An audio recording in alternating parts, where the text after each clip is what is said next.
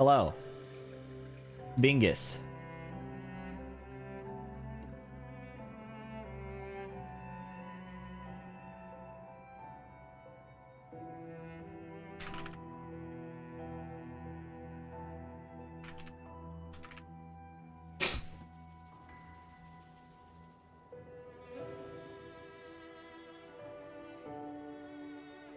How do I share my live stream? Oh, here we go.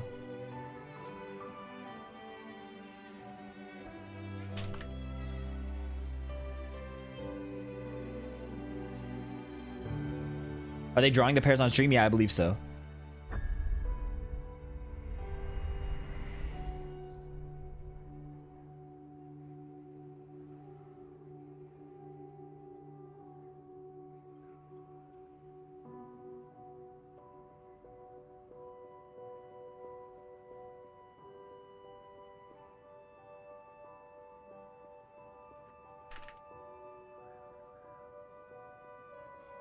Okay. Is it the in-game music? No, it was the music being used by the production team for the Pakistan versus Korea stream. Also, the timer is 13 minutes now, so I don't even know if I can finish this hunt, but we're gonna try. What's up, Chris Oon? Hey, Fee, just wanted to say that you're a huge inspiration for someone looking to not only improve the game as a person, but as a person, your mentality has helped me begin to shift away from toxicity. So 2 by Sam. Cheers, Ella O'Dub. If you don't have trank bombs on a capture mission, you can press the left D-pad. That's how I got them last time. They gave me the easy trank bombs. What's the difference between the easy trank bomb and a regular trank bomb? Are you playing the game and streaming on the same machine? If so, your PC is a beast. Yeah, I'm on my 10700K right now. I don't even have the AMD shit yet, but that shit came in. So, right.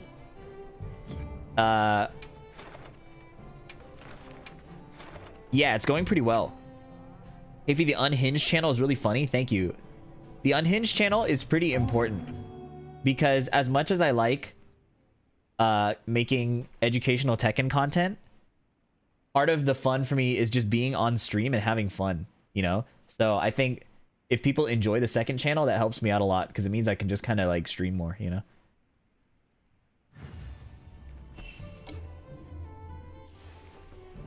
Sneak attack, R2 spirit slash. Oh, the charge. Yeah, that seems like a way smarter way than what I do in doing the dismount attack.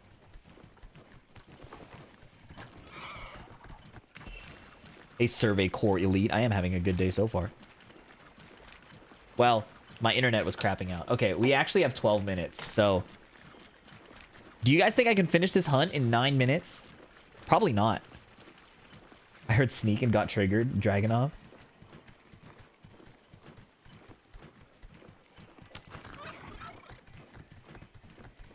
Yes, easy for you. You guys are glazing, but I appreciate it. Dude, this part of the forest is so pretty. This part of the forest is gorgeous.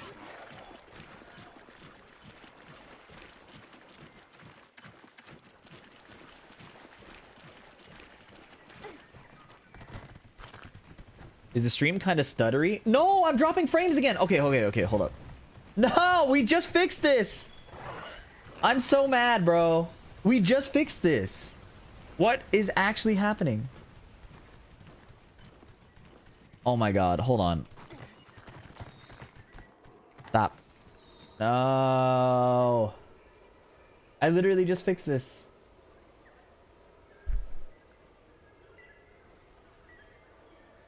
Oh my god, we have 10 minutes.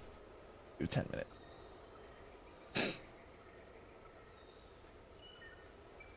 I don't even know how to fix this at this point, bro. Like, I swear to God, I'm...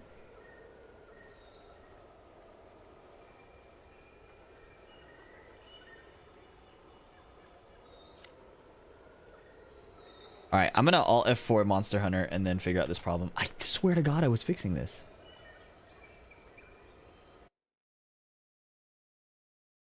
No, I can tell I'm dropping frames because of OBS. You can see it at the bottom here, this little red bar. That means I'm dropping frames. And it's not related to the game. No, I thought we just fixed this, man. That's so tilting, bro. I don't even know what to do at this point.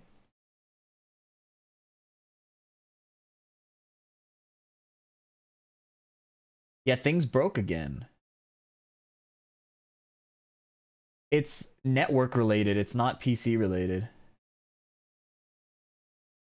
Like, I'm barely... Oh my god. I'm barely using anything right now.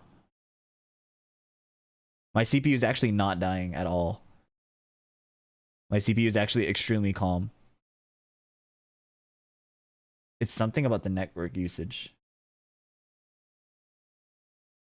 The problem I'm having right now is network related. But I don't know how to fix it. What if I just nuke my bitrate real quick?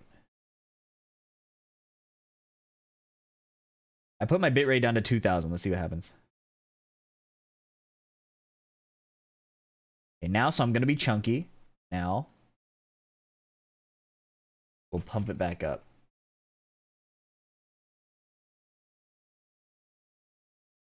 Buffer bloat test? What is that?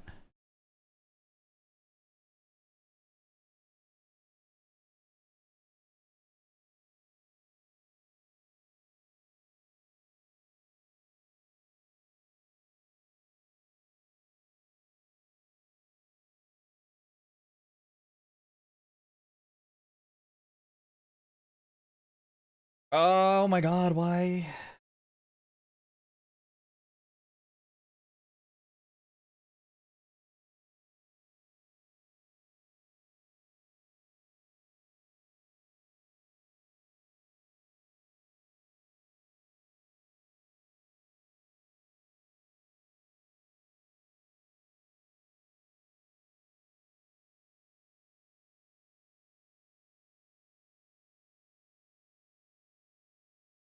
Bro.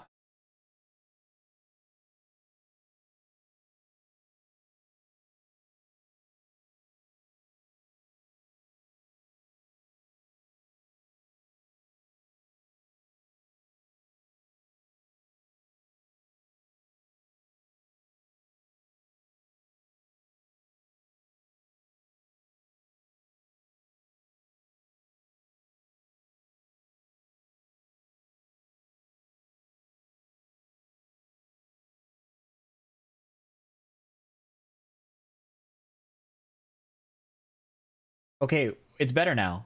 It just suddenly got better. I don't know why.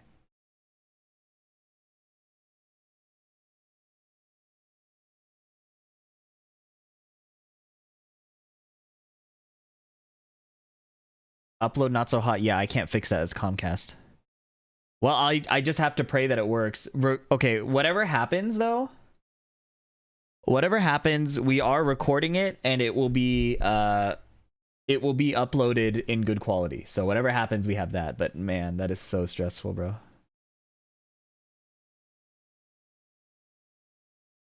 I wish I knew what was consuming everything. Is it like a Windows update?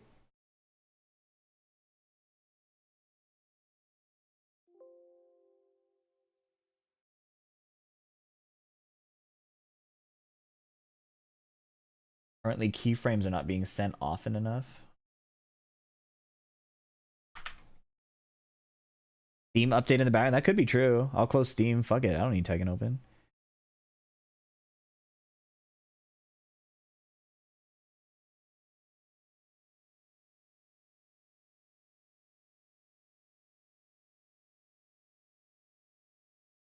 Yeah, it could very well be the ISP, but I've been calling them nonstop and I just can't get it to work, man.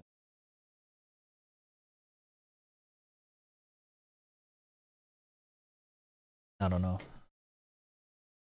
Are we still choppy? Is it better? It's saying my keyframe interval is bad.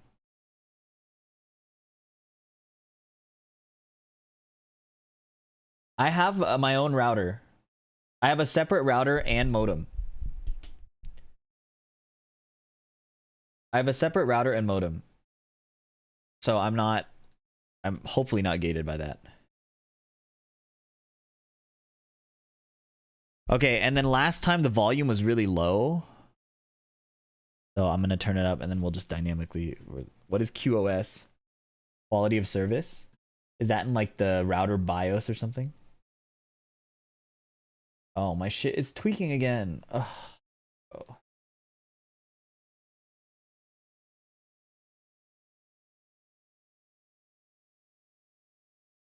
Monster Hunter is closed now. I'm closing my ad guard. I'm closing the Epic Games client. I'm gonna close Riot Vanguard. Is Riot Vanguard even open? I can't even see Riot Vanguard. What's up, Prince and Fairy? Good to see you. I'm willing to bet it was okay, maybe it's QoS. That could be it.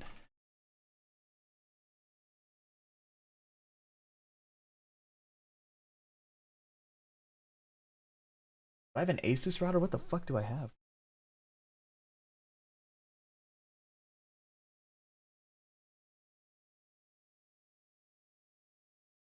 I swear to God, I have an Asus router, but whatever. It could have been AdGuard. It could have been AdGuard fucking me up. Right now, it seems really good. That would be so funny if AdGuard were the problem, bro. What's up, Lotus?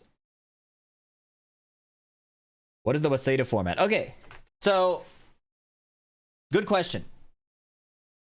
Good question. Let me explain the format.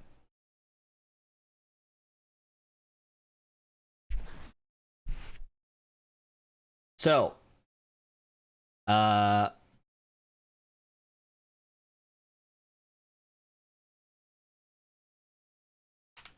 people aren't going to read that anyways.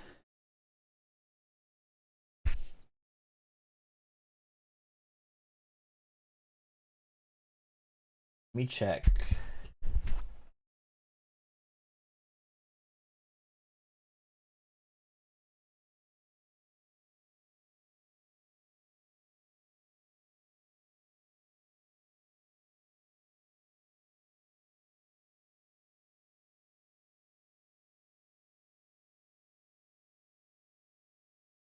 Maybe there's like a visual aid.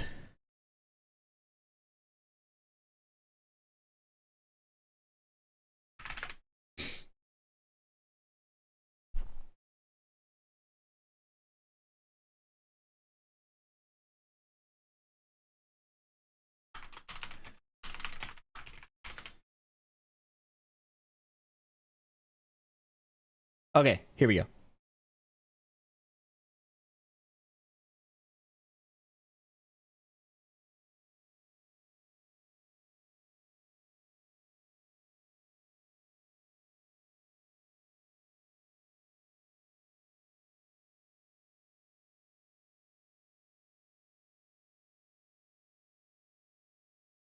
Okay.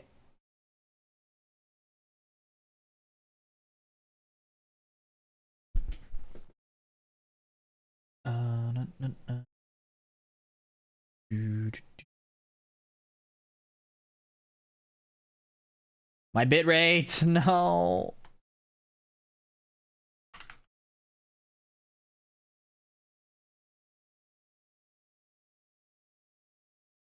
I can't focus on explaining the format because I keep having these technical issues. I'm actually losing my mind, bro.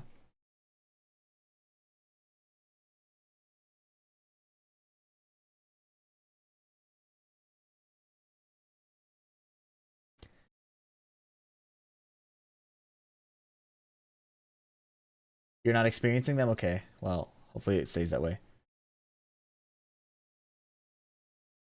It could be the ISP node because I've been calling them nonstop and I have no idea what to do at this point. Okay. So, the event's starting really, really soon. Let me explain the format for the team tournament, okay? So, it's called a Waseda style. What that means is you submit your player list first, and you don't get to see the other person's player list. So there's no like counter picking. It's basically random select. And you can maybe like guess what the other team is going to do, but you won't know for sure. You go down in order, player, but so like go Landon D versus Ghost Saint. This is how we did it in the old NA versus EU tournament. You play each other down the list. If you lose, you're eliminated. And then it cycles back around, so nobody plays 2 times in a row unless you're the last player, right? Now, what's weird is they described this Waseda style as a 2-phase style, all first to 3, but I don't think that really actually matters. I think it's going to be treated as a regular Waseda style. Maybe the phases are just split up for like players taking a break. Maybe they'll redraft after the first phase. We're not sure yet. I'll probably explain it in the YouTube intro once we know for sure what happens. This is in contrast to, say, the Pokemon style, right? A Pokemon style bracket is where you send your first player. Depending on the result, you choose who goes next, right? Okay. Here we go. Let's open up the stream. I actually don't know if we can avoid the DMCA music. I don't think there's anything we can do. Hello, thick RE thighs. No rebrand yet?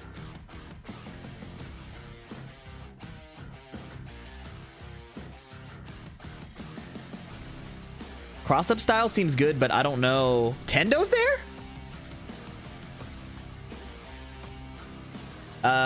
Cross-up style is probably good, but we don't know how strong it is yet.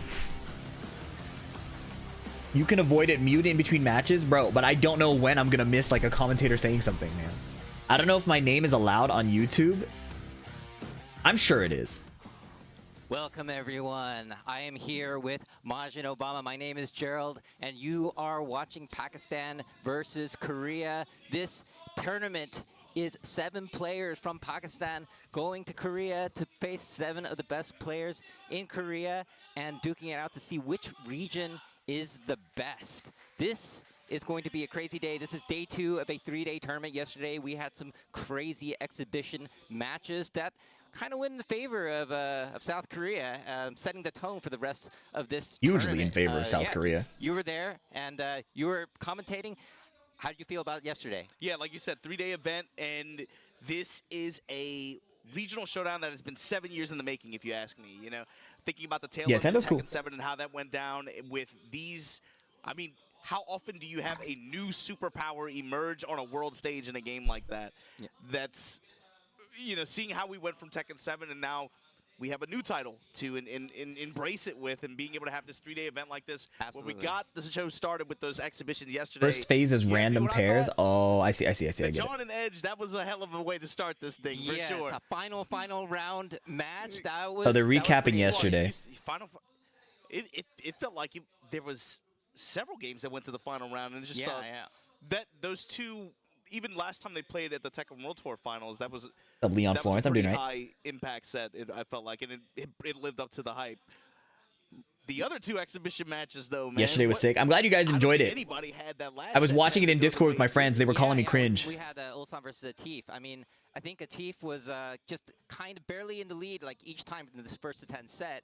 And at one point, I think Pakistan is strong in best of 5 and best of 3. I think it's only in like a first to 10, literally first to 10, where it becomes very Korea favored. Able to win any more games, and it ended up 10-7 in Ulsan's favor. But the last match, Knee versus Arslan Ash. Oh yeah, now that was fire. Okay, I'll be right back. One second. It's going to set the tone for what we're going to see today, day 2. It was a 10-2 blowout in Knee's favor, and Knee was popping off in the game. He was showing off. He was doing taunts, and it was it was crazy. So that loss for Arslan Ash, he's going to have to try to recover today, get rid of that salt, and he's a team captain too. Right, so he's going to need to get his team prepped up to make this main course count, right, if yesterday was the appetizer. I'm glad you mentioned that, too, because yesterday something that stood out to me was how across all 3 of those sets, you saw a lot of long set play dynamic play out across all 3 of them, right? You have the very hyper-competitive one where it's just trade after trade. There's a little bit of ebb and flow for each player, but it's also ultimately very close.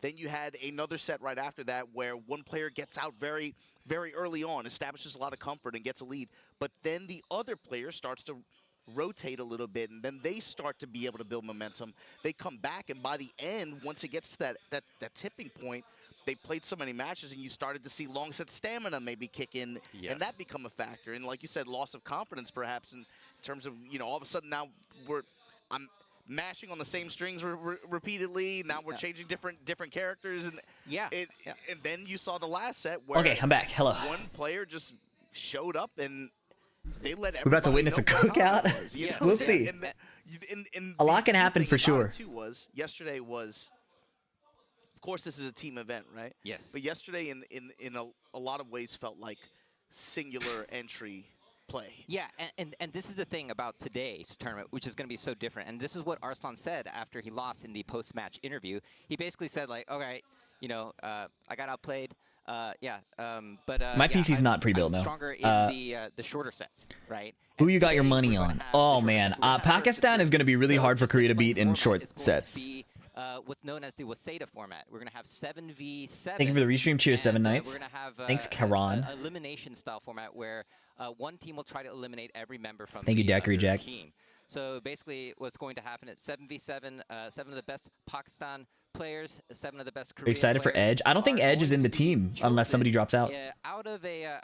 What's up, Hassan Hanif? Basically, I we're gonna think do a drawing of this which is going to be players will hard. be- I don't know. I feel like Leader, Pakistan might cook here. Spag and Brownman go, Again, go short up sets on I think are stage heavily in Pakistan's and start favor. Picking the different players. Okay. But basically, each match is going to be a first to 3. Whoever loses is going to be eliminated, gone forever for the whole day.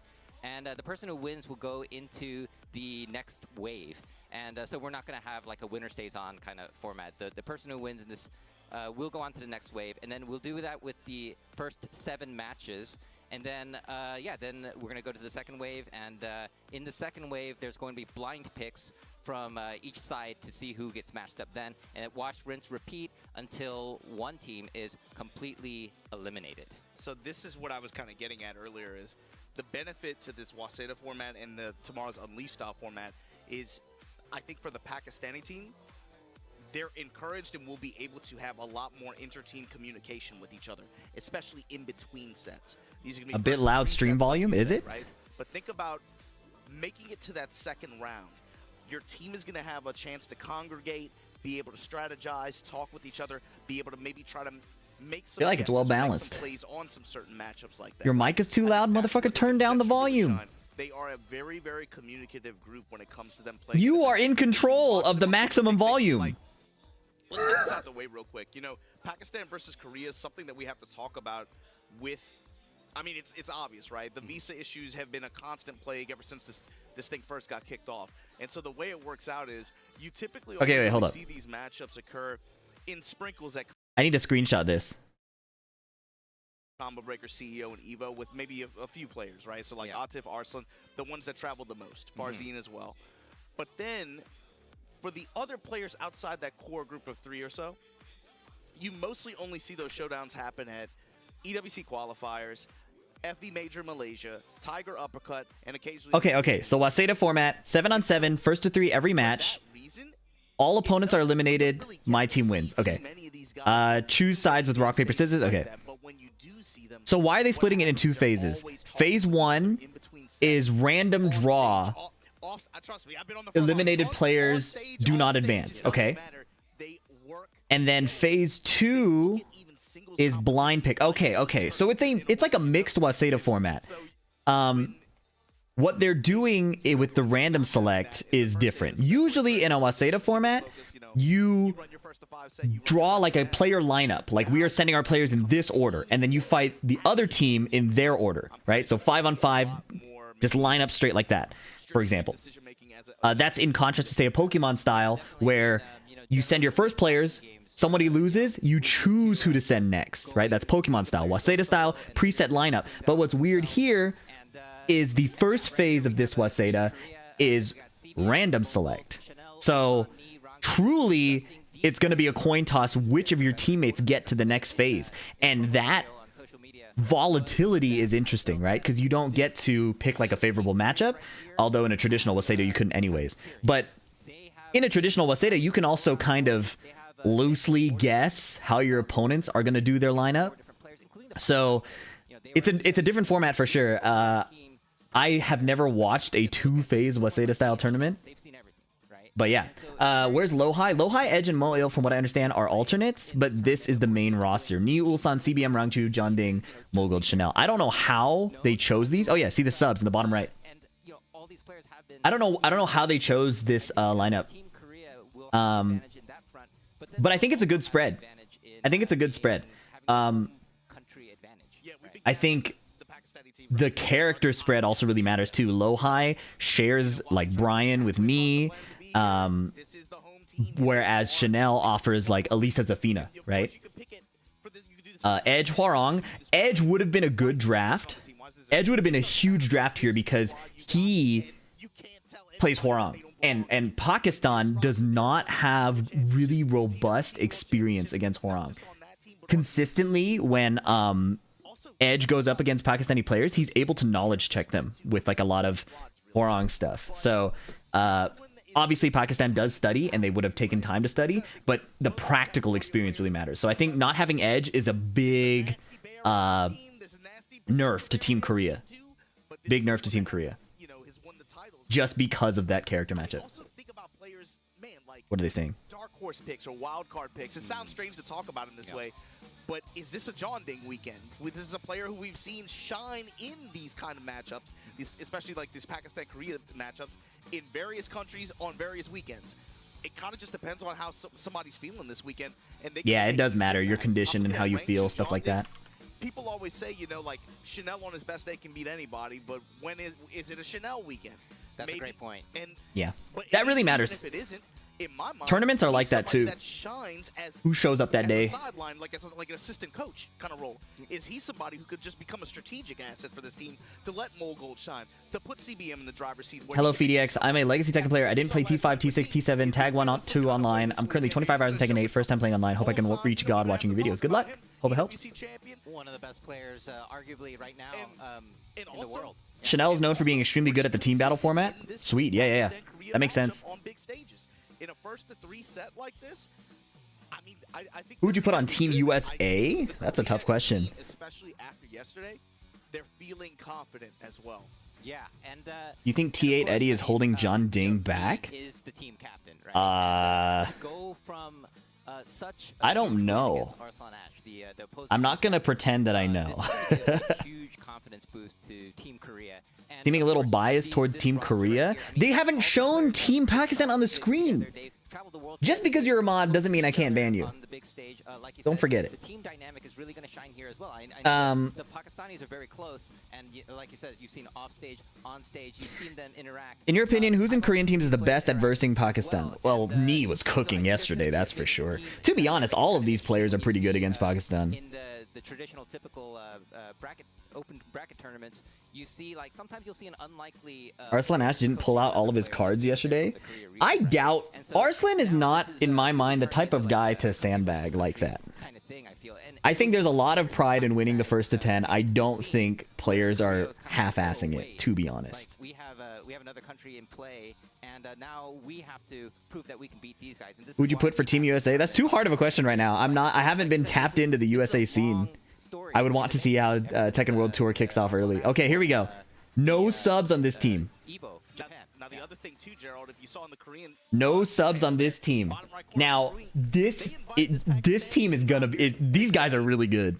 So, Hafiz Tanvir, if you've watched him fight me in Tekken 7, Tanvir has this ability to just hit everything.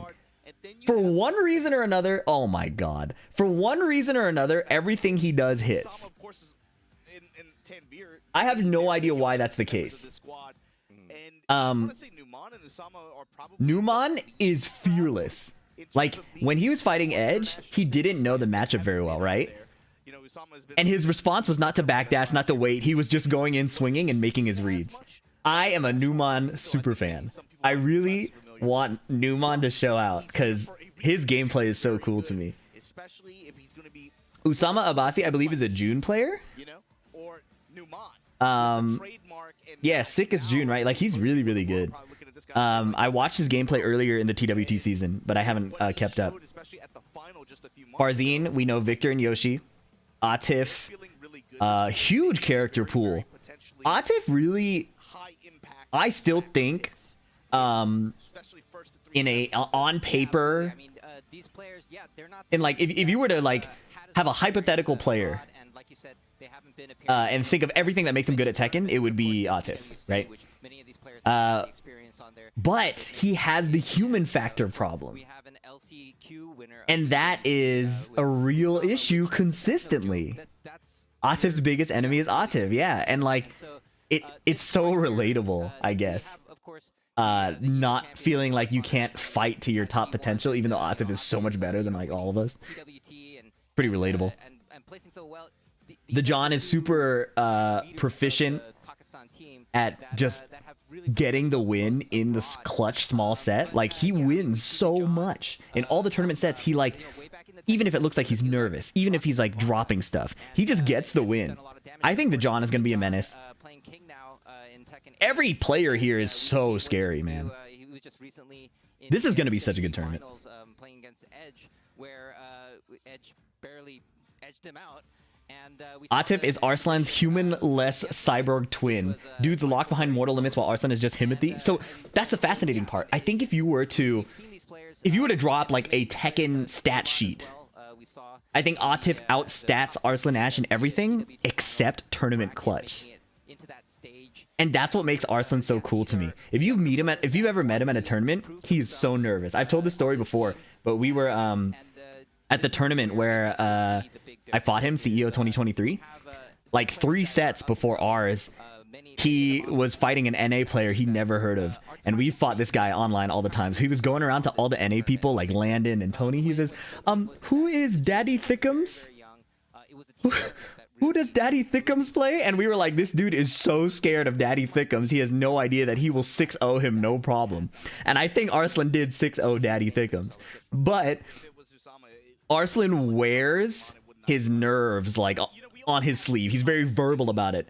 And then when the game comes, he's stone cold. And that's what's interesting. Like, Atif seems stone cold all the time. And then in-game, the nerves come out. So maybe the trick is to just be nervous all the time. And then harness it in the fight. It's so fascinating watching how Arslan does what he does. I think from any kind of competitive sport mentality thing, even just outside of fighting games, Arslan Ash is so cool, man. Team USA, Fear, Jasandi, Speed, Shadow, Joe Crush, P-Ling, Trizzy, Subs, Fee, Joey Fury. That's a pretty good list. I think Joey Fury would get in over Jasandi just based on his international experience recently. Joey Fury really leveled up in terms of output in tournament towards the end of the season. Ninja Killer, yeah. Oh my god, Ninja Killer would be a menace. If glaciating weren't immunocompromised, he would be fire too. Who's gonna step up and say like, no, I gotta bring the fire back to this team. We're here for a reason. Yeah, I mean, it's way better to accept that you're nervous and go from there versus trying to deny it. Yeah. Like, harnessing the nerves is a skill for sure. Would Speed even participate? I bet he would do a team tournament. Yeah, Jimmy J. We gotta get Jimmy J in there. Ty, y'all are sleeping on Ty. Jake, man, yeah, you know. Before I interviewed Arslan at Evo, he was labbing his entire bracket with Atif to snipe the matchups. Yeah, the Pakistani prep is insane. So King Ray Jr. Yeah, King Ray Jr. That's a big one. My chat widget isn't on. Oh, my fault. Bro, I'm such a wash streamer, man. It feels great to see. But going back to the character roster too, you got to think about this. First of all, a king in first 3 sets. Get Avery's Dragonov in there. Huge Kappa. Huge Kappa. Having that kind of option in this team matchup, I think, is pretty potent. I wish Anakin was more active. Jack isn't strong enough yet. I don't think it's a Jack issue. I think it's an adjustment issue. You know, him and Mogold, kind of as the Claudio picks, are supposed to like kind of balance. Get Avery's Paul in there. You are tripping. We do have Claudio specialists on both teams. That'd be interesting. I mean, that would be an exhibition match. I would love to see Tanvir versus not Shadow. Tanvir versus Mulgold. But I don't know if Mulgold would run the mirror. Ninja Killer is a Mortal Kombat player who also plays Tekken, and his law is insanely cracked. And is that something that could change depending on the character select or on the team selection? You know, if we go to Ninja Killer versus Double, dude, Ninja Killer is a menace. He's so cool. So that's the other thing too. Are you doing Sajam Slam into Pakistan versus Korea? I don't think I'll watch Sajam Slam. I don't feel like I have a lot to offer when I watch Street Fighter. I'm just like, oh my god, he anti-aired. I don't know a lot about Street Fighter. Because if they can get most of their players players to Do not let Fee in there. Do not let this guy type anymore. What the fuck? You're right though. they have more I should just clarify that you're right. more character matchups. They can play for more player matchups. You're correct, but I don't like it. Crazy stuff that can happen in this Waseda style format, because in this format, once you lose, you're gone. There are some things that are better left unsaid. And so, like, if there was like a match where, like, let's say someone like me got eliminated in the first 3 at the very beginning, that's going to be Facts huge hurt, exactly. for Team Korea, for example, right? So this is this format is obviously completely different from exhibition or the bracket tournaments that we've seen, and Yeah, Cuddle would be a banger edition. be a big factor in how they plan the GM doesn't go to tournaments. The first round is going to be match draw, right? So like they're not going to Speed Kicks as Team USA coach would go crazy. He would honestly he should be coach and player. Get to the second round, and you see how many chess pieces you still have left on the board. Then you can make some plays, and then you can strategize. And What is this downtime? There's a lot of weight. Winning strategy from there, but you got to be able to get Truth equals ban. Now you're starting to figure out how this works. pieces, and so that's really what's going to come down to this draw that we're going to have shortly. Yeah, and yeah, we got to remember this is this tournament. We can see the players down there all waiting. The pick stage is going to be very interesting because it's a random draw. I think we. Oh, Sour Piggy would be a really good pick too, but they might nerf the Bears. Balls or something over there. They got. I don't think those are Pokeball. That's a different IP, and we wouldn't we would dare not have that on this stream. Sure, but of course not. Never. but I love the concept. Maybe they're still preparing the stage, yeah. Subs. And the best part, Gerald, we still don't even really know what that means. If I invite you over to my house, Gerald, I want you to come over. Me and 4 of my boys. How do I multi-stream? I've explained it before, but I really value being able to play my own music on my Twitch stream. What role do those So guys play? not being able to do that kind of sucks. Like Edge and Lowhigh like that, you can't ignore that. No, you cannot. Absolutely. And looks like we're having some nostalgic matches here from the past, and of course this from the TWT finals. If Noctis were in Tekken 8, would you say you belong in Team USA? That's such a weird hypothetical question because the games are so different. Eddie's in this game and he doesn't play at all like Eddie from before, So and of course, it's impossible to tell. Clive is basically Noctis in this game, but I don't like the style that Clive plays this game. tomorrow. So it's too hard to theory craft that. See what happens All right, regardless. we'll find out. But yeah, Oh, it's happening! It's happening! It's happening! on stage here. Okay, is what stick does Nee have? Korea What stick is right Nee now. using? Is that Punk Workshop? And, He has they a got new the arcade stick. sticks, showing it And it's off. got a wrap, and that shit is And I want cool. one with a handle. No, it's not a Punk Workshop. Handles are really- The sides have no The buttons. handle probably, when Are you invite gay? people in, No, my fiance is a girl. Essentially a 10v7. Yeah.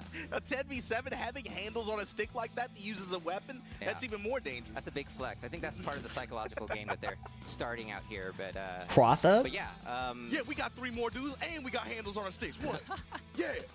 Yeah. All right. Step to us, and you in our house. All right, we got the team here. Team Korea Team with the Korea. subs. Wow, so many good Moil players, plays Victor so and many Jack. strong players, champions, the audience.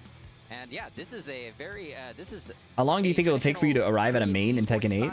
Let's go.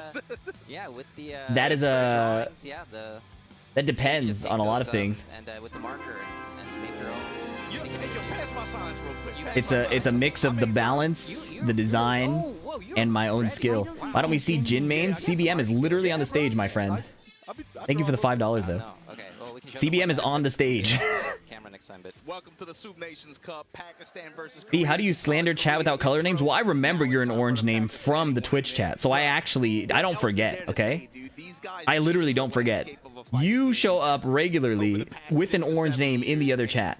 And just because other people can't see it doesn't mean I don't remember. Highway, that's a red name. Stories in fighting games in the past 10 years, to be honest. Because Fortnite man is a green name. I'm red, actually. You are also colorblind. The story is amplified by the fact that it's so hard for the Pakistani players. New here, welcome, got him, coach. I appreciate the generosity. It's a But very yeah, difficult CBM decision is a for Jin a main. lot of these players, and the time that Arsenal. Raria's color, you're either blue, I think you're like a light blue, or you're gray, or you change. And here is the Pakistani team coming in with their entrance. And this is kind of weird, Gerald, but because it's so difficult for them to travel, to be honest with you, when these matchups do happen, it makes them feel more impactful. Okay, Obsidian 2, Obsidian Pearl, Obsidian Pearl, Obsidian 2. Championship Obsidian, that is hard. That is hard. Obsidian 2. Players don't have A lot of handles. Obsidian 2s. I think they're Quanba sponsored. It's a 10v7. It's a 10v7. All right, but it's going to be a 7v7 in terms of the format, right? Bro, I cannot believe there is a 10v7. Ronnie, thank you so much for the 2. You were the most handsome out here. I appreciate that. That's not true though. Joko was just on screen. And so is John Ding. What's up, Whoop? Hello, Dad. I am no one's father, but thank you for the $5. Yeah. You want me to pull 3 of the players out? What team Pakistan? Okay, Go hop on stage. No, I don't want to bring that team. They have a Where did godlike Khan team. go? I don't know. I don't want to sully their team. No, Jumping on stage. somebody got to be. I'm not as tapped into the pro scene as I probably should be. Like, I don't follow the players closely enough. I have to talk to a lot of people. All right, let's test this layout. I made myself smaller. The Soup Nations Cup, Pakistan versus Korea. You can see the squads here on stage. Brown Man and Spag, the professionals, gonna make the match draw happen. Event, Pakistan versus Korea. Yesterday we had amazing exhibitions, but today is where the real battle begins. We got to preheat you guys at home, but now it's time to put the cake in the oven. It is about to get crazy. The Waseda format is going to be some things that you guys have never seen before, so look forward to that. But these guys are ready. We had some pretty interesting results yesterday. Both teams, really fought. Can you make it smaller? Come on, man. Now we have part 2. Come on, Ronnie. 3, and what are they going to bring to the table? Yeah, man, I mean, looking at the exhibition as well, the way that Nee was playing, I think that's really boosted the morale of the entire Korean team. We were talking about to the Korean team, and they were like, look, we're pumped up now. It's just seeing the way that the captain was playing. But tell us, Brahma, what do we have in front of us? Never shrink yourself for anyone. That's goated. I like that. We have 7 players. BDX Feet Pics, call that Feet DX. If you've been in my Twitch stream, They don't know who they're going to play. that has been a meta joke for the past year. Paired up and move through in that format. So let's find out the matchups for today. Okay, random draw matchups. Here we go. Here we go. Here we go. Lock in. We got the Pakistan box here, and that's the Korean box. So we're going to let Brown Man pick the first player who will be coming up for Team Korea. Who's it going to be? Who is it gonna be? Oh, okay, we got Chanel. Chanel is going to be our first player. Okay. Of course, Chanel had a fantastic year last year for Tekken 8, the first year of Tekken 8, right? Winning the tournament in your hometown, actually. Yes, he did an amazing job. I think he defeated Loha in Grand Finals. Yeah. So very strong showing and showed why he's one of the world's best. Also, a really good performance at the EWC as well. I mean, I think that with his Elisa... Chanel can't wipe them out. It's one-on-one, and then you move on. What character he's going to go for. But I guess we'll be seeing who's going to be his opponent. Yep. They're sweating over there. They're discussing what they want to see. Now, this does make a big difference in this format. It is randomized, so whoever they get as their first opponent will make a difference in how they move along. But let's see who we have first for Team Pakistan. We have Numan Chowdhury. Woo! Okay, now one of the best Steve players on the planet. Absolute menace. We don't get to see him as much as we would like to. Maybe that'll change in the future, but we do get to see him today. Yeah, he's just started to pretty much travel, right? And, we know that in Pakistan, he wins a lot. Even in Tekken 7. His last name is not counter hit. Guys, come on. Come on. He's in Malaysia recently, the World Finals. Numan versus Chanel is going to be crazy because as a Steve player, this is going to be a first time. as a Steve player, I hate Elisa and Zafina. But Numan has a Paul. Who is it going to be from the side of Korea? CBM. Chebeman. Cherry Berry Mango. Fantastic year that he's had. And not even just a good year last year, but, in Tekken 7, the last year of Tekken 7, getting grand finals in Tekken World Tour Finals, playing against Arslan Ash, and just really, really well played. The consistency that we've seen from him has been amazing. No, for sure. And he came second in the final PWT for Tekken 7. And throughout the game's life cycle, he was always there. He was always a threat. No matter where he fell in the end, he was always like, do I really want to go up against CBM? He might end my tournament. So let's see who is he going to be going up against here for the Team Pakistan? We've got CBM. few players there getting ready. Let's see who CBM has to face in match 2. And here we go. We have Hafiz Tanvir versus CBM. Now, that is going to be a very interesting one. These guys both kind of use a couple characters as well, so I'll be interested to see in who they select finally. Yeah, I mean, Hafiz Tanvir to CBM. CBM has a lot of experience against Pakistanis, but not just that. he's one of the few Koreans that has actually been to Pakistan. Oh, I'm trying to get some for the chat, past tournament, the a chat takedown box on the back in screen. Tekken 7, right? So he's got a lot of experience. So that's going to be one that I think the Koreans definitely want. You know, they want him to stay alive here. Oh, for sure. And on the side of Chris, that's 2 matches sorted. So we've got Chanel and Chanel going up Tanvir versus against CBM is pretty Lamont, good. and Hafiz Tanvir going up against CBM. Got work tomorrow, but I gotta stay for Unk stream. Hey, thanks for the thanks for the 5. I appreciate that.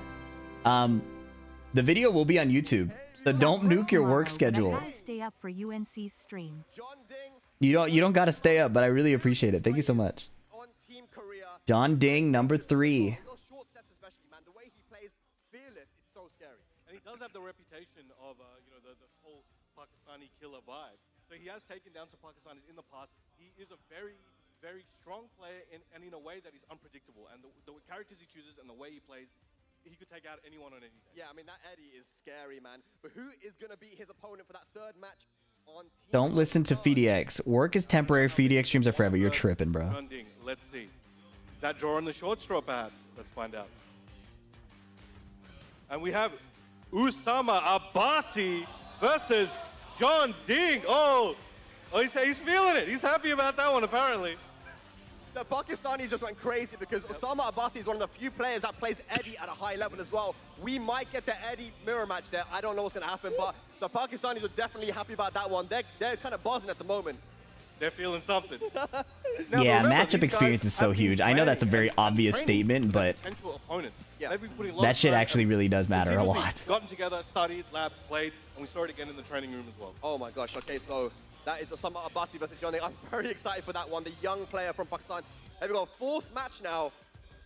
This is so exciting, man. Who is it going to be for Team Korea in game number 4? We have more gold for Team Korea. Again, one of the players that once he started to travel, incredible performances, winning master events, multiple master events. I think he won in the Korea one and the one in the UK as well. That's great. He was an absolute machine last year. He didn't take out maybe the largest, most prestigious events, but everything else, he was just dominating. What, top 3, top 1? Yeah. And he was, even when he lost, it was so Consistency from that guy, and that's a scary player. So who is going to be his find opponent? out. I wouldn't want to be them. I really hope to Let's see see Lily the Pichu in the top 8 opponent. next year. Oh. This will be the craziest Bulldog thing. will be. That would be pretty crazy, Ronnie. Drum She roll. would have to grind super hard, but it would be very cool. Fazine! It would be very cool. So he's looking over there. Now Fazine, another young killer. You know, he's been around for a little while. Was very. I like to strong play in Tekken, Lydia, but waiting for your didn't get PP the chance to Lydia. travel so much, but last year was Yeah, able definitely to season acquire 2. the resources and the Thank you for the opportunity support. to go around and show the world what he's capable of. And he's one of the guys. Do you compete at your locals? I need to go to more of them. I don't go to enough. I definitely need to go to more. Definitely, in a lot of people's mind, is a guaranteed top 5 in that team. He had to be in this team. The way that he's been using that Victor is just, I feel like the Victor player of the world right now, man. It could be, and he might Yeah, I show think that that's fair to team say. improve it this weekend. Farzine versus Mogul, that's insane. Farzine does Okay, feel here we like go. the victor 3 of the world. matches remaining. Team Korea, who is it going to be for match number 5? And it's going to be, ladies and lads, Rangchu, the Tekken World Tour champion, the double champion, doing it with Panda in 2018 and with Kuma last Yeah, my year. problem with I mean, Elisa look, isn't her there's so chainsaw much we stance, can it's say her about this. movement So, against Steve's he's been playing hitboxes. forever. So I have to sit there and kind of be her victim Consistently just been out here grinding for like and a sticking, lot of the generally game. pretty loyal to his fair character. Yeah. Right? There was a Julia period, things like that in the past, but stayed strong and he has single-handedly, as we've said before, forced people to reevaluate how they look at Kuma, his main character. Yeah, and this is a character that you can see in the training for Pakistan. A lot of these guys were starting to pick up Kuma specifically because they were trying to prepare for Rangchu. But who is going to be his opponent? Let's take a look. And how much have they prepared for the bear? There's so much things you got to remember when fighting Kuma. Let's see who's prepared and who will need to be ready. And we have Aslan Ash! Who do you want as a guest character?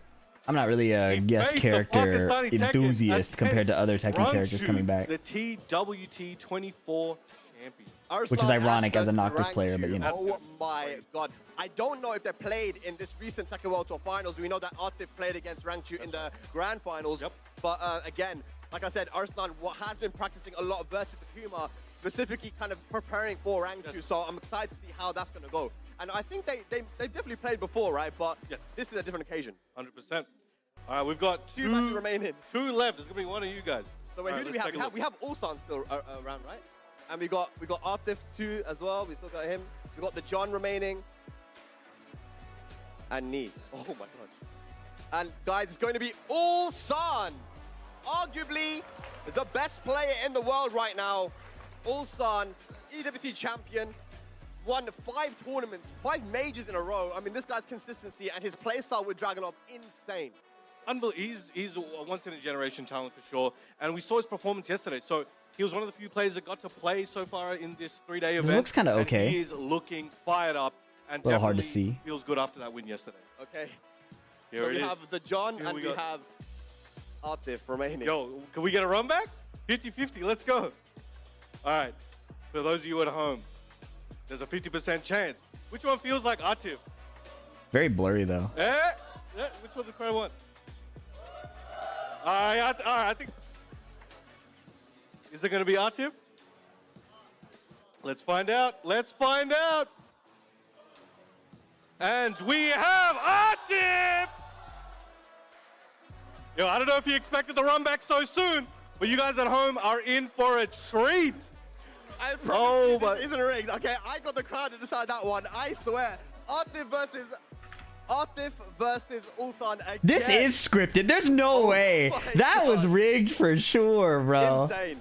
There's no way. So that means I only can't one believe that. match remains, and we're gonna. We know what it is Yep, now, we but can let's do show it it at the same anyway. time. I can't At the believe same that. time.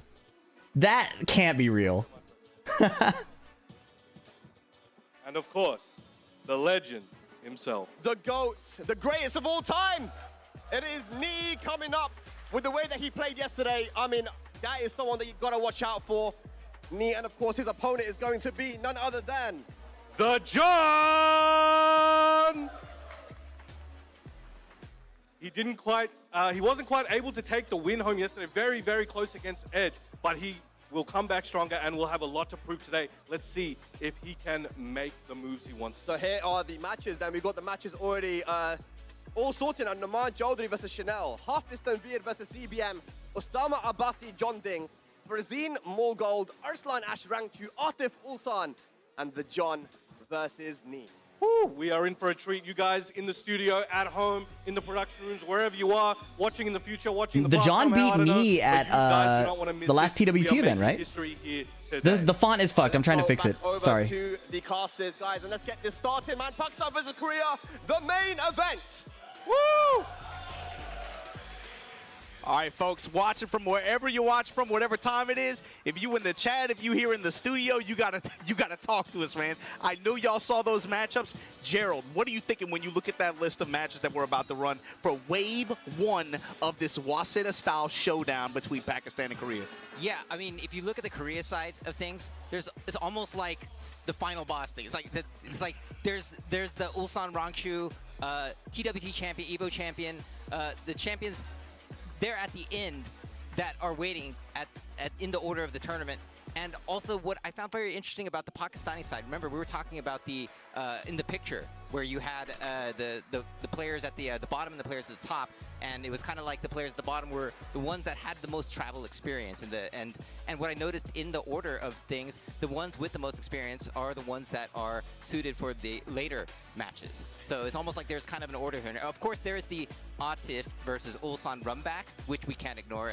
Even Spag was like, I promise this wasn't rigged, right? So they're going to be doing another It's like watching Avengers Endgame. That's a good comparison. It's interesting because you know, from EWC they had like a 1-5, which was a blowout, 5-0 in Ulsan's favor in grand finals, and then and then of course there's the exhibition, and now there's a 1-3 here with those players. So there's a lot of Dragunov versus Dragunov.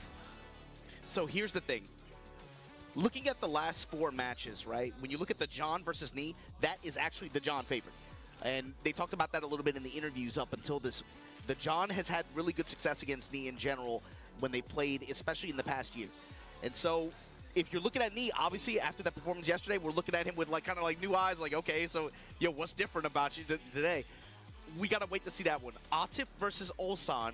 Of course, Ulsan was able to get the win yesterday, but you got to think, this is first to 3. This isn't first to 10 anymore. You're not going to have 7 games to warm up now. Can you come in and win on that first 3? Because if we just evaluate it based on first 3, Atif is in favor there. So what's going to be really important to me, looking at it, when you have Rangchu versus Arslan Ash, Mogul versus Farzine, these first 3 matches are going to be very important for Team Korea because they have to be able to remove the chess pieces that Numan, Hafiz, and Usama, those threats that they pose in the character spread. It's going to be very important for them to have Chanel, CBM, and John Ding as X Factors, I think, going into Wave 2. Depending on how those last 2 matches go, that could end up being very important for them. Yeah, and you're talking about, runbacks with Atif and Ulsan. There's the Arslan Ash Rangchu runback. Actually, this is from TWT Finals. We just saw it just a few months ago. I mean, the other thing, too, is, I mean, CBM and Hafiz Tanvir, they played each other before. Hey, Faizan, thank you so much for becoming a super supporter. Hafiz Tanvir, in my mind, international stage, Tiger Uppercut 2023 is when he really made a big name for himself to international audiences. He got there beating CBM in that tournament. Now, that was Tekken 7, of course. This is Tekken 8. But there is that bit of history. Thank you so much. He has had good success. Oh, boy. Okay. Numan, traveling from... we got to see him at Tekken World Tour Final, right? But we don't get to see him so much at international stages. This is one of the best Steve players on planet Earth right now. And again, the power that he presents, just in terms of, I think, character threat, but also player ability. He is so good. His neutral, his ability to shift between stances and always be able to find the CH. I don't even know what his name is. Counter hit to me. His counter hit to me. Right? Numan counter hit. His sense of timing and ability to find when opponents like to press from minus frames and always have the best either back one timing or whatever counter hit launching option. That's why it's CH. Exactly. The back one, yes, for the Steve. Yeah. Ronnie, thank you so much for becoming a member as well. I appreciate you. So thank you. Be important, I think in the course of a first to 3 set, right, that might come a little bit slower for him. You're going to see he might be a little bit passive in the opening of the set. But as the set goes on, it's going to be very important for whoever he's fighting against to take note of what he's trying to scout for. And they're going to have to keep their option rotation. All right. RPS. Double paper. And it looks like they're doing the paper, rock, scissors to determine who Numan winning the RPS. Okay, here we go. Here we go. So the first match is going to be Numan versus Chanel. Hafiz Tanvir versus CBM. We're going to see that next. Very exciting. Numan won first interaction. That was the third interaction, bro. Because John Ding, again, depending on what John Ding shows up today, if he's playing on, being able to remove him as an element from this Korean team, if Usama could do that, that could be a very strong play for the Pakistani team. Yes. However, Usama is also an Eddie user. He's going to know that matchup very, very well. So they were celebrating when that happened, when they got that pick. How do the subs work? I don't think the subs will come into play until somebody is like...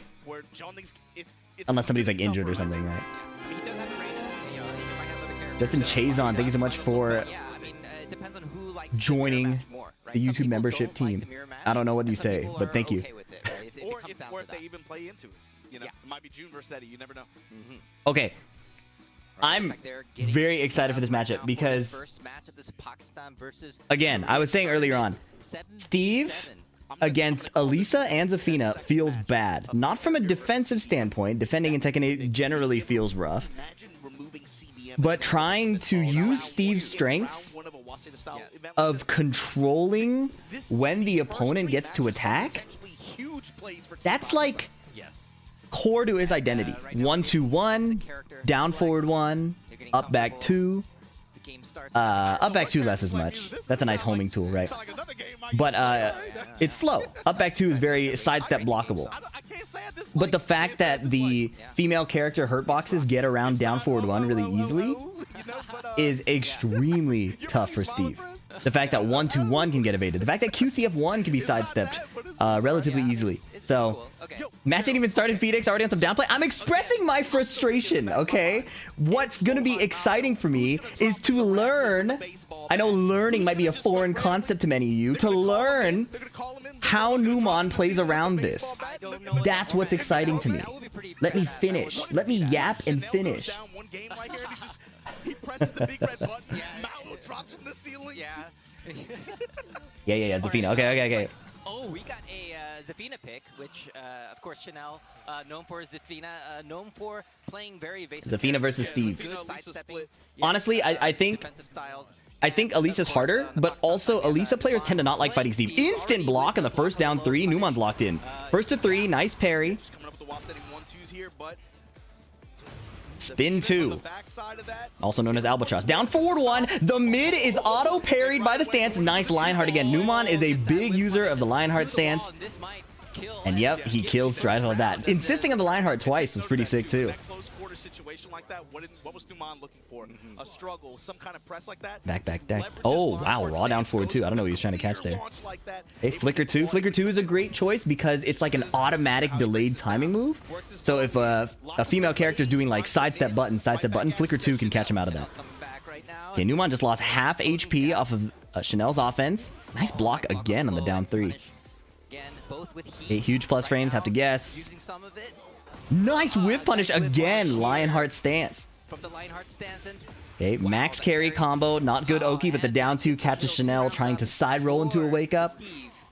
And 2 straight rounds for Numan. Instant punch parry at the beginning. Down jab into spin 2, 1-2-1. He's only -3, so 1-2-1 isn't bad there. And a counter hit. Delaying. That was a good choice. He delayed the clinch into the mid. Korea loves flash ducking on the clinch. Heat smash from a distance, baiting the heat burst. And then reversal breaking it. 3-0 for Numan. The confidence to whiff that move from a distance. I want to see actually, did Chanel have rage? Did Chanel have rage? Yeah. Chanel could have rage arted here, but that's kind of a diabolical thing to just whiff that from a distance. Switching to Elisa, I agree with this pick. As we saw, Numan was pretty comfortable reacting to Zafina down 3, moving around at those spacings. Elisa can enforce her offense in a very unavoidable way. A very unavoidable way. All right, going into the second game between Chanel and Numan from Pakistan. Also likely it's going to come into play here too, the ability to chase. Okay, Numan noticeably just doing a bit more movement. And he gets hit by a 3-2. Now he has to survive chainsaw stance. As we talked about, right weave, pretty decent. Down forward 1 just to get her out of the stance. And then over here, Chanel's going to have to hesitate a little more, or like, maybe hesitate's the wrong word. Just pump the brakes on that immediate timing because he's constantly getting Lionhearted. Up back 2 into cancel. Okay, waited for the heat smash. Nice patience. Hell sweep out of chainsaw. 3-hit string. What was that? Nice punish. Okay, playing that Flicker 2. Again, nice delay timing. Down 2 is one of Steve's best options to try and, like, track. It's not amazing as a tracking move, but it does the job. And in that case, that's what it was for. Spin 2 again out of crouch. Clinch grab this time. He got him to stop ducking by doing the mid option in the last game. Back 2 tried to whiff punish. Chainsaw stance. Steve's running out of heat. He heat smashes from a distance. Chanel challenges. You can actually, if the right choice, I think, is to jump. And then Steve will actually be like -23 even on hit if you're airborne. But that's a very specific anti-Steve thing. That's kind of, you gotta be a real nerd. Wow, up, back, or up forward 2, and then the wall break. Double wall break. He can't heat burst to extend the combo. He's probably gonna save his heat. It makes sense to use half your bar. Okay, back 1, no dice. Chanel getting caught ducking against the Flicker 2. Keeps it calm, waits for the offense to wear out, or to finish, and then goes into heat smash. Chanel playing really safe there, and then eating a back 1 at the round start. Thinking that Numan would hesitate, went for a, what is it, Elisa back 1, the mid into full crouch. What a conversion! There is a classic Elisa sidestep right to Steve's rear, but luckily for Numan, he did not get hit. Frame trap. Okay, now the heat burst. Down jab, breaking the pressure, pushing Elisa to the wall, nowhere to run, a delayed flicker jab to counter hit. Oh, it was a 1-hit wall splat, not a 2-hit. That could be catastrophic. Magic 4, he stays solid. Flicker 2. He's chilling and finding the spin 2. Chanel just getting caught out of movement on these really weird timings where Steve decides to just spin and approach. So what Numan is doing effectively is he's not forcing the down forward ones. He's not forcing the 1-2-1s. Instead, He's just playing from a distance, kind of chilling out, and then sniping you with the spin too. His trademark down back 1+2 power crush. You don't see a lot of Steve players using that. Numon loves to do that. Playing a bit more movement, playing the Lionheart, the delayed power crush.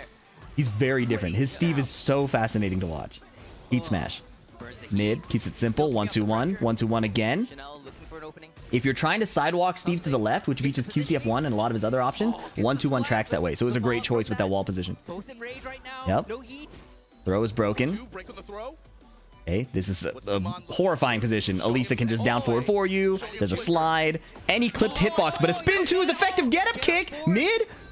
Oh, he tried it. He tried the 1-2-1 down 2. I respect that. No fear. No fear. Add to the mental stack. Play some peekaboo. Nice block on the full crouch. Nice whiff bait. Oh my goodness. He was right at the tip range.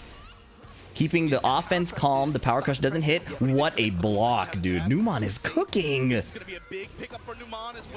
2-2 is max wall carry. Same damage as Sonic Fang. Converts into this combo. One more pixel. Down forward 1-2. No duck from Chanel. Chanel, 2 break. Outside of the wall. And a raw Sonic Fang. He can afford to take the punish there. Wow. Very, very nice. The only optimization I could think of there is, and it might not have worked with the number of combo hits, is if Numon did flicker 1-2 to get to the wall, it might have been enough damage to just kill with the combo. But 2-2 for the max wall carry was a great choice there. Numon up 2-0 against the matchups FeedEx was complaining about. What's cool is this movement style and like sniper style that it feels like Numon is playing. You're not seeing him force the back ones, the 1-2-1s, or I haven't seen a single QCF1. It's a lot of Lionheart. It's 3+4-2. Man, I'm inspired. I can't wait to play the game again. Nice. Up back 2 cancel into Sonic Fang confirm. Single stomp. Doesn't want to get launched. Great choice. Showing that he's willing to go low and just pressure a little bit. He doesn't have to win through the lows. You just incentivize your opponent to have another thing on their mind. And while they're worried about dealing with your lows, you can catch them on a timing they're not looking for. That's how Steve uses lows. It's not about getting the damage necessarily, or even getting the mid. It's getting them to look away from you looking for whatever timing that you want to catch. It's getting your opponent to forget that they're being a little predictable on when you can back one them. Nice power crush trade. Hopefully that explanation made sense. I know it's weird. It's like, it's not just like a boxing thing. It's like a fighting thing. It's you establish a threat. You establish, for example, a jab. Or in this case, Steve is showing that he's going low. And he pays attention to where you stop looking. And that was a beautiful duck on the string to convert into this combo. Heat burst. Oh, he's going for some fancy stuff, and he caught him with the Lionheart 1+2. While standing 2-2 Okazemi. I didn't know that was a thing. That was cool. Set point Numan. Yes, to open this exhibition up. Yo, after yesterday, this is a great nice whiff punish in the immediate peekaboo 2. But it's not over yet. He tries to Lionheart out, but gets clipped. He's at 60%. He's at 40%, and he's starting to get chipped down. Heat burst. Break the pressure, break the chainsaw stance. Raw up forward 2 launches him. See you next round, pal. Saving the floor. Spending the floor. And with an explosion, wow, that was a I like the alternate scoreboard too above the player cam. That's a really cool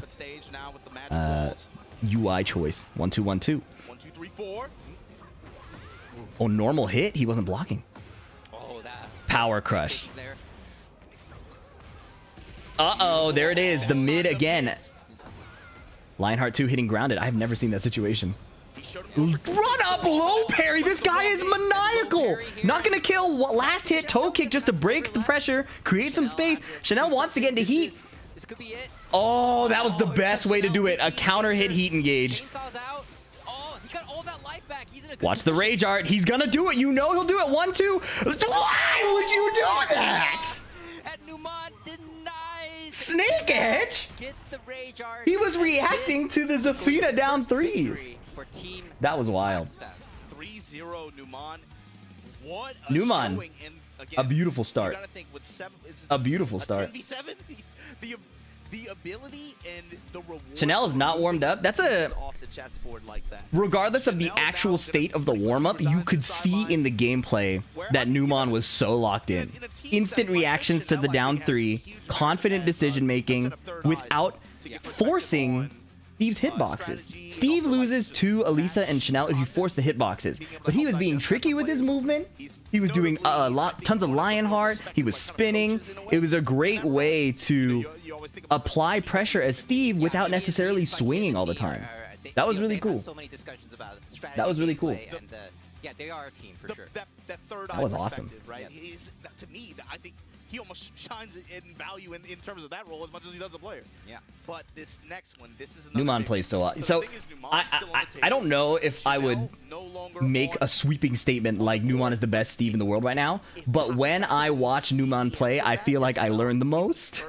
At least in terms of Tekken 8, it feels like he's made the jump to Tekken 8 Steve faster than any other Steve I've seen play. Tons of people are still in like the Tekken 7 Steve mode, moving around a lot, trying to find your back ones, do down 4-2s. Numan uses the Lionheart, he uses the quick spin. He doesn't use QCF1 like at all, which is so fascinating to me. CBM is a player who has had great success against a lot of the remaining players. on So the team. fascinating to me. Yes. It's You want him For me, it's here. I wish we got to see. For me, it's tournament gameplay. And, yeah, For the standard, at least that I'm trying to improve in, tournament gameplay, with a few exceptions, is the gold standard. Main exception I can think of is like glaciating, right? He has had great success throughout the history of this rivalry. I want to watch Strog play more. I need to watch more of him. Being able to remove him from the table is going to give you a lot of confidence going into the round 2 of this What Say to Stop format. And there you see it right there. DN Freaks, the Jin player, Phenom, Cherry Berry Mango, Evo Technician, I'm familiar with his YouTube. TWT Finals 2023, DreamHack Dallas. He had a great performance last year throughout the course of Tekken 8, obviously. Yeah, TWT Finals. Yeah, he's I believe he made 5th in the finals, and he's looking very strong. Uh-oh. And, yeah, CBM versus Tanvir. Consistency is a good word for him. Yes. Pretty much present at all the big events like that, able to qualify, able to get in there. But this guy, Hafiz Tanvir. This guy, yeah. Tanvir is a menace. He's good. Quiet monster. Ever since he showed up, Tiger Uppercut 2023 got 4th place. That was a huge tournament. That He was the last event mauled to CBM's qualify for Noctis. TWT that year. He ruined a lot So, of dreams but that Jin tournament. is a different He beast. forced World Tekken 8 is a Cup different finals. beast. Tiger Uppercut 2024, This will be top interesting. 8. This kid has had great success when he's traveled, and when he's been out there on the road competing like that. Like I said, for You want my most face cam international bigger? eyes, I want to say he really came into prominence. Tiger Uppercut 2023, but he's quietly been traveling a lot more, getting a lot Flattered. more experience on the road and being able to compete on some of these big stages like this. And he has had good success against some of the Korean players on that team. What's up, Technician? CBM is one of them. I haven't gotten to watch it yet. Let's see what the matchup here is. Numan cooked, Jin huh? versus That was cool. Claudio is what I think we're all expecting. How's this going to go down? You also got to talk about CBM, though. Claudio, you know, with some of these players, they don't go too deep into the The last time I've watched these guys play, CBM off guard with anything that I think was the Tiger Uppercut set where Tanvir kind of mauled him. So, but oh my goodness, he already got caught ducking. CBM's aggressive Jin is a big adaptation though. How Tanvir seemed to win was hitting tons of sidestep 4s, to be honest, in Tekken 7. But now, with the Tekken 8 style, with the way that Jin operates, it's not the same as Noctis. No punish from Tanvir. 2-1 counter hit there. What is that text box up there? Uh-oh, sidestep down forward 1-2. Big opening for Tanvir. Last hit mix-up. Down back 4. Doesn't finish the string. Kazama 5-hit. Optimal combo. Dive kick. What is happening to the stream? Oh my goodness. Up 4-2. Oh my goodness. Goes to Hafiz Tanvir. Yeah, you saw some mispunishment opportunities there on both sides. Yeah. Maybe a little bit of 4-4-2. Here we go. Running 3. Gonna get the activation on CBM side. First activation as Jin is actually huge. Down jab string. Parry gets grabbed. Position change. Sidestep 4. Good block. This is a good sign from CBM. If he's not letting those sidestep 4s rock, these parries are getting him blown up though.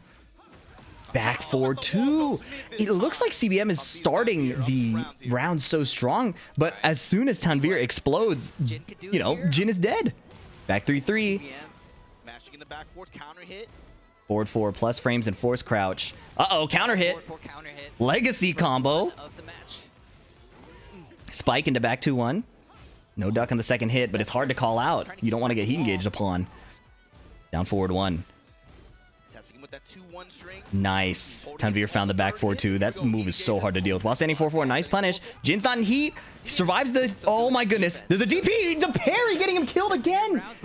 You know... Rounds straight. He had really You good know, success, like you said, checking on CBM. one hand, Had good I think that's a punishment. good thing. Wasn't able to really get I think it's a lot of good thing momentum to be after confidently the going for these There You parries. saw at the end of that game as well. The adjustment has to A lot happen of now, those Claudio right? classics.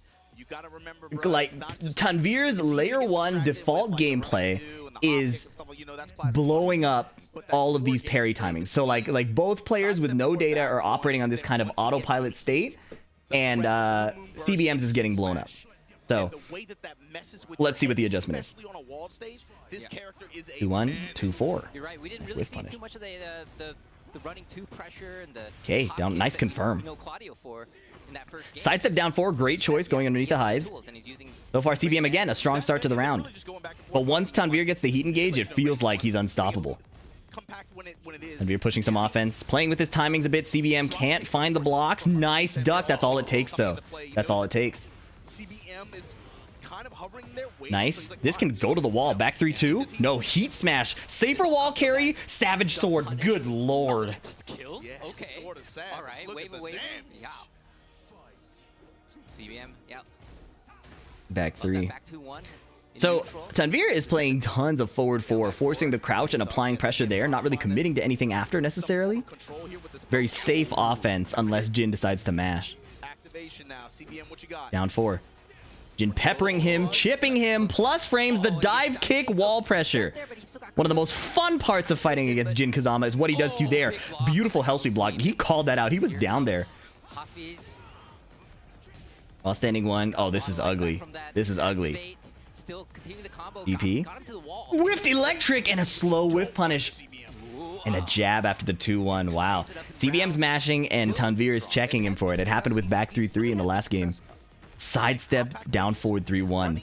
Tanvir is so activated. Pressure and then single jab pressure. Yeah, just solid good. Back 1. He's finding his spots. No confirm that time. Could have been a wall splat. Like that back one there you saw hit. Nice. Nice rip and nice punish. You see, he doesn't take much punishment for trying that. He delayed the string so it didn't go through. That could be crucial. Both characters in heat now. Sidestep duck under the magic 4. That blue moon burst. Backing up, just chilling out, letting him spend his whole heat. Now he's looking for a heat smash. I like how he dealt with that too. He's like, He ran out of heat gauge. They played that heat state so slowly, it was like a game of chicken. And then CBM is getting caught mashing out of this poke and string pressure. jabs and 2-1s. We knew that a shorter set format would benefit Pakistan, but even with the first to 3s, it's looking very good. But, you know, it's still very early. Beautiful. Flash duck, Kazama 5 hit floor break. For some reason, that floor breaks. He tried to do a CD1 to get the tornado there, but he got the down one instead. Down back 4. Nice reaction. That's not the punish. Hell sweep blocked again. You have to respect CBM for going for it, right? I think you have to respect the hell sweep attempts. Oh my goodness, sidestep 4 is adding up. This is what happened at Tiger Uppercut in Tekken 7. The sidestep 4s would just add up. Tanvir is no problem doing it over and over again. Small whiff punish, but a bit late. Down 4, 1-4, tracking. Doesn't want to get hop kick for doing down 4. Doesn't want to get low parry. The parry gets blown up. Oh my god. CBM in these scrambles is not keeping up. He's not keeping up. You've got the DPs catching the parries. You've got his mashes getting blown up. It's interesting. CBM's defensive style is very reminiscent of Ryef from Tekken 7, who would play parry or mash. And CBM's maybe has absorbed that style, but Tanvir is almost like hard-coded to counter that, right? So, how do you win this? He just has to play a little better, honestly. These mashes are getting killed, the parries are getting killed, dial those back, but these offensive opportunities always look good. Nice adjustment for the sidewall. That was sick. That did so much damage. He didn't even use his heat. Forward 4, no counter hit. He ducked it, but only got a 2-1. Yep, the 2-1, so strong. He's adjusting for the wall. He didn't take an offensive mix right away with his frames, instead repositioned to try to set up better offense in the future. DP, Jin decides to slow down, but he gets clipped by back 4-2. 2-1-2, no extended combo. 2 sidestep 4s, and he mashed again! The persistence, the wall break. This combo's unstable. Break the wall, take the Rage Art. That's the best thing I can think of. Maybe go for a Heat Dash. Yeah. 10 seconds on the clock right Oh, no, he dropped it. That's what I was saying. It was so unstable, but down forward 4 was good. Down forward 4 was good. Take around. He's been playing the Hell Sweep. He's been playing the down back 4. Down forward 4 is now Team Korea. on the table. Back 4-1. Yeah, at this point, Crucial that he got that round, if you ask me. In his rear. Blackwing Rondo. No back turn conversion. Again. Some good damage. That back turn punish can happen, but if you're cold, if you're nervous, I'm not making excuses. It's just you can tell there's a gap in the readiness, the sharpness. You might call it a warm-up, you might call it nerves. For whatever reason it is, Pakistan is showing up so prepared, and Korea is starting a bit slow. with the exception of like sidestep forward pressure. But that slow Nice parry, he finally found it, insisting on his timing. Not deterred. That stubbornness goes a long way. Pakistan is actually really good at playing that way. In very stubborn ways, you try to kill them for their situation that you outplayed them for before. CBM is reflecting that stubbornness, and I like it. Respecting the plus frames, you have to wonder if maybe he'll transition to mashing out of the forward 4. He has died for mashing, but it was more in like the string and poke situations. So, cancel the heat burst? Gets clipped and dies? He's out of chances. The adjustments that he may have been saving have to come now. 2-1. Counter hit. Confirm. He now has DP. And he rips it right away. CBM is getting blown up by Tanvir right now. Good lord. No more chances. The wall breaks on the table. Oh, good Rage Art. I was going to say the Heat Smash wall break. CBM has been so free to the lows that it could have easily just ended right there. But the Rage Art was crucial. We have a heat activation. We have health regen on the table. Oh, low get up kick. CBM is frozen. No heat burst. He wants a heat engage. And that was it. I think he was greeting for the heat engage. And then he died. No chance. That's so rough. That just happened. 3-0. That felt like a big chess piece removed from the board of Team Korea. Yes. You're going to have to, now, you put them in this position now where, imagine the situation, Knee versus the John is the last set in this wave 1. If that goes according to how it's been going, and the John removes Knee from that equation, and you're left with just that Rangchu, I mean, we got the John thing. Pakistan is going crazy right now. 2 3-0s. Thinking like team dynamics. CBM We track the scores here. Is not good for Team Korea. No, it is not. That could potentially have been a huge impact set. Yeah, and like you said, CBM is a player that has good record against a lot of the Pakistani players. Like you said, he's one of the players that went to Pakistan. What was the first one? Chanel versus Numan. And yeah, just not having him on this team anymore, it's a huge win for Pakistan. And they're 2-0 right now against Team Korea. Not just 2-0. Gerald, they haven't won a game yet. Yeah. After yesterday, after the way they turned up yesterday. So what do we got next? John Ding versus Usama. Turn around here? Was yesterday just, were they just like sandbagging? Yeah, were they? I didn't want to say it. I didn't want to say it either. But I don't know. Were they sandbagging? Now it feels like a valid question, right? But obviously, I think the commentators are being dramatic. They're different players, different situation. You know, Pakistan might just be super fired up by what happened. We'll have to see in the run-back rematches. I can't believe it's Ulsan versus Atif and Knee versus Arslan again, bro. That seems so scripted. I'm like, man, from Team Korea, they might not all be popping on the same day, but you can look at one of like 3 of these. Do you have any sticks to recommend to someone who wants to try out Arcade Stick? In my opinion, it's good to get like a high-end one, like an Obsidian 2, so you could resell it if needed, if you end up not liking it. Because the trial period is like definitely more than 30 days. You might want to modify it, try things out. Oh, it's versus the John. Sorry. They won Master Cup a couple, just like what, 3 or 4 weeks ago. They won Master Cup. First to one is a very different game. Yeah, you want an arcade stick that has resale value, if you ask me.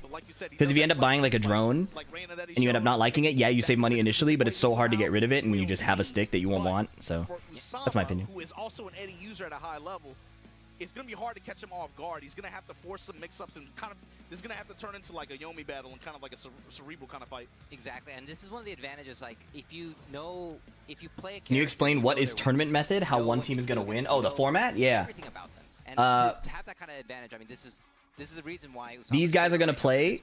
Specifically, gaps are going to come. Anybody who lost is eliminated from the team, and then they'll go to a phase 2, and then they play until everybody's gone. He's going to have to keep stuff kind of like frame tight, I think. Usama's not going to let him get away with a lot of with a ton of like. So you have one transition life. stuff and delays. He's not gonna really fall for a lot of those. It's tough too because I didn't like using stick for Tekken until I got a Korean lever. Yeah, exactly. And then there's the modding scene, stuff like that. So. Okay, now you know your opponent knows your character so well. So are you going to go for that stuff?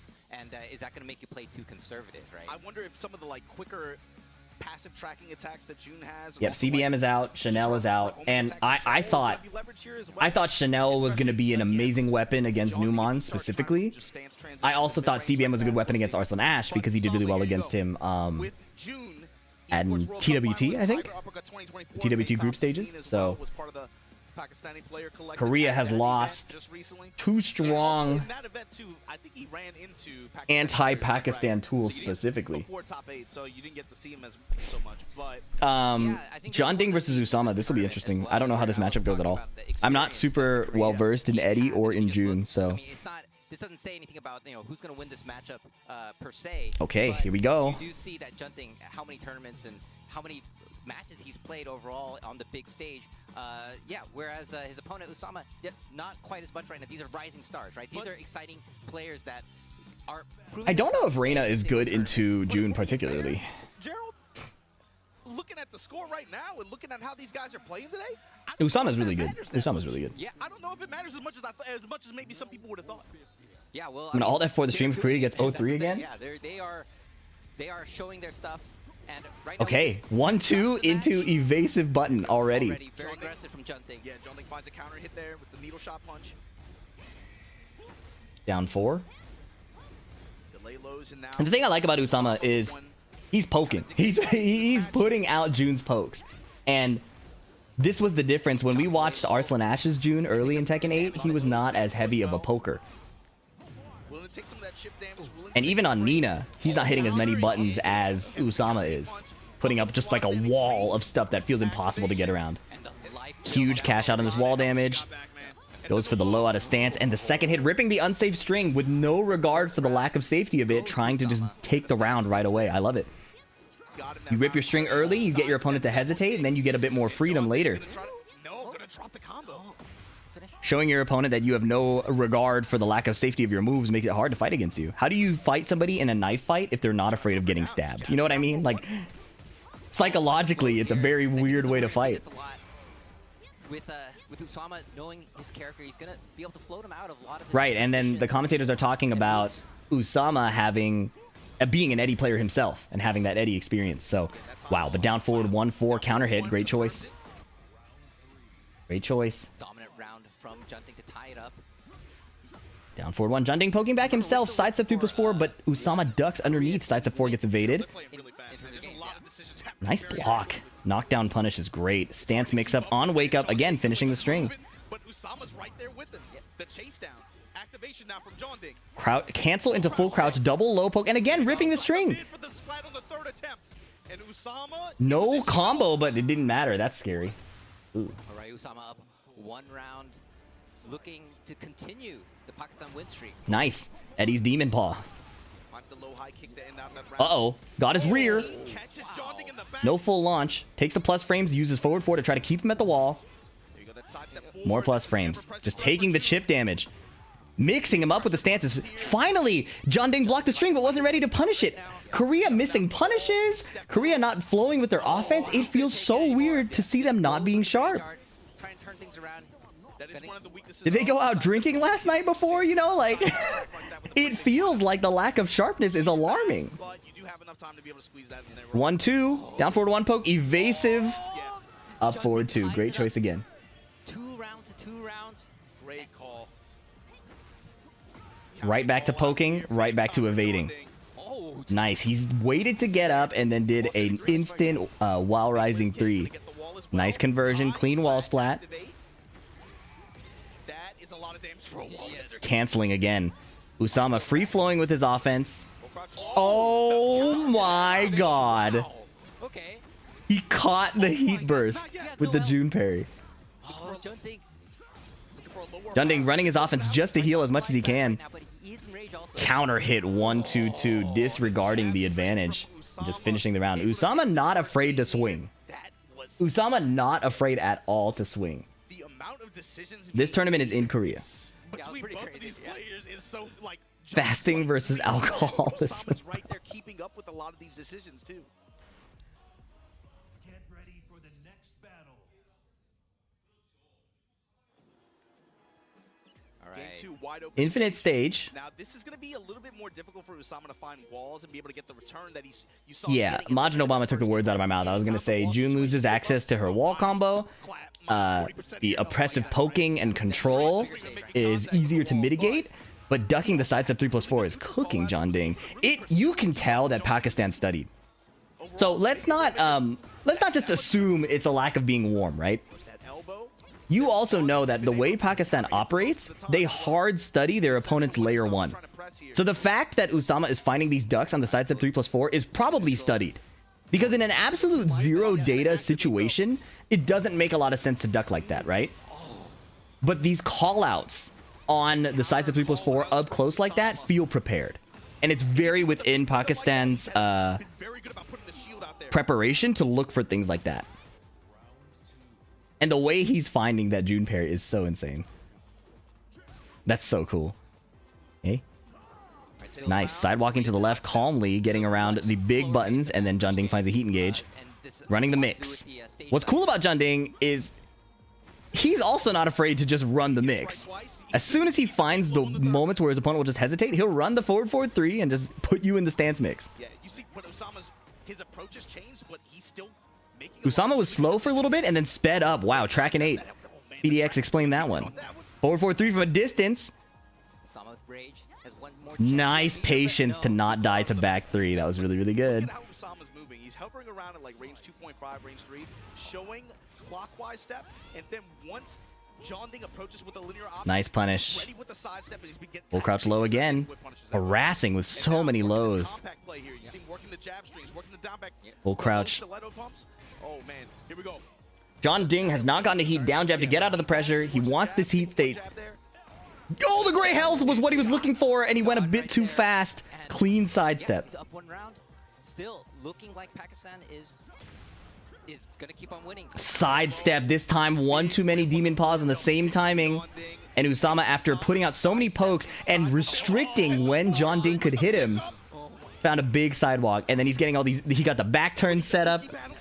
The wake up trap to get the forward 2. Goes for a throw, trying to overwhelm. Keeping up the speed. John Ding fighting back. Also playing immediate timings, going hit for hit, but wow. He tried to whiff punch with the demon paw and it was too far away. Usama is looking so sharp right now. 2-0 on the infinite stage, not even needing the walls. It's like both of the feet whiffed right in front of her face to be able to get that. Pakistan is cooking. Their preparation, their speed. Okay, coaching coming in.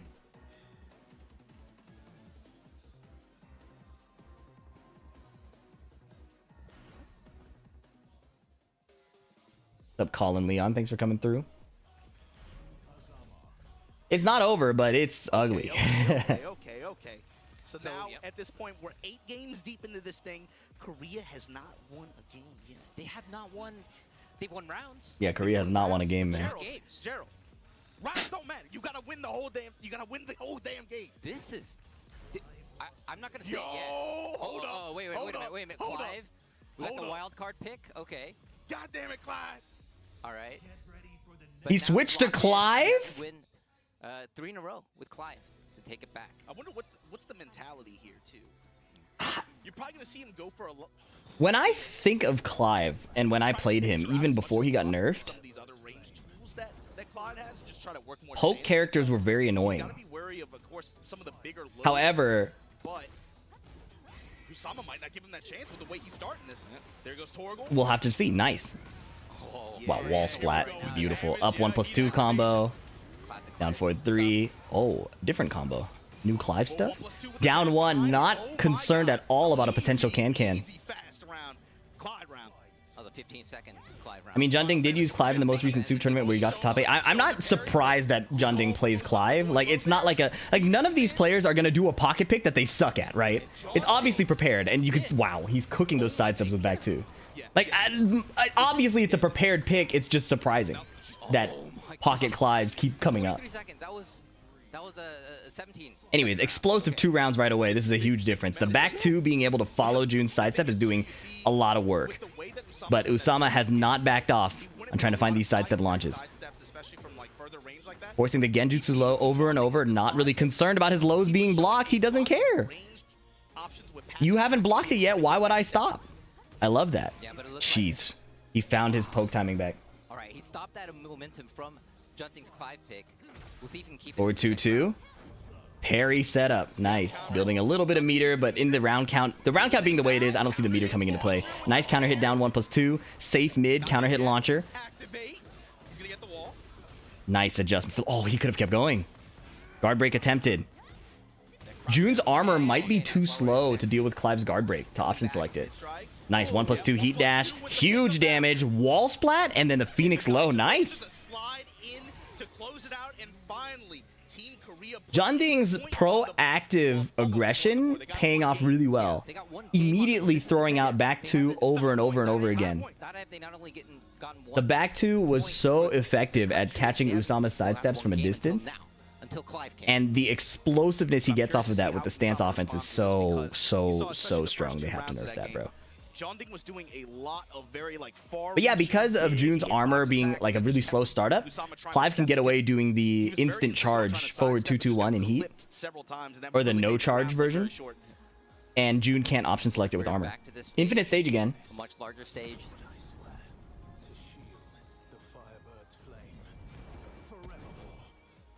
Yeah, so on both sides losing a wall, not gonna have access to that damage and be able to get the lockdown in the same way. Okay, full crouch low again, full crouch low twice. Again, he's spamming the lows. He's just saying, you guys are not blocking my lows. I'm gonna keep doing it. Sidestep on the down forward 1. Is Clive able to reliably sidestep June's pokes? That's a huge deal. He's getting hot mashing though. Ripping the mid. Good lord. Usama's string offense is so confident. Or 2-2. Second hit guarantees the third hit. Phoenix mid string. Doesn't spend the heat this time. 1-1 into Phoenix stance again. Conserving his heat gauge, getting as much chip as possible. Nice sidewalk into forward 1+2. Junding probably assumed that Usama would stop sidewalking because of how many back 2s hit. But Usama insisted. Again, Pakistani stubbornness. Very strong. No duck on the string. Doesn't matter. He found Torgal.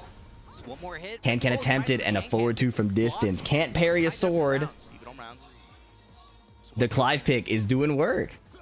Back 4, attempted counter hit and then tried to parry right after, but June's poke came before the 5-frame parry could activate. Nice conversion. Building meter. I like that. I don't see a lot of players using Clive's meter. I think it's a good idea. That should have had... That stream glitch was horrifying. Anyways. Running 2. Stopping the sidesteps again. Nice awareness. It's 14 if you sidestep a can, not 15. That's rough. Uh-oh. Uh-oh. The delay on that was so smart from... The way Usama uses that move is so good. He's been so consistent. 2 throw broken. Heat smash. He'll heal a lot. Don't greet it, man. Just use it. Oh, he got poked twice low. Oh, man. Back 2 again, trying to deal with that sidewalk. Clive able to move around June stuff really nicely. There it is, back 2 again. Not going into heat right away.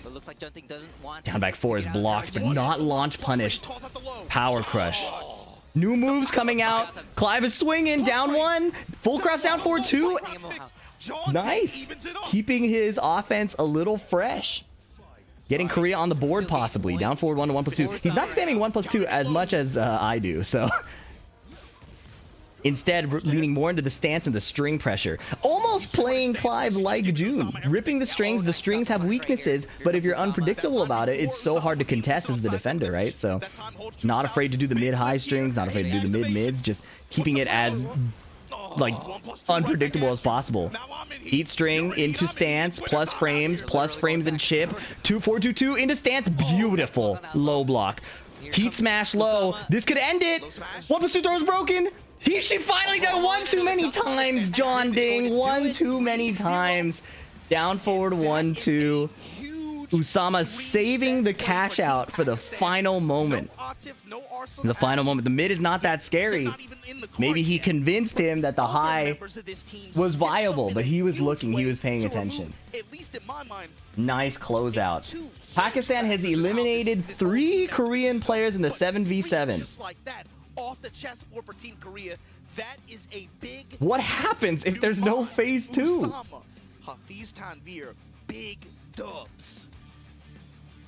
This is very dominant. This is, and it's the not looking Unleashed good format for, tomorrow Team is Korea first to right now. 2. This is, So Pakistan is even even if you look at stronger all in that that's format. happened, it's not like all the matches were close and it This is the current 3-0. matchup state.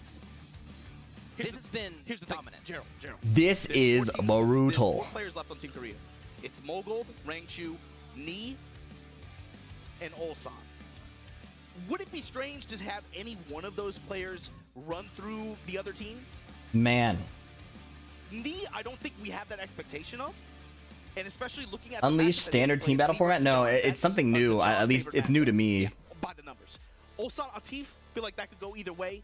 At the way last The night Ni ended, I script think is most so people feel obvious. like, you know, Ulsan would Man, have oh the advantage man. going into it. But in a first to 3, Mughal, though, 3rd place on the Tekken World Tour leaderboard for most of the season. Easily one of the strongest Tekken 8 players out there.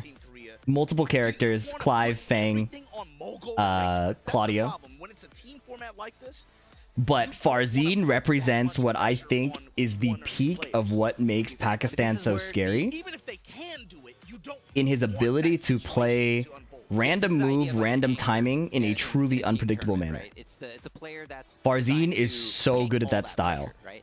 In these And team tournaments, Victor there's gonna come a heavily point where benefits there's going to be from playing one or exactly two like that. players Victor is that actually and that what feels like pressure Farzин's will perfect go down character. onto them. But there's a big difference between you being one player and you have to run through 3 matchups. If versus Ni runs the whole you're one Pakistan player team, I and will you have to unsub to run FDX. 6, What? 7? What do you say fuck me for? And then you got to think about the way this builds. Some of these players are going to sit down, they're going to get hot, like Mogold, and how much of a phenom he's been, especially through his trajectory in Tekken 7.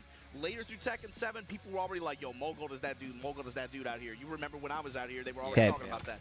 Tekken 8, of course, his character makes one of the smoothest character transitions in the game. Yeah, if Mogul loses, that will be but devastating to the he Korean has team, taken that and run 100%. to the fences with it, man. This Awesome matchup is important. performance All by matchups are important, right? But Farzin is also a heavy hitter in Pakistan. and outside of it for that. Both of these guys, Mogold is one of those one players of that these he's guys one of the going out two now rising is players of Korea at that time. devastating And, he had to prove each himself team. in the Tekken Tokyo Masters, where he placed well, and of course we have Farzin here.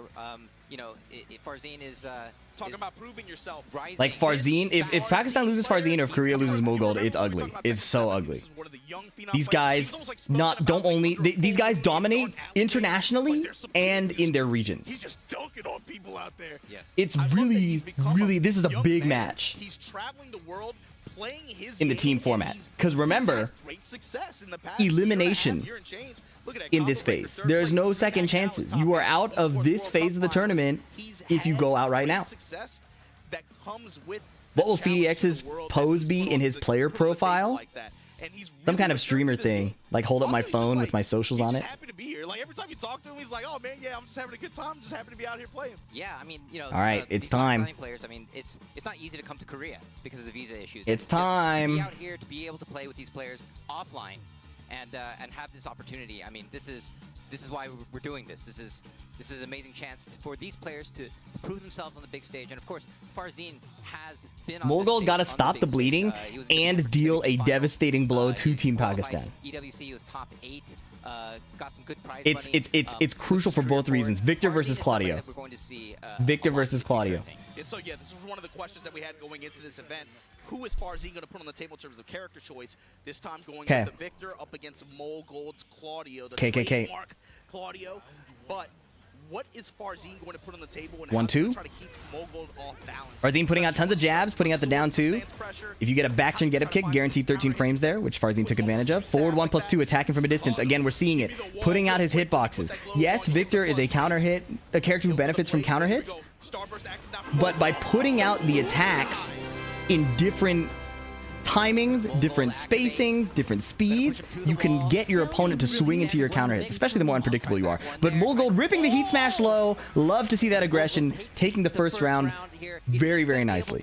Get the first game for Team Korea. The way that played out too, that's Claudio. Running 2 into stance, goes for the safe mid option. Sidewalk gets caught by the back one. In conjunction with the side step 4. In conjunction. Huge duck on the while running 2. Like that. Yeah. But gets Superman punch punished. Nice combo. Oh, never mind. It was a little too close to the wall. Yeah, Nice duck. Here, gonna counteractivate. Low strikes. Blue Moon burst Okay, expulsion. No more heat. Heat Mulgold spending the last of his heat on a DP. Still has one more charge. Running up to him, not afraid of these hitboxes. We saw Farzin throw out the forward 1+2. We saw the 1-2 jabs, but Mulgold is so confident he's sprinting into his face. Running 2, power crush. Alright, he's bringing out those back fours. Okay. Of course, Farzin is Nice so punch good for parry hitting with the those, raw getting stance. Down back 4. While standing 3, 1+2. What a duck. No punish. He was concerned about the second hit. And Mulgold here Then he gets smacked out of his stance, leading to this combo. keeps the combo 3-2. up, gets the side splat. DP. Goes to the blue sky again. Okay, forward 1+2, spending his heat, applying stance pressure, trying to deny Claudio his heat usage, unable to do so. Chip damage definitely in Claudio's favor here. 1+2, no counter hit, huge deal. Nice flash duck Nice underneath right there. the counter. While standing 2 wouldn't have counter hit there, but while standing 1 would have been nasty. No punish. Uh-oh. All right, back 1-2. They're fighting so hard over these neutral timings that the missed punish is honestly reasonable, and he tries a down forward 1-2. You can bet that was scouted. You can bet that was scouted. Mulgold is known for throwing out down forward 1-2, and Farzin pumping the brakes there is a very, very good awareness of how Mulgold likes to play. Back 1+2, heat dash. Mid, nice stand blocking just in time, but he's falling behind this round. Back 1. Farzin tried to evade a high with down back 3. Beyblade on the table, DP on the table, down 4-2, no counter hit, back 1 catching the movement. Oh, he shot him, he baited the get him kick and shot him in the face. Oh, that was sick. What a cool read, man. I've never seen that. He moved forward, whiffed the standing 4 and shot him. That was like a specific anti-get-up kick type of bait. That was awesome. Counter hit throw. Farzin has taken no damage this round. No whiff punish. Korea, what is happening? We're missing our punishes, our whiff punishes. Oh, man. That is not good. That is not good. But again, that's the hard part of fighting Farzin. When he is so good at mixing up not just his timings, but his buttons, a whiff can really just come out of nowhere. Oh boy. Oh boy. All right, we are in the Coliseum of Fate, a very big stage, second biggest stage in the game. Okay, Coliseum of Fate. Find a way to win this, bro. That's a lot of pressure you're putting on Ni, Rangchu, and Ulsan if Mulgold is somehow off the chessboard here. Yeah, Korea really Instant low parry. start off a low parry. It doesn't hurt that bad, but the destabilization of yourself as a fighter when that happens to you is where the strength is. It's not the damage. It's the fact that it's like, why would he do that? And then Mulgold, I don't know if he was thinking about that, but he just got counter hit right after. And now it's starting to be a big deal. Low sweep, doesn't even matter. Perfect. Oh my God, Farzin with the perfect. On Up 1. Power crush. Now, this looks ugly, but it's only been 1 game, right? What Korea definitely has to do, though, is bring their first to 2 speed, because this is slipping away. Down back 3. Even if it's not like over, the morale boost would be so important. There's so much at stake in getting this win here for Mulgold, and I wonder if he feels that pressure. Running 2. Okay, forward 1+2. No stance this time from Farzin. Farzine some different looks. Farzine like kind of toning back on the aggression. He's putting out the hitboxes, but he doesn't need the damage. He doesn't need the stance mix-up. He's just trying to find control points. You saw like the homing high. You see the counter hit throw, throwing out the counter hit launchers, and he's just chilling. He's in a bit more of a chill mode while still putting out threats, holding the duck, trying to get out of the running too. Farzine shrinking as in terms of combat, right? Wow, and then he ripped it down for 1-1. And that was cool. Mulgold recognized that Farzine was chilling out a bit, stopped overcommitting, chilled out a bit himself. Cool adjustment in tempo. And now, when Mulgold tries to push the aggression, he gets power crushed. Gonna make him wary about those running threes. Running two to the face. Good timing. The second one? He went underneath it? Okay, frame trap. Just keep on stealing his turn. Uh-oh, big sidewalk, but a small punish. And that's, if we were to point out Farzine's weaknesses, he does not cash out as hard as, say, Atif and Arslan do on his defensive movement. He finds the counter hit timings. He's really hard to read, but if he gets a sidewalk on you, it won't necessarily kill you. His punishment is not his strongest suit. So Mulgold is going to get an extra opportunity or set of opportunities here, just like that he needs to run away with. He needs to run away with that. Nice duck. Double fuzzy? I don't know what he was looking for there. That looked funny. Unsafe string, but you have to represent that because Victor can do the high, right? So nice counter hit down back 4 or sidestep 4. Running 2, no stance again. Farzine becoming a bit more conservative. Now he's running some offense, but stops, staying so unpredictable. And then he catches with the counter hit, safe mid, tornado launch. He's going to convert this. The wall is coming. One too many hits. Had he saved it, but it didn't matter in the end. Had he saved it, he could have converted a wall combo. Up 1. Whiff! Where's the whip? Farzine doing his best to change. Oh my goodness, team tournaments have these players nervous, cold, shaking. I cannot believe he didn't whiff punish that forward 1+2. They were like, I can't believe that missed. It's a blue globe. Sidestep 4. DP. Running 2. Watch the rage art. You have to wonder if Mulgold stopped his offense because of the rage art, and now he's taking all this chip damage, and all it takes is, whoa, counter hit. Guaranteed, all guaranteed, all guaranteed. Very nice, very nice, very nice. Mulgold gets the game.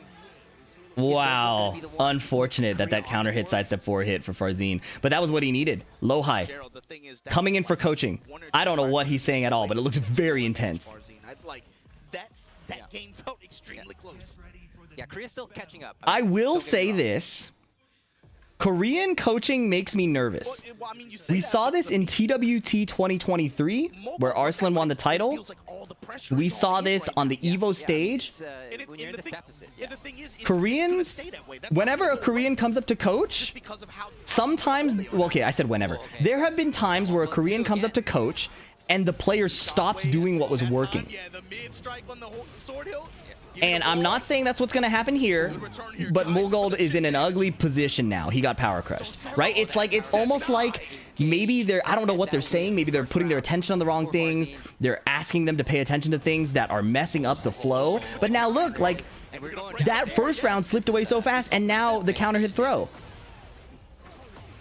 Sometimes coaching, if not done very effectively for the specific player you're coaching, can be problematic.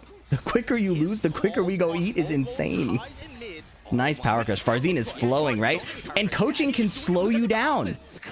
Like, Mulgold looks slower, visibly. He's getting run over. Mulgold is known for being fast and dynamic. Like, he doesn't care. Well, he does care, right? But, like, he plays extremely fast, but now he looks stuck. Where are the hop kicks? Where are the down forward 1-2s? Nice running 2. Okay, he's going to build it. Build the pressure, right? His sidestep gets clipped. And he's on defensive again. Nice duck. Good call out. Sidestep 4 whiffed. One more low kills, and Farzine rips it. Do you see what I'm saying? Like, oh man, that is rough.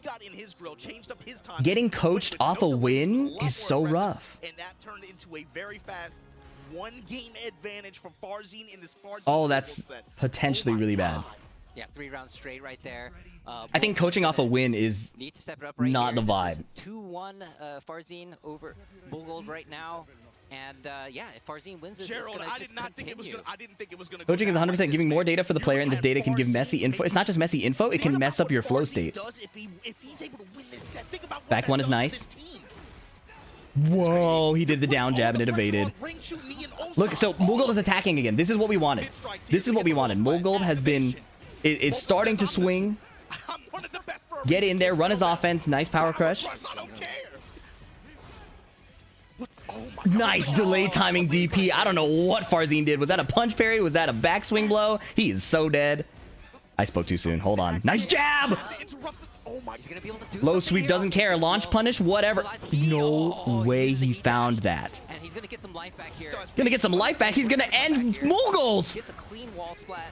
Flip over Oki. He's in the lead now. Multiple stance cancels. He knew Mulgold was gonna be frozen. I can't believe that was so confident. That was so sick. Back 1+2, bro. Down forward 2. Nice, perfect punish. Farzine is feeling it. Farzine is really feeling it now. Farzine is giving him a lot of different looks, and it is. Yep, back 3, 1+2 from a distance.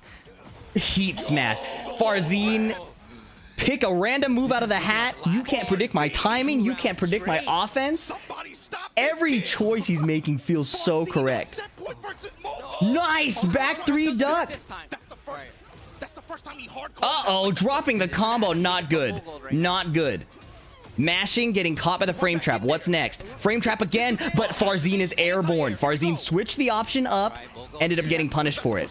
Beautiful. This is a very important combo. Mulgold, take this round. You can't let it happen again, Mulgold. Nice jab, counter hit into the heat smash. He's still in it.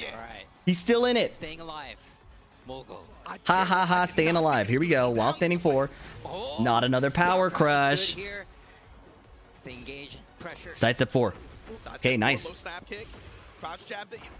Nice, okay. Breaking the pressure with his own heat burst. Going low. Uh-oh, flip over. This is end of the line. Finishing the string, trying to end it right there. Mulgold ran out of heat. Low parry! Hold on, hold on. This combo can be lethal. Farzine plays it very safe. He dropped it! He dropped the hit! Nice block! No wall splat. Sidestep 4, will it get blocked? Back 3 counter hit. Oh, 1-2 mash. That was getting scary. Farzine, you just took off.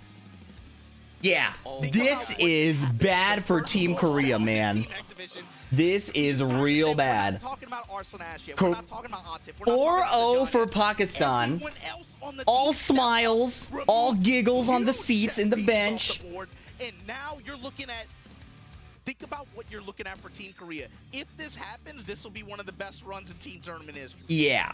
You're looking at Ulsan, Rangchu, and Ni. Them 3 alone, unless there's some Edge is sitting there? Did they sub him in? If they can call it, they're gonna call in Edge from the to drop in from the Raptors. They need Edge. They need Edge. He needs to Horong all over them. Pause.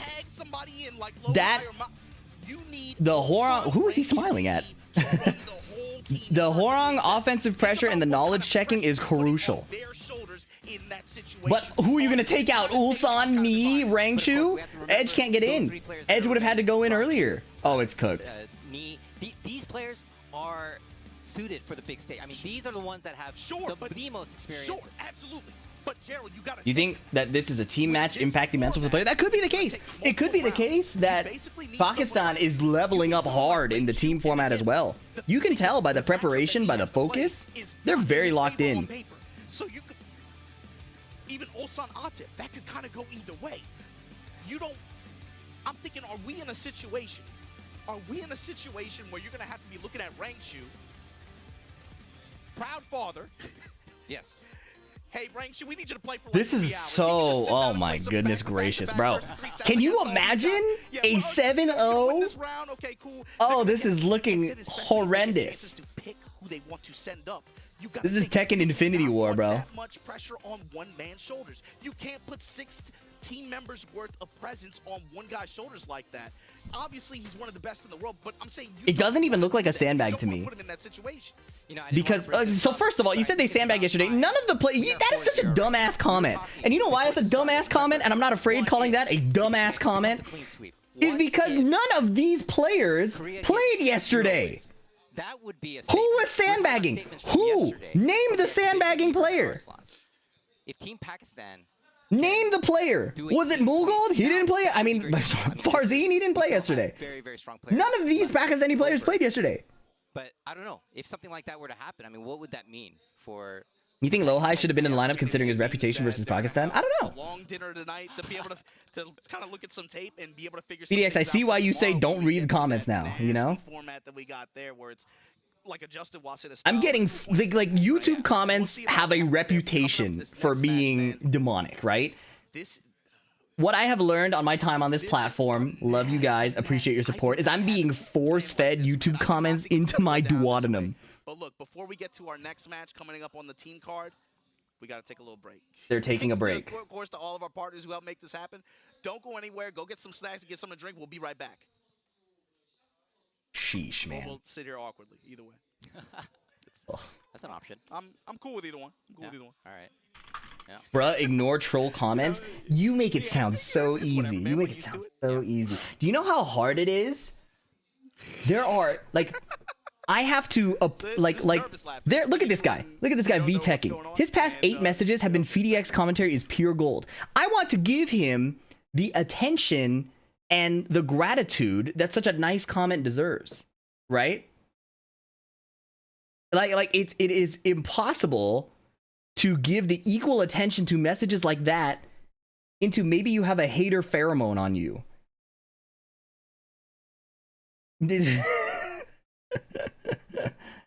They're taking a break to ice Pakistan? Shit. That also makes no fucking sense when you consider the fact that there's different players playing. Well, okay, let me not be obtuse. It kind of makes sense. There's definitely team morale as a factor, right? There's definitely team morale. To be fair. Don't you know Pakistan is one guy? That's what it feels like.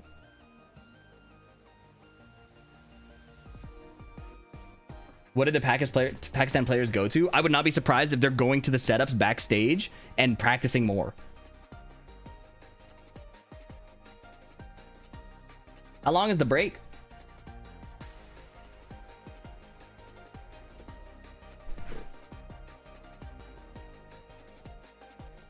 Scheduled pause. Yo, FDX, you look like Kim Jong-un. Hey, man. You look like you don't get to type in this chat room anymore. Actions have consequences. See you in hell.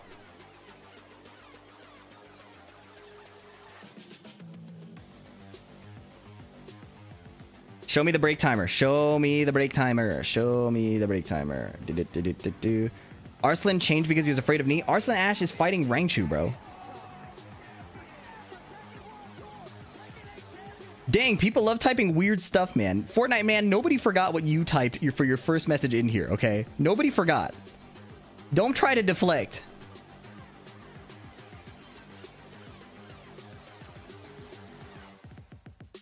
Will LTG play for Team Pakistan? Mohammed, what are you asking me? What kind of question is that?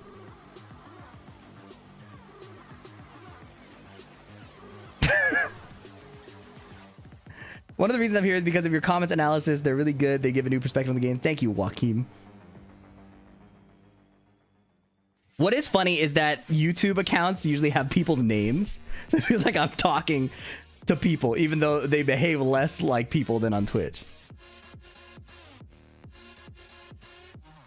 What do you think about Season 2? Is this game going to get better? Technician, I don't have the Season 2 patch changes in front of me. I have no way to know that, bro. There's no way I can tell whether or not the game is going to get better.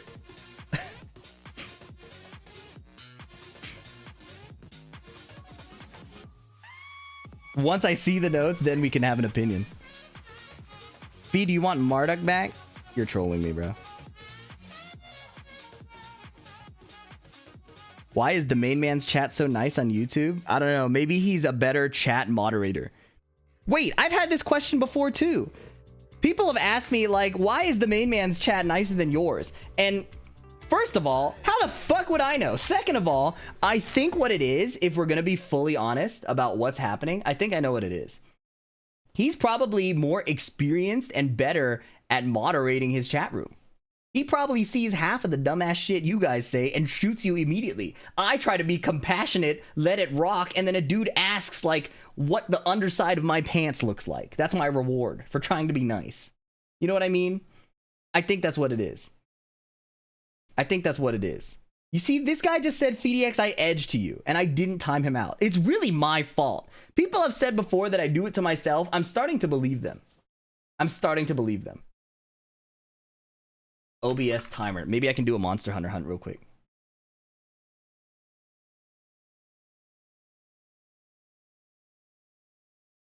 I can't even read. He even says, I don't know why YouTube chat is nice. Yeah, I don't know, man. I'm gonna have to switch this. So right now, I had it set on live chat. All messages are visible. I think I should have trusted. I should have trusted when it suggested top chat. But I do want to say thank you to Ard. Don't let it get to you, Fee. You're an amazing content creator and commentator. We are here instead of any other restream for a reason. That's very kind, and I appreciate the generosity. Thank you very much. And thanks for becoming a member, V Tekking. See, what are the numbers on your glasses? I'm like minus 7.5 or something. Or asked if Fee was fasting. I did fast for a bit 2 Ramadans ago, and I actually really enjoyed it. Had I had more conviction and not had tournaments coming up, like literally right after, I might have gone the whole way. I really enjoyed what fasting did to my mind and body. The hardest part was no water. I think fasting for food I could have totally done. The hardest part was no water. No, but I had Muslim friends observing Ramadan at the time, and we were like talking about it. We were hanging out in Discord all the time. So it was cool. It was really cool what it did to me. And I'm very interested in trying again in the future.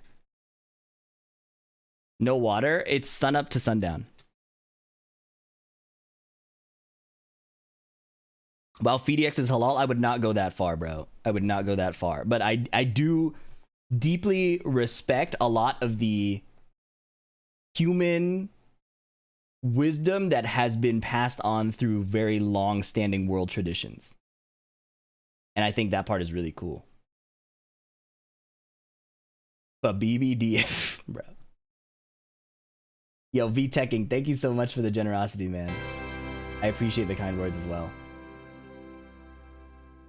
Have you seen his Tekken customs? He's 100% haram. Exactly. Very entertaining. Exactly.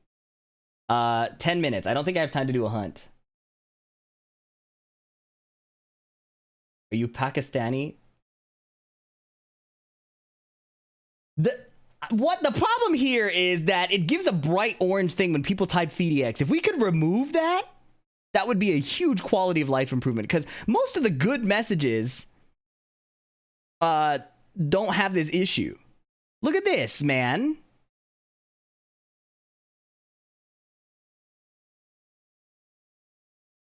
Run Fortnite during the break. You're actually cooking. You're actually cooking with that. Fortnite during the break is a good idea. That's a good idea.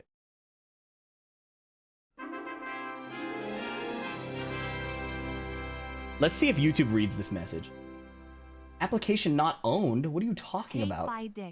Enjoying yeah, I'm muting the alert box. I can't believe that. Hey, thanks for the $5, Boop Bow B.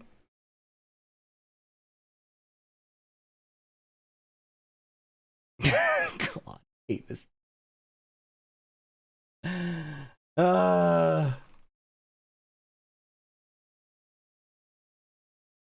Unbelievable. Why are you and Main Man not streaming on Twitch? Licensing restrictions in this.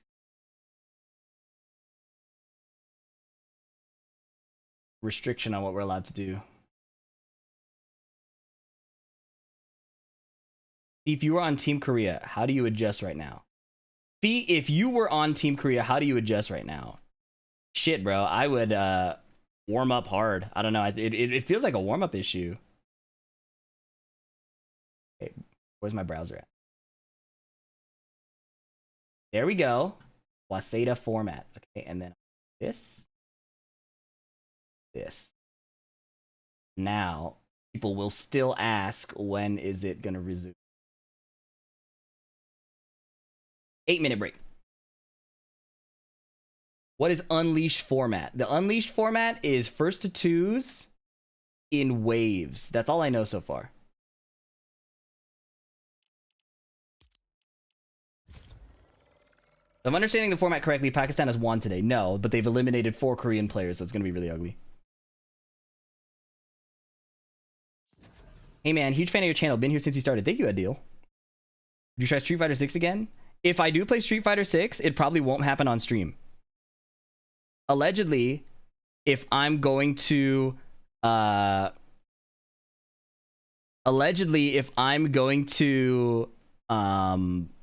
practice, I wouldn't want people to know for the next Stage M Slam.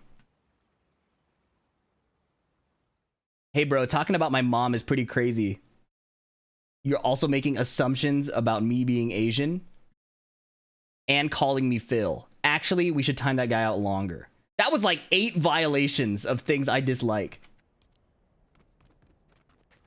That was crazy. The more I read it, the more I was like, oh my god.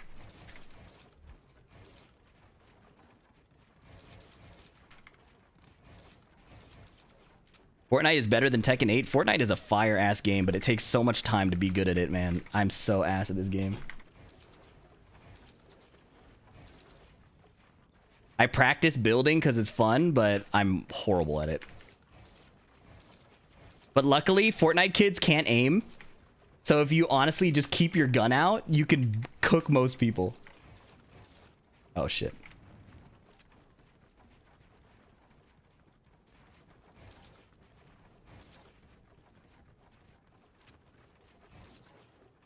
Why no Twitch stream? Licensing issues.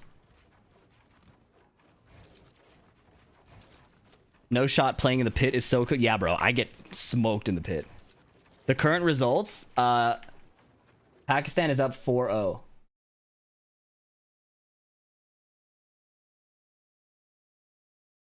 Currently 4-0. It's actually so ugly for Korea. Do you practice aiming on aim trainers? No, I need to. My aim is really bad. My aim is actually so horrible. But I don't like practicing aim. I don't like eating my vegetables in like anything. The fact that I even hop in the Tekken lab now and then is a testament to my growth as a person. Oh, 04, sorry, thank you. Isn't it infinitely harder to do homework on these Pakistani players when all they play are local tourneys? Like besides local, you can watch their streams, you can watch their tournament play. Like a lot of them, like Numan is pretty scoutable, right? Usama, pretty scoutable. The difference is that the way Pakistan scouts is very efficient. The way they build their layer 1 gameplay around your layer 1 gameplay is uniquely something I have. It's something I haven't seen outside of like players like say Joey Fury, right? The way Pakistan as a team constructs their anti-strategies is pretty unique. Do you enjoy offline single player games? I do, but I feel like a lot of offline single player games these days suck.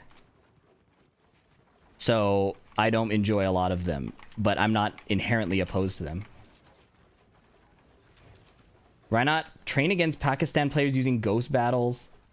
Didn't you just call me 5 dicks? The reason is because ghost battle is not a good enough approximation of how a human fights. All right, 4 minutes. 4 minutes.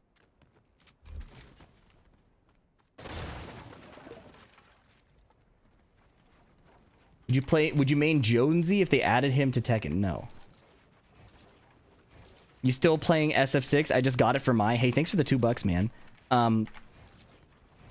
If I play, it's mostly off stream, allegedly, because I don't want to lose in the Sage M Slam ever again. I went to the Evo Awards and everybody's like script that mentioned me said he knows a thing or two about losing in the Sage M Slam. I'm like, bro, the disrespect is crazy. I kept getting put in a seed that was so much harder than mine, but I'm making excuses because SK was able to do it. So I just need to play more. I need to play more and practice. Re-queue? Oh, I'm just doing drills. It was so fucked up, man. So if I play Street Fighter, nobody's going to know until the Sage M Slam. When is the Lily Pichu training video coming out? Probably after this Pakistan event.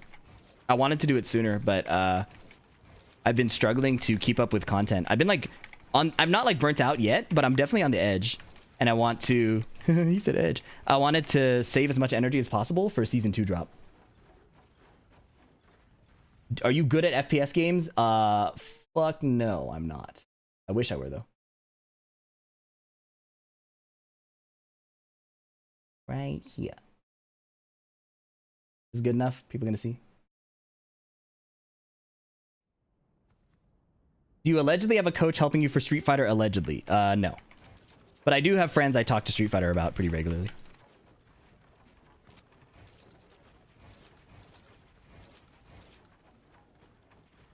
Is frame data important? Bro. Your growth is admirable. Keep up the good work. Thank you, Tyler. You think they're going to make Sonic Fang launch like his one Rage? I hope they don't, bro. I genuinely don't even want my character buffed. If they buff Steve, it would be making his down forward one track female hurt boxes a little better. But even then, that's like a big sweeping change. I would not mind tracking nerfs across the entire cast so that movement is just better. I am so anti buffs except in very specific circumstances, and it's so easy to buff a character, forget that you buffed them, and then like 2 Tekkens later you pay the price, like Jin Kazama. Right? Like the power creep in the series is why Tekken 8 I think is so frustrating to fight to play for a lot of people, is because the power creep has just gotten crazy. Jin's down 2. A move like that would never exist in old Tekkens because take for example Anna's down forward 4. That was a standing low that was minus 15 because they knew that the way the character worked, it's borderline impossible to have a fair character that would have a poking low. Same with like Heihachi. There's a reason Heihachi doesn't have lows because he'd be ridiculous. Yeah, I think bug fixes are different than buffs though. Have you decided on a name for your podcast? Not yet. My first Tekken game was Tekken 3. There's pictures of me playing Tekken 2, but I don't remember playing Tekken 2. Do you want Heat to be nerfed so everyone has Lee's Heat? Yeah, that's what I said in my Season 2 wishlist video.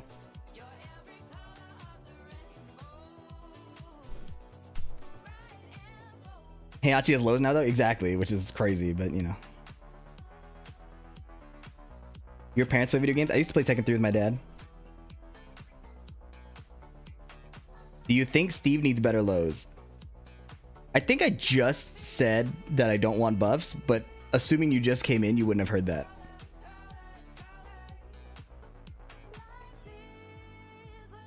My dad played Xiao Yu. Who do you think is going to win first for the Korean teams? Bro, I don't know. I thought Mulgold was going to win.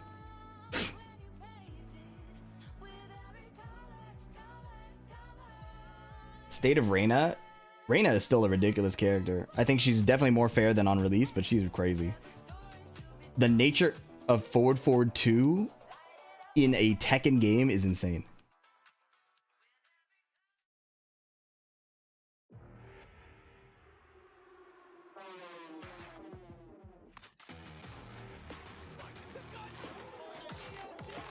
Best change would be to save practice mode settings with character moves. Yeah, I would love quality of life stuff like that. Maybe call it downplayed. I thought about that, but I want it to exist outside of just Tekken. When I do a podcast, I don't want to be bottlenecked to Tekken, so that's the hard part.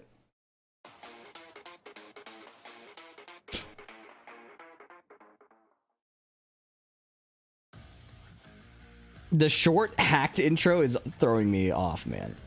Yeah, they play hacked for like 2 seconds. What would be a feature you'd like to be implemented to practice tool? League of Legends player found. Hello. I self-reported though. That means I play League. Practice mode? Yeah, saving settings is pretty big. Favorite weapon in Monster Hunter? Between Insect Glaive and Longsword. I wish the game were a bit faster, but I understand that that's not the purpose of Monster Hunter. That's not the design, so. Welcome back, ladies and gentlemen. We are here at the Pakistan versus Korea Tekken 8 7v7. I'm gonna try the new Virtua Fighter, like 6, maybe. It looks cool. I've never been like particularly interested in Virtua Fighter. I like Sarah Bryant, but I heard she's not even in this Virtua Fighter 6. So. Spectacular Spag, how you doing, brother? I'm doing very well, Brown Man. I'm feeling good. I'm sure you feeling are. very good. I'm sure you're feeling good. And do you know why? Ever ask how I feel? How do you feel? I heard Rise was fast. Yeah, because Pakistan has started with a 4-set lead.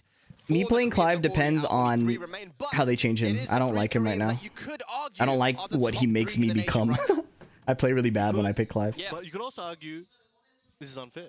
How's You it ever thought of unfair? that? You ever thought of that? How's it unfair? I don't know. We'll figure it out. We'll get some investigations going. 2x KO, How's yes. that City of the possible? Wolves, probably I not. mean, look, I think our next match coming up is going to be Rangchu versus Arslan Ash. So this is the current Tekken World Tour champion, the 2-time Tekken World Tour champion, going up against a 5-time Evo champion. I think we did see them play last year multiple times. Rangchu did manage to get the better hand of Arslan, but it's kind of back and forth, man. And I think we're not going to see anything other than the Kuma versus the Nina. What would you change about Clive? I don't know. I don't know how to redesign Clive. That character is You know insane. what? We're just gonna take it easy Probably today, 1 and plus we'll 2 let to Rangchu frame handle it. 14 So or I think that's 15. what we're gonna see today. But They are going to have to put in a shift. Rangchu I don't like decided fighting to put in against a Clive. shift I don't and like they fighting have to take out Clive the either. entire of Team Or like Pakistan playing on their as own. him. As you can see on screen right now, guys, 4-match lead. So Mughal, John Ding, CBM. First time I've seen a Tekken tournament ever, well, Tekken content in general. It blows my mind how dominating Pakistan is in this game. Yeah. They're really good. There's a reason that there's a whole event dedicated to Pakistan versus Korea. Pakistan going up against the top 3 of Korea right now. that is actually, those 6 players against each other is Insane. pretty insane, actually. We did a good job. Yeah, huh, with the, let's go. man. We did a very good job with the draw there. You think lads. Steve is carried or People broken? accuse us of rigging this. I think Steve carries in a lot of ways, but every character does. I kind of regret it now, but you know, damn. So what's it gonna be, man? What's it gonna be? We've seen Rangchu go to Panda before. You know, he did that at the DreamHack Dallas event Yes. where he managed to beat. Any tips for fighting Elisa? Every time I face her, I feel like I don't know anything about Tekken. Got news for you, buddy. You could be one of the best players in the world, and fighting Elisa feels like a game of praying. To win the Tekken World Tour Finals last year. Part of it is you have to fight really small. If you try to use a bunch of big moves against Elisa, you'll just get blown up. You even know you're gonna do it. Yeah. You have to fight Elisa small and not force too I much. don't know what it is, man, but Arslan, I mean, I know he's been playing a few characters here and there, but I just expect the Nina from him. That was a goofy comment. Steve not carried. I'm carried by Steve, bro. You don't have to make as many offensive choices. Move around and counter hit. Tekken World Tour Final 2018 in Amsterdam, and of course last year the 2024. And I feel like finals. downplaying First is core to ever all World Tour competitive finals in games. Japan, Yeah. taking it and But I might taking not it talk about as games all the time, you know? Amazing word. But that's true. And yeah, we do have the Manila Madness 3 champion True. as well. Yeah, And I do that's your recall what tournament. that is. And, That's a good point. You know, Red Major previously in Tekken 7, but I do recall the way he was playing in Manila Madness 3. I remember saying, like, if he plays like this in the finals, he's going to take it. And he did exactly that. He didn't even look like it was that difficult. Rangchu is the powerhouse of this team. Rangchu, Ulsan, and Ni for sure are all good, but Rangchu won the title, right? So like people are looking to him to be the strongest. So if Rangchu and Ni and Ulsan keep winning, you know, this is they have the potential to take out the entire certainly team. You know, not an go into the next impossible phase, task for and Rangchu. They could do it. However, there is also What? the potential. Pakistan is looking so good, to prevent man. a phase 2. If they just win the next 3 sets, Think Lars is hard to now, fight and using Steve? 7-0 Not really. Clean sweep. Can't that 1-2-1 would over and over. be Crazy. That would be impossible. I The don't think fans it's wouldn't gonna stop happen. talking, No. bro. They sent him to fight Arslan. It was random They wouldn't select. stop- Team it Korea, we're might going to happen. take this, bro. We're going to It take might this. happen. 3, that's all we need. 3 wins. Predictions for the upcoming games, bro. I don't know. Korea has looked like nerfed, and Pakistan has been playing so well. So it's like, Five-time Evo champion. This guy only started if that pattern continues, yeah, I think Pakistan's gonna sweep. But I don't know. Every player in Korea seems to be nerfed. I don't know what it is. And Pakistan is looking so good. They're playing really well. He won Gamers Day, TWT, and Evo Japan, Evo Vegas in 1 year. If Rangchu gets cooked, morale is finished. I don't know about that. I don't think these last 3 players will fall strictly based on You know morale. what I'm saying? They're But- dancing on the character select screen right now. I think they're just waiting. It's gonna be to crazy, get started, but, for sure. Are you expecting anything different other than the Kuma and the Arslan resume I don't is think indeed so. crazy. I mean, I don't think we're going to see anything different from Rangchu, but we Right. could see a change from. I'm still shocked how Arslan won 5 Evos. Yeah, But I bro. don't see Maybe fatigue, bro. They're in their home country. You know, as far as This is the one time where fatigue should not be an issue.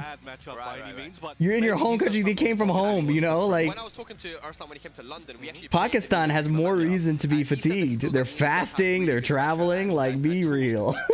It's just that when Kuma one touches you, it is like that one launch is all that Kuma needs in order to take it to the wall, do huge damage, and then get crazy Oki. One more guess and you're dead. It's the fact that you have to be so careful. Kuma is like a Kuma, in a way. In the current version, Yeah. It's fatigue. They had to travel like an hour. You know, I mean, okay, that is somewhat valid depending, like, if you stay at a hotel versus stay at home. It can be harder to get to the venue. I think that's true. There's a lot to play for right now, man. And To the be crowd- fair. the Korean crowd hasn't had a lot to cheer for. No. But we're going to bring it back. We're going to bring it back, obviously. We're just putting on a show, you know what I'm saying? Okay. We're going to make it interesting. Okay. Well, if they're going to bring it back, Brahman, they got to do it right now. We're going to the Genmaji Temple. Here we go. Arslan Ash versus Rangchu Kuma versus Nina. And here we go. We got the farmer Kuma here. He's got a day job. He's got to pay the bills. He's got to plant some carrots. You know, harvest some honey. They're beginning. Is that what bears eat? Carrots? Down 2 right Sure, away. why not? Healthy bear. Counter hit down back 4. Arslan was down. FDX combo. Going for the hunting bear stance. Oh, man. Pressure coming out of here. Trying to push him back to the wall. Activates that heat. Let's see what Arslan's got for him on the return. Now, in Pakistan, Arslan and a lot of Okay. other players have been practicing against Nice heat smash. killing a lot of Kuma himself.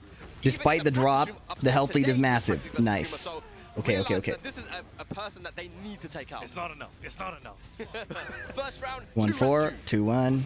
Very nice. Going. Okay, now we got Arslan trying to build that pressure up. I like the Wow, movement. that hop kick, but Rangchu just amazing at throwing Rangchu the wasn't heel. doing the With hop kick stunning just legs, to he's finding ways to call out and do a play. combo. He was doing it to low crush. That's why he finished the string. Beats the power crush there with a throw. Rangchu is flow stating it's not the cleanest yet, but he's getting the wins. So he will warm up as this goes on. Big fish hours. His Yes, default sir. gameplay is 2 paying rounds off. This is very okay. This is fine. Bear X, shout out to MYK. Nice duck. That was so good. Pushback setup. Looking for the down forward 1-2 and ducking the second hit high. That was good. That was really good. That's gonna Big hurt. damage. Insane amounts of damage. They gotta fix that, bro. Oh, whiff. How is Arslan getting out of this? Partial string. He punishes. Jab punish there. Trying to play that mind game. Arslan was Usama probably would have finished the string. That was a Ooh, big clipped. whip from the low, but no loon. Oh, left lefty. Good composure by Rangchu to not get counter hit, and wow. God. Very nice. We saw Rangchu do that Oh my on God, line as 3-0. well. It was the full crash mix This up, is but Rangchu, instead of man. going for the Wasani one, which This is every Rangchu. other bear does, he uses So hard to QCF2, fight. Because QCF2 He's can very, confirm very, it, very but good. also the first hit is safe. So yeah, using that as your mid mix-up, and that was pretty convincing. And you know what? Look, Korea needs to get something. You know, I really Korea feel does bad need for to the get crowd. something We here. were downstairs and they were And taking out Arslan is huge. It was, you know, But the thing is, you can't just take out Arslan and be like, yeah, we're fine now, right? The whole Pakistani team is demonic. Just to give They're these guys so something to good. cheer for, bro. Now the real game very begins. kind of you guys. Yeah, no, it's okay. No worries, But, man. It's all How many good. sets they have to win? Each match is first to 3. If you lose, you're eliminated. So when a team gets eliminated. Everyone around the world, put your hands up. Okay, nice jabs beating the back forward 2.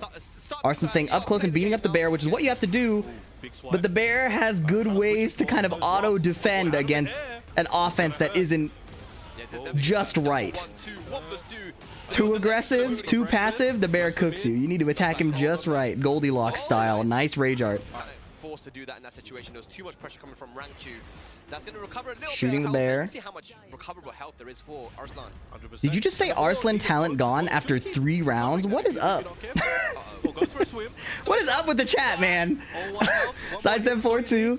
Down for 1-2, second hit counter hits. She's recovering slowly. Slide is good. Nice block into wipe the floor. Pseudo punish right there. When Arslan does Yeah, that, pseudo punish, right? What's going on? Yeah, didn't punish the He was low, all. but That means he was already either way. kind of like having that locked into his muscle memory. The down forward 1 whiffed. The problem with the Bears, to me, it's not their offense. It's how evasive they are randomly. To me, the way you contain the Bears traditionally is you hit them. They can't sidestep as well. They got a big body. Their legs do evade lows. That part is annoying. But the fact that a bear can just body your jab, the fact that the bear can just randomly disappear and still counter hit you, oh my goodness, double fuzzy into QCF2. Very clever. Yeah, QCF2 That once inability again to using contain the front bear dash with your and hitboxes is Arslan what does makes him good so fights annoying to on the fight. though. That's a 4, Third nice. round. Nice long range low to catch the bear legs. Nice block, small punish. Rangchu breaks that throw. Okay, poke for poke. See, Nina's coming out ahead. If you can go poke for poke and not get launched, not get counter hit, this is the Bears God mode. 1-1-1. Not gonna be able to kill with that one. That's a tough situation. Rangchu ripped the 1-1-1 to beat any kind of down forward 1 nonsense, but Arslan went straight for the power crush. Bomb bomb. I could not get that sentence out. That was wild. 4-2-3. Nice punish. Minus 13. QCF2 and a float conversion. Rangchu's usage of the QCF2 is really nice. Booty. Look at that, man. Little low poke, sidestep, but the bear's not getting out of there. Just better for wall position. Nice punish. Good lord. Arslan got away with a lot of sidestep 2s that didn't really get punished that hard. For Rangchu to take the wall splat punish right there, very good sign. Rangchu's looking warm. Is in prime position to start turning this car around. Down jab to try and OS the back 222. Arslan did the sidestep cancel into the mid launcher. That is rough. Bear specific combo. Ouch! Nice punish. He's healing. Oh, heat engage. All of that for what? The bear is now in the lead. Electric. Okay, counter hit Arslan trying to contain the bear. Not good. Not good. Mayday, mayday. Nina on rage. Nina stepped on now in rage. Finishes the string. No duck. Wow. Low crush call out from Arslan Ash. Big wall combo. 1 pixel. Sidestep 1. Yo, he's cheating, bro. I don't know how he's doing. He's cheating. He's cheating. That was good. That was easy, man. That was very easy for Arslan Ash. That was good. That was a close match. That was a very close match. He's blinking. God. He's blinking That's very Morse fast. code. It's Morse code. What does that mean? He's like, yo, Brown Man, tell him I'm about to win the Infinite next stage, game. I got it. much harder for the bear to get the insane cheap damage. No more wall splat punish. Nina has a lot of space to move around, kind of choose to engage and disengage. This is pretty good for Arslan, if you ask me. Uh-oh, that move is so cheap too, man. All right, looking like Electric, there it is. But the big electric learned from Papa Heihachi. No fear from this man. Okay, knockdown into the booty. Wow, he doesn't even need the wall. What am I saying? What am I even talking about? Oh, I was about to say, that's not what you want to have. Wow! Patented Rangchu snipe with the down forward 2-1. He is so good at that. It's a straight up read on your forward movement. Using the range advantage to call you out for trying to just simply get in range. Amazing snipe. I love that. Back forward 2. Arslan choosing the slide can go under the back forward 2, I believe, so that would be a really good choice. Down 2. Nice. Getting around the bear highs. Arslan likes to fake the crouch dash as well because it makes his wipe the floor, that low sweep, more effective. Bear's in heat, responding with his own heat, but it's not really safe. The power crush doesn't save you if the bear heat smashes or catches you with an electric. I think Rangchu will spend his heat here, right? It dropped. That's okay, he's one more chance. No, nice choice to forward 3 and no duck from Rangchu. That could have been lethal. Nice duck under the bad breath. Or what they call it, evil mist. Beautiful block on wipe the floor. Rangchu's defense is so clean, man. Arslan's staying at range 0. It's important to stay at range 0 against the bear, I think. Because that move is so insane to try to get in on. Look at the chip damage. That was 2. He's got that 30-30 vision, man. You can see. Back 1. Nina tried to sidestep after the string to get out of the way, but no dice. Hayashida backswing evading.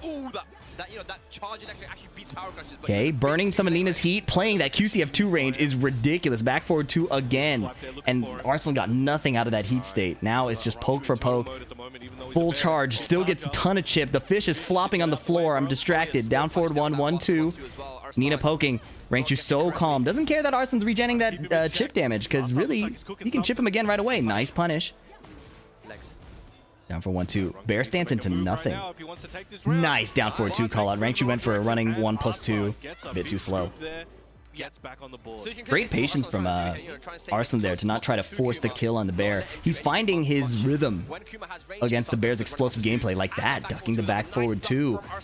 Oh, man. If Arslan takes out Rangchu here, I'm pretty sure Korea is doomed. Nice power crush. And because the way he's playing is exactly what he needs. Uh-oh. The axis is a bit weird. I don't know how Rangchu saves the combo here. He doesn't need to. Spike into booty. 1+2. Not going for the heat smash. Now down jab. Arslan can heal a bunch. 2-1. Denying any chance of a comeback. Nice poke. Nice poke. Nice poke. I know it's scary. Ooh, and we've obviously seen Rangchu go for the back forward 2, which is a tracking move as well. We're seeing Usama now come up to give coaching. Coaching, of course, is allowed as a team tournament, but I mean, Usama coming. So this is what I think is good. You come in and coach if you are correcting after a loss, right? And these Pakistani players are so good at coaching each other and giving each other the right amount of data. And the players themselves are good at taking in that data and not letting it slow them down. The Korean coaching we've seen, the coaching on a win, maybe giving too much data and slowing them down. I think that is a key weakness in a team tournament setting as well. Pakistani coaching is so efficient. Look at Arslan, now he's fighting back. And so is Rangchu. 1+4, interesting choice. Is Arslan going to be eliminated from the exhibition for today? On the chip, plus frames, no charge, beautiful punish. The wall is right behind Rangchu, but Arslan has sidestepped. So much to look Position out is for when it comes very, to very ugly now. especially that electric does high crush the 10. You have to think about the walls here. He dropped the sidestep cancel.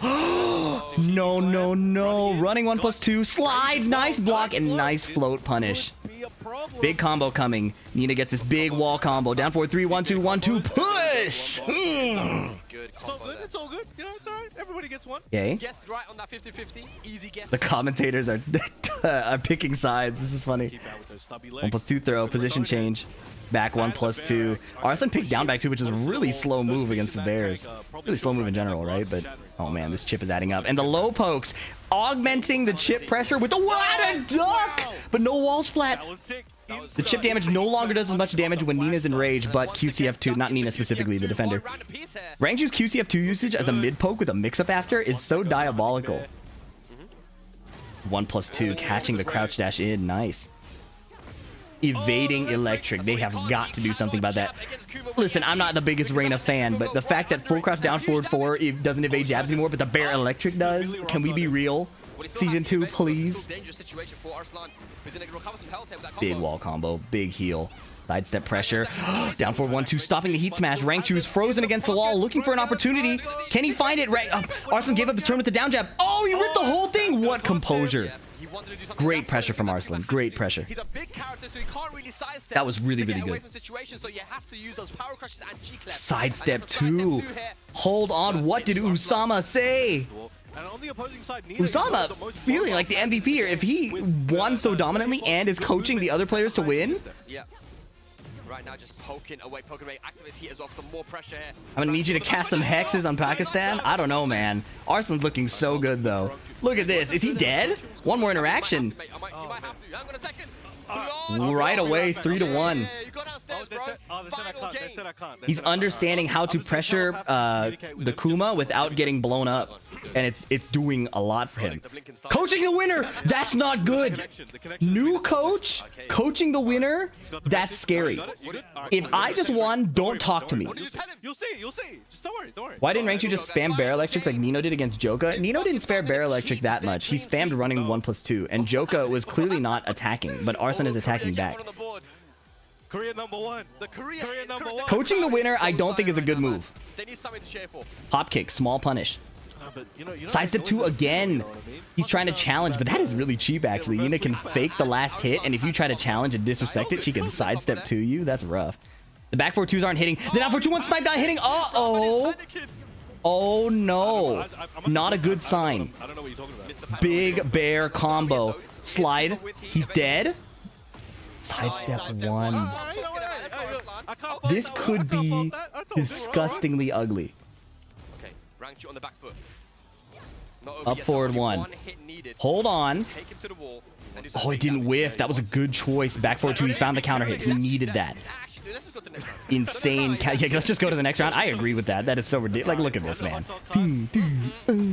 That is off of one safe high counter hit launcher. The push will not kill.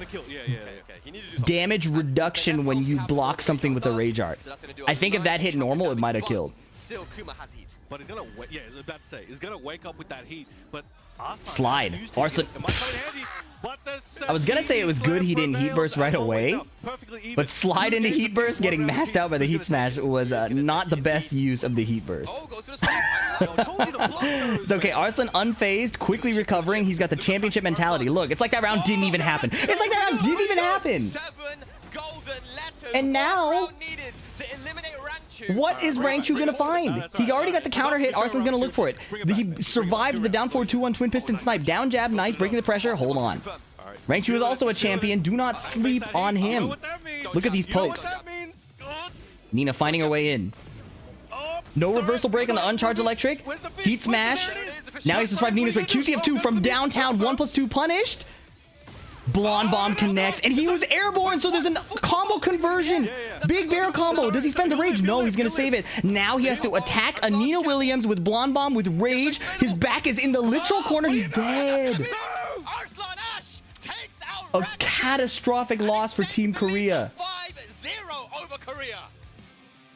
The Tekken World Tour champion, defending champion, out of today's Oh tournament. no. Arslan moves on. into phase 2. If there's even going to be a phase 2. Ladies and lads, is there going to be a phase 2? What's Oh, going on? no. No, you know what? It's all good. Round 2, I appreciate it. You know, you just couldn't win it today. We got 2 of the boys Oh, ready to go. no. We have, you know who we have? Am I gonna get to go to bed early? Okay, Nee, yeah. And Ulsan. Okay, Nee and Ulsan. Do you know who they are? Yeah. Okay, now, consider this. In their time? Yeah, they're pretty good. Atif is 0 for 3 against Ulsan, okay? Me and Ramchu 0 for 3. First to 5, first to 2, first to 10. Pakistan is clearly here to play as a team. Look at this though, it's the run back of the run back. Atif winning a first to 3 here would be so good for him, so good for his team. It's crazy. We had the exhibition yesterday. It went down. It was 7-7. And recall as well that Atif came out very strong in the first to 10. His preparation clearly paid off. Slowly but surely, Ulsan started The stakes here are insanely high.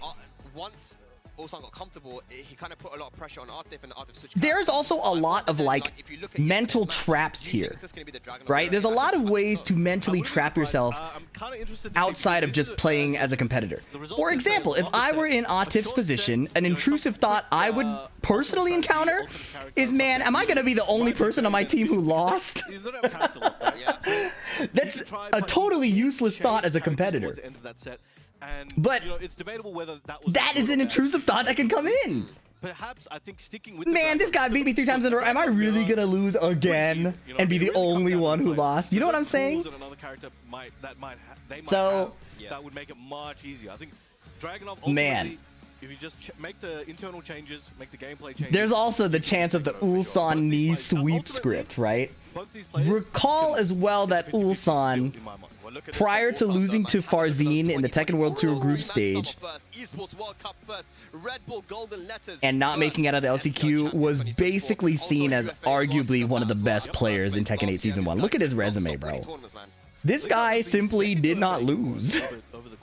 And when he won, it didn't look close. Yeah, there it is. Yeah, sorry, it's right there. That's crazy. Yeah. Insane. Here we go. Now, so like, boy, you know, he's got to, you know, run through. If a sweep was to happen, this would be the guy to do it. No. I don't know who that guy is, man. I've never met him in my life. Man, they really put all his second places in here. That's a curse. It's a curse. Not only is it a curse from like a spectator standpoint, like, oh, Atif is a second place curse. You know it's bad when Atif expresses frustration about it too. Right? It's not just, oh, second place curse, which is something the audience is making up. Atif has tweeted that he's frustrated that he gets second place all the time. That, even if it's some, like, so there's like levels to it, right? Like, oh, I don't care that I always get second place, I'll be fine. That's like probably optimal. There's, oh, it bothers me, but I'm going to pretend it doesn't. And then there's the amount that it bothers you to the point that you tweet it. That's something I would do. And as a competitor, that is a display of weakness that is very telling. And this is no disrespect, right? Atif, again, on a stat sheet, I think is one of the strongest players in the world, if not the strongest. But if he had a weak point to target, it would be the mental. Even before they played, that based on this is the first to 7. You must have just gotten here. This is the first to 3. 7v7. Update the score. Yo, my fault, bro. Chill. Damn. Is Atif just Vegeta? You see what I mean? You can't think about it like that as the player. You have to just go to the next game, lock in, do what you need to do. It looks like we're locked in, ladies and lads. Here we go. Pakistan 5-0 against Korea. Can Ulsan get one on the board and keep his team's dream alive? If he doesn't, I'm gonna run. Dragunov Mirror. This is the stage where Atif 9-0'd Nobi. But I'm not gonna lie, I still love seeing that mirror because you see can this literal asteroid gameplay that these guys have. They play in bring Atif out of this cursed matchup. Running 2 works. Nice. Oh my god. Ulsan's making the reads from their first to 10. Ulsan let so many of the down 2s go on his sidewalk. Now he blocked the first one. And Atif kind of like, you blocked my first down 2, block these other ones. Sidestep heat burst, evading the jab. Back 4-2, not ripping the high. 1-2, no counter hit. Nice duck. Atif ready for it. That's fair. That's fair. He knows his character. He's seen it before.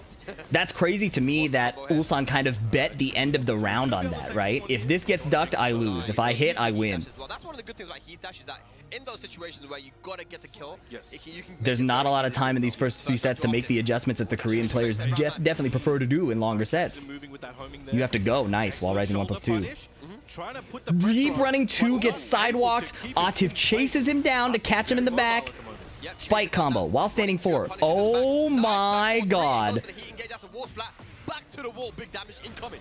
This is going to be a whole lot of damage. Okay. Doesn't get the... Wow. 2 straight rounds very quickly. There's no time, Ulsan. Your team needs you right now. Good for Atif, but this is exactly how all of their sets are gone.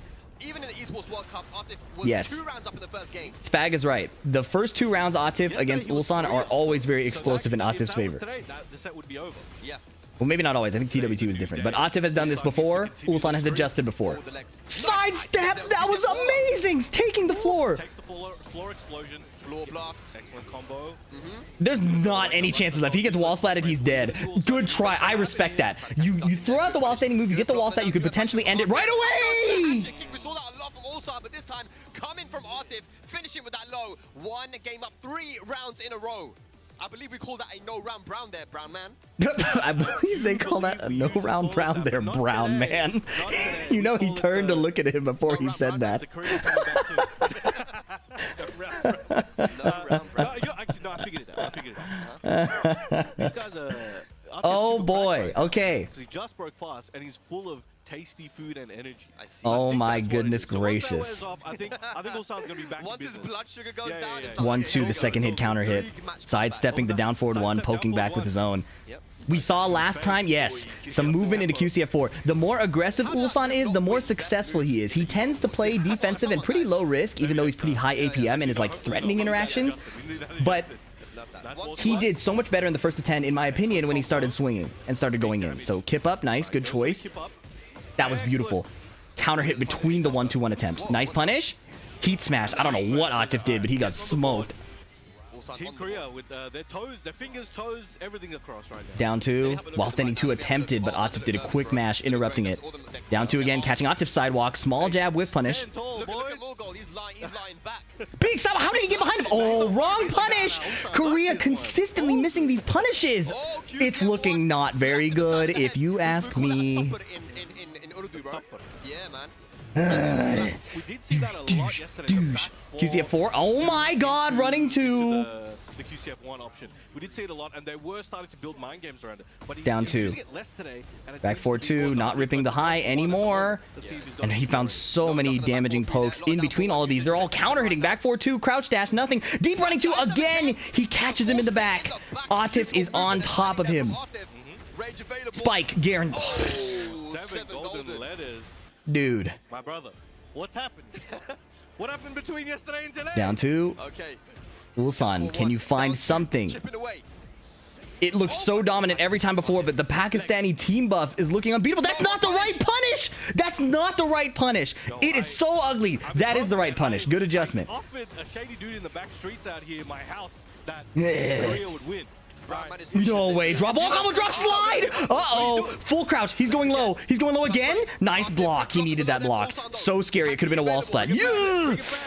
Back 4-2. Counter 1. Counter. Yes. 1-2-1. Didn't even have to pop heat there. Brother, please. A heatless win. What are you doing? Bring it back.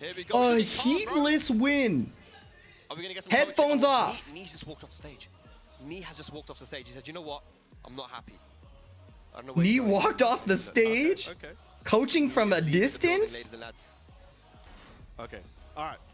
We got one of my favorite stages in the game. We got the dojo, the new machine. You guys have to understand. This is not light work. There's a lot of pride in both of these countries. No. All the hate mail. Give me the hate mail. Let's go. 2-0 right now for This is like a different Pakistan from yesterday. Well, that's not true, because Atif did this well in their first to 10 as well in the first 2 games, and Arslan Ash also was playing about similarly, I would argue. So I actually disagree with that claim. It's more that the people that weren't playing yesterday came to play really hard. The first 4 players went insane. 1-2-1 counter hit. Ulsan waking up. Nice sidewalk heat smash. This happened last time. Going down 2. Figuring out what you need. The problem is Ulsan has no more leeway. You can't give any more games. Still needs to finish the Nice. job. What was that punish, man? Oh boy, oh boy, oh boy. Counter hit. She's just like letting you know, like, hey, tap you on the back of the shoulder. You Hey. know Atif is a masher. He was mashing against you non-stop in the first 10. You got to call him out. Beautiful block. Holy moly. Nice. Good lord. Okay. Headphones came off. Ulsan playing a bit faster. I do not want this. Why am I getting an Epic Games friend request? Down 2. Down 2. Uh-oh. Piecing up, hit the legs, sidewalk the running 2 into a heat smash whip punish. Is this a perfect? 10 seconds, almost dead. One more hit. Dash down 2. Hell nah, that was a 13-second perfect. Ulsan, do it back, do it back. What a block, dude. He did sidestep block. He was like, he adjusted mid sidestep to block the down 2. I forgot where the off Forward 3. 1-3 whiff punish. 1-2 getting crushed. Uh-oh. Fuzzy duck, no whiff punish. Ulsan is simply not as fast as Atif right now. He's not as fast. He's not as sharp. The low blocks are good. The punishes are good. Sidewalk, good. No whiff punish. You see what I'm saying? He's finding the opportunities. They're just not... The punishment isn't there. Beautiful parry. There it is. Uh-oh. Uh-oh. He got that parry before. He got that parry before when he ran away with the lead in the first 10. Atif has to stay composed. Usama's coming in. They look so locked in. Okay. Atif some advice, and there's Arslan as well. Okay. Hold on. Pakistan is better? How do you explain the results from yesterday then? I'm so confused. Well, let's look at the variables. It's a team event instead of individual exhibitions. It's shorter sets. There's coaching. There's a lot of variables at play. There's a lot of variables at play here. It's so... That's why the event has so many different formats, is to give each team a chance to shine in different ways. Did he get double coached? That might be a lot. You don't want to slow down Atif with some double coaching. This may have been a mistake. Double coaching is crazy. They trying to calm him down? That might be... Uh-oh. Do you see what... Coaching is a double-edged sword, you guys. Not everybody can handle a lot of data and continue to flow state. Double coaching? Like, did they not believe in me, you know? You see... Oh, no! Too many coaching! Uh-oh. Russian assault there. Oh, no! Activates that heat. The big pressure's coming. These guys are great players. They're a great team, but coaching psychology is a very fine art. And he has Ulsan in the corner, which looks good. Nice. He's pushing the offense. He wants to end it. Hatchet kick. Uh-oh. Nice. He wants to end it. He wants to get out of here. He wants to get out of here and prevent the throw. Nice counter hit jab. This is a big deal. And especially now this one. Look at the movement, man. Uh-oh, QC. How did he find that QC one? That wasn't even a whip punish. He just caught his movement. Potentially, right? Depending on how you look at it. Yep, heat burst to save the sidewall. Tries to resplat. No, he tries to spike. Yes, he knows Atif wants to do the crouch dash. He learned that in their last set. Stop! Oh, no! Are they going to send 3 coaches if he loses this one? Maybe 4? Uh-oh, 4-4-2. Ulsan making mistakes, though. It's not over. No, too desperate. And he's 2 games to 1 him, and he just needs 2 more rounds. And Ulsan now finding the windows to attack. Miss punish. It's not good. It's not good. Back for 2-1. How do you uncoach? Okay, fair enough. Slide 1-2 or 2-1 mash out of it. 1-2-1. Beating the armor is crucial. Oh, it missed. And you can't be happy about that. 1-2-1 counter hit wall splat. No way, Rage. Okay, we good. Ladies and lads, we are going to a final game. Why did they send 2 coaches to talk to him? Oh boy. Where's Knee, bro? He's looking over his shoulder. Where's the third one? Is this a new coach? Is that the John? Okay. Sorry, he's feeling it. He's happy. Oh no, that's 3 different coaches. He's 1 game away, man. He was up 2-0, and just like that, Bro was exhausted after taking it from both sides. You need to get back on Fortnite, bro. What is that chat message? For Team Korea against Pakistan. I can't believe he got double coached. He's still talking to him and they were loading in. It's over. It's over. Make some noise. Send everyone. I can't believe it. This is a disaster. Surely they're just trying to calm him down. If it's 3 people talking, surely they're trying to calm him down. But do you know how that just makes you more nervous? 3 people? Oh no, I can't believe it. Oh my god, the down 2 blocked. No, that was a while standing 2 attempted. It's all falling apart. Oh, hatchet kick. No way. Okay. But if it was any other player on the planet, I'd be like, nah, Ulsan got it easy. But this Small whiff punish. 1-2-1. Okay, okay. Good punish at -14, back 4-3. And here's why. To the wall. This is looking like an RTF round right now. It Okay. is, but it's not over yet though. Ulsan still has resources available. Good block. Heat smash is good here. Just finish him. No, that's got to sting. You've got to be kidding me. He walked a down 2. Alright, spikes him down. Goes for the QCF. Nice try. That worked before, and you can tell he's nervous. That's a good try. Look for those counter hits. Oh my god. Full crouch low. Atif's going to push the offense. Ulsan needs to find that opportunity now. Block into no punish into heat smash. I don't know what he's cooking, but I think a hatchet kick is coming. I can feel it. Or a raw rager. He tries the 3+4 in the open. Oh, faked out. Nice. Atif keeping it together. That's Atif's signature. He fakes the full crouch low multiple times, and then he starts doing the safe mid option. Very cool. Counter hit running 2. Oh my god. We thought it could be immediately over, or it could be a reverse sweep. What's going to happen? Oh, yeah. There were a bunch of 2 jabs from Ulsan. I wonder if those were running 2 attempts. Bro, this is a scrap now. No more time for moving around. Punch me or get punched. Sidewalk 1-3. Sidestep 1-3. Everyone put your hands up. Send your energy to Ulsan. It's not over yet. Ulsan look at the reverse sweep though. After was 2 games up to 0. And just Oh, he went for it. He said, fuck it. Oh my god. That was actually very good. No floor break. 1+2 throw. We're still on that. Yeah, you break this. Stop touching me. I'm running to. Again, they want the floor break, bro. Back 4-2. Okay, down 2s. Maybe giving up on the throws, or maybe another one will come right away. Nice. Oh my god! Why does he keep going for that? Break the floor. You only get 1 wall hit here. Spike, yep. Oh, rushing us off. Break that leg. You got 1 pixel. I win it. Oh, counter it back 4-3. Yeah. Get that. He's to tackle him. Break your leg and your face. Gray health gone. Oh, Watch 84. Ulsan down 2. He's going to win. He's going to win. Down jab. He lost again. How many men did you try to send? I can't believe it. Ulsan is not gonna be a Oh, he's taking a victory lap, man. Oh my gosh.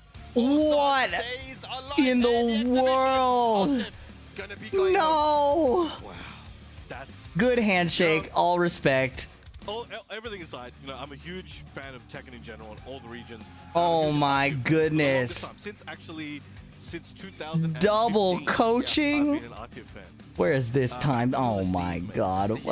Jin, actually. Usama, Arslan, the John. As much as we. Oh, that hurts, man. Listen. Right now, I still Listen, obviously, it's great that there are more matches. I'm, like, slightly biased towards Team Korea. But as someone who's an Atif fan, that hurts, man. Oh, that hurts. Now, me versus the John. It's a mental block. He has a mental block in his head. He has a mental block. He has 3 dudes in his ear. He's got to fight. He was fighting Ulsan and his team. Now, guys, it is Knee and Ulsan versus he was 1v4ing. 5 losses in a row, but Ulsan and Knee Oh, man. team. Can they do it? We've got Knee versus the John as our final game of phase 1. Wow. This match is actually something that we have seen before.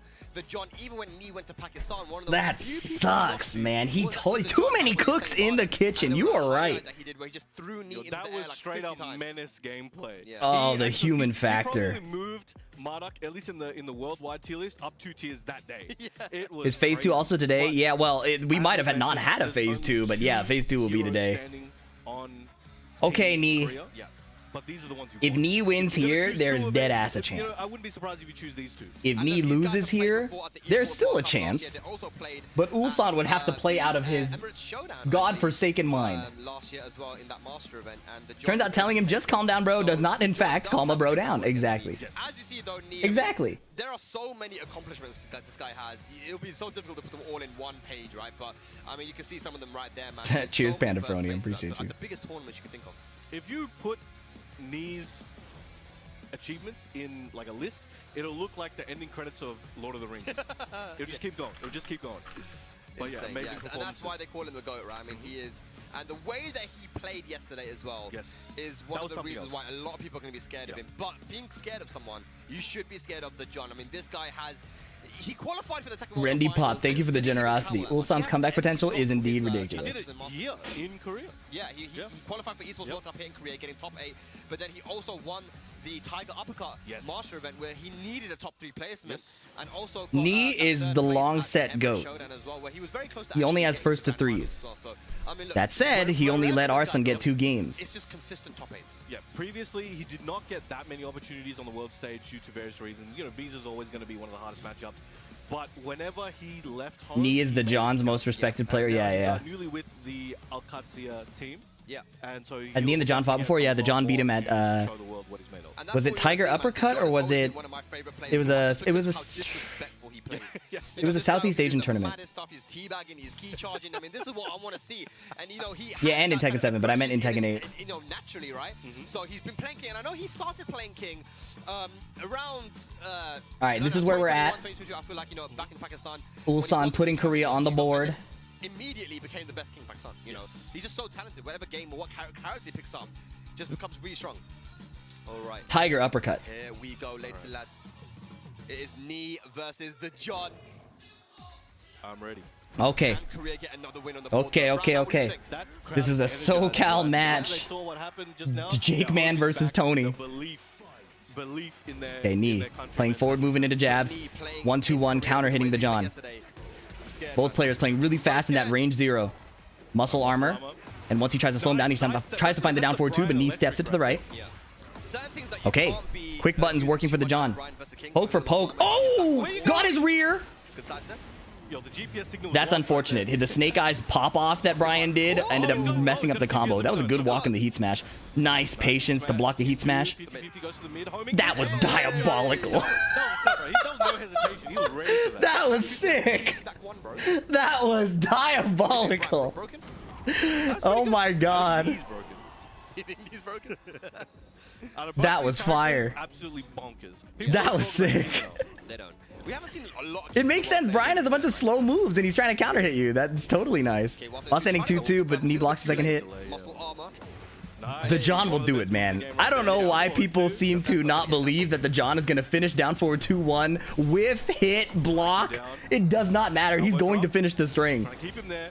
Yeah. It happens every single time the John is on the screen. He finishes down forward 2-1 no matter what. Pressure here from the John, though, forward four. Beautiful 2 rounds. up here Forward 4. against Knee in the You first notice game. how King players, you notice how the John isn't really throwing? He's just throwing out the Down two, mids. starts it up, down The forward, throws come two out there. once they're respected. Look, see, you see what I'm saying? Down forward two, or trying He's to going to move down forward for the 2-1. final hit. Oh, nice combo. Yo, Oh, what a combo. Nice Wake wake ups. up. But he gave up the wall. Brian at the wall is scary. Be not too problematic there for him. Jaguar sidestep into heat burst. Jaguar sidestep it again, getting away from the wall. Jabbed out of the muscle armor. Down forward 2-1 counter hit. That's all it takes. He won this game with down forward 2-1. Heat smash is coming. Get up, me! Oh Team my. Korea, Team No, Korea. nice commentary, Korea number curse, one, bro. man. Korean. No. Not then. We call that no round brand, man. Yeah. Oh Go no. do it back. It was okay, look, Ulsan versus Team Pakistan. I mean, that makes for a good storyline. Because it looks Oh like he's got- boy. I mean, That he would- put- that would he be- put you all know his- what? Not gonna lie. all his energy went into yesterday. I mean, Why I no would grab be on the ground pretty Oki? cool I don't know. I if think he wanted to Ulsan take a different did Oki that, but- situation. Like, if you do a ground throw, it's like an immediate RPS, but if you delay it, It could happen. you create a different wake up RPS. Just varies the mind game a bit. Wave dash, deep wave dash, forward for neutral 2. No throws coming out yet. Uh-oh, sidewalks through a nice down jab to break that You situation. know this matchup really well. There's the muscle armor, but Brian recovers really fast. Orbital from a distance, not contesting too much. Sidestepping the 4-4 neutral 2 is really good. These sidesteps to the right, really good anti-king gameplay. Finds the Requiem between the muscle armor span. Spends his heat, hatchet kick, block your legs. Back to the wall, cancel. While sending 2 counter hit, he didn't confirm it. Sidestep duck, beating the throw. Awkward sidewall, he's gonna get anyways. That was a nice composure from Knee. Ducking that throw was so huge. Like, we have not seen throws from the John that much. Oh, he hit the late frames of the muscle armor. Nice block, nice punish. Knee using his movement to try to shut off the throws and the immediate timing mids. Sidestep right duck, really effective stuff. Forward 3, nice. Uh-oh, misinput. Finishes the string. No, punish. Nice sidestep on the QCB1. The John using his movement as well. Doesn't go for the running Jaguar sprint. 1-2-4, no counter hit. 4-4 neutral 2. John taking small damage to eventually win, not forcing anything, and winning with 1,000 cuts. This is really, really nice. This is awesome.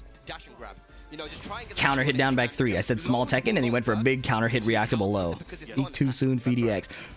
Fisherman slam a bit too slow. Sidestep jet upper. We are in this bitch. Spinning.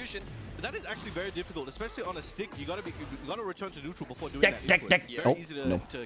He tried to throw him out of the muscle armor, but he could duck after. Very cool move from King. Very, very cool. Sidewall splat. Save it with the throw. Break the giant swing extension. Oh, trading heat smashes low. Down forward to close out the round. Okay, the John 1 round away from taking it 2-0 so far against Knee. Oh my goodness, the muscle armor. Knee finishing it and finding the hit confirm. Forward 3. He changed it a little while ago. Requiem. Oh, no, recovered just in time. So scary. Knee not forcing the attack because of the muscle armor or the down forward 2. Nice block in the hatchet kick. He can duck after doing the armored safe stance from a distance. Knee cannot find an option to take at the moment. Nice timing on the down back 1+2. It was before the muscle armor activated. The John actually had the read and it was good. It was just a bit too slow. Nice punish. The John recognizing that his throws are getting ducked, trying to go for the mid. Knee staying poised, and there it is. He finally calls out the down forward 2-1. What is this combo he's going for? Keep it simple, Knee. 2-2. Not stressed at all. QCB1. Uh-oh, lots of movement, mixing up his offensive timing, but he's getting poked up. The John, again, very content to win through 1,000 small cuts. Nice. They were both playing a game of chicken. Do I finish the down forward 1s? Do I rip the muscle armor 2? Played it safe. Nice punish. Oh, sidestep jet upper. You've got to be joking. What a sidestep there into the jet upper. Gonna activate heat as well. Big damage incoming. Okay, awkward sidewall, down 4. He saves the heat gauge, but then spends it right away in the heat smash. Flow state reads, down 4-2-1, no duck again. Dash, QCB1. The John found a delayed sidewalk to beat it, but the mock kick. Read by read, it's moving so quickly. This is so cool. Wow. It was a slow start. Wow. We're slowly starting to see King keeps going for the sack. You talk about forward neutral 2. The reason why he's had to play a little bit slow is specifically because of that muscle armor. Can't be using too many moves like QC back 1, quarter soccer 4, 1+2. This stage, I mean, these are moves that will all get absorbed explosive floor. if he tries to go You know King likes those explosive floors. Explosive wall, you know Brian likes those. So surgical. Yes. down 4 from a distance and it whiffed. I would like to see a few more throws. Yep, there Knee putting out the down 4s as a nice anti-muscle armor, but then the Requiem gets muscle armored anyways. He sees that the John isn't doing his regular sidestep hop knee thing, so I think that's why he's comfortable doing the down 4s. He's a complete character in my Uh-oh, chain throw. This is not the rolling death cradle route. The threat of grabs is enough for him to employ his other game. Oh my goodness. Wake up. So cool. He held back and he got heat smashed. If he stayed down, there's a low that hits, right? It's just an RPS. Sidestep. Oh. He did a sidestep. Didn't do the jet. Oh my god. We're going to go back and look at that. He did a sidestep, missed the jet upper, went for the string, low parried the down jab, and then dropped the combo. I can't believe all of that happened. And now he's muscle armored. I can't believe that. Nice patience. Waking up with punishing with a 1-2. One jab. Oh my god. Counter down. Okay, but the wall saved him. Giant swing out of a run, and he's dead. The wall saved him. The wall killed him. Did I accidentally coach him into the throw? Hold on a minute. Wait, stop listening to me. It's 1-1 though. It's 1-1. That would be catastrophic if he had these 3 rounds on the explosive floor to make the comeback. Trading. Nice break in the generic throw. That was scary. Down 4-2, no counter hit. The John didn't rip it. Going for the sack again. I'm stealing that one. That's funny. trying to fight back. Down forward 2s, forward neutral 2s. Really fishing for that down 4-2 counter hit there to John. Running 3, beating a potential duck, and then he finds the counter hit shove. That is a 9-frame counter hit launcher. It's going to be big scaling. Oh my god. Yeah, there it is. Bang. It didn't blow up the... Oh. Didn't want to use it. Yep. Oh my god. Everything working out for the John. Another no round brown man. That's Great third adjustment from the rounds John. in a Great row. adjustment from the John. And we've got Arslan coming up to give coaching to the John against Knee. Obviously, Arslan has a lot of experience versus Knee. Here we go. Okay. Get ready for the All right, Knee going to bring this one back. Yeah. Surely. No Okay. doubt. No doubt. All right. Yep. My house is on Man, the line. it is very quiet downstairs. It's pretty tense. I mean, this is... Someone dropped a pen and I heard it. And I got headphones on, bro. That's insane. Whoa. Okay, down back 1+2. Did Arslan coach the John on a win? Oh no. I looked away for a split second to look up frame That's the data. thing with Brian, it's not like a huge punish on 172, so it's not that Heat bad to smash. rip sometimes. Yeah. Oh, okay, no confirm the 172. Oh, big duck. Cracked. It's kinda This cracked. could be bad. Is that dead? Look. Yes, it is.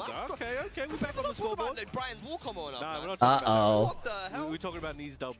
Let's go. UCB1, forward dashing. Okay, good. Space Wow, forward. that timing on the forward 3 was amazing. Okay. Let's be objective about this. Yes, the coaching maybe fucked it up, but I don't think the John is playing that differently. I think Knee is just adjusting. It's funny, but I don't think it's true. I don't think it's true. Will not fight. It's not looking good There's a right delay now. on that flight. Doing strings. He's doing strings. That was a good duck. Doing strings. Flash duck 1-2. Oh my goodness gracious. Knee is playing fast. I don't think it's a coaching failure in this Looking to take us case. to a final game once I again. don't think it's a coaching There failure we in go. this We're case. talking about the grabs Beautiful. before. Yep. That's the way to counter that. Back 1. All right, but the Brian Electrics, they're slowly chipping away that damage. Yeah, now Back to the wall. the John is going to be a lot more scared using that muscle armor because of the throw.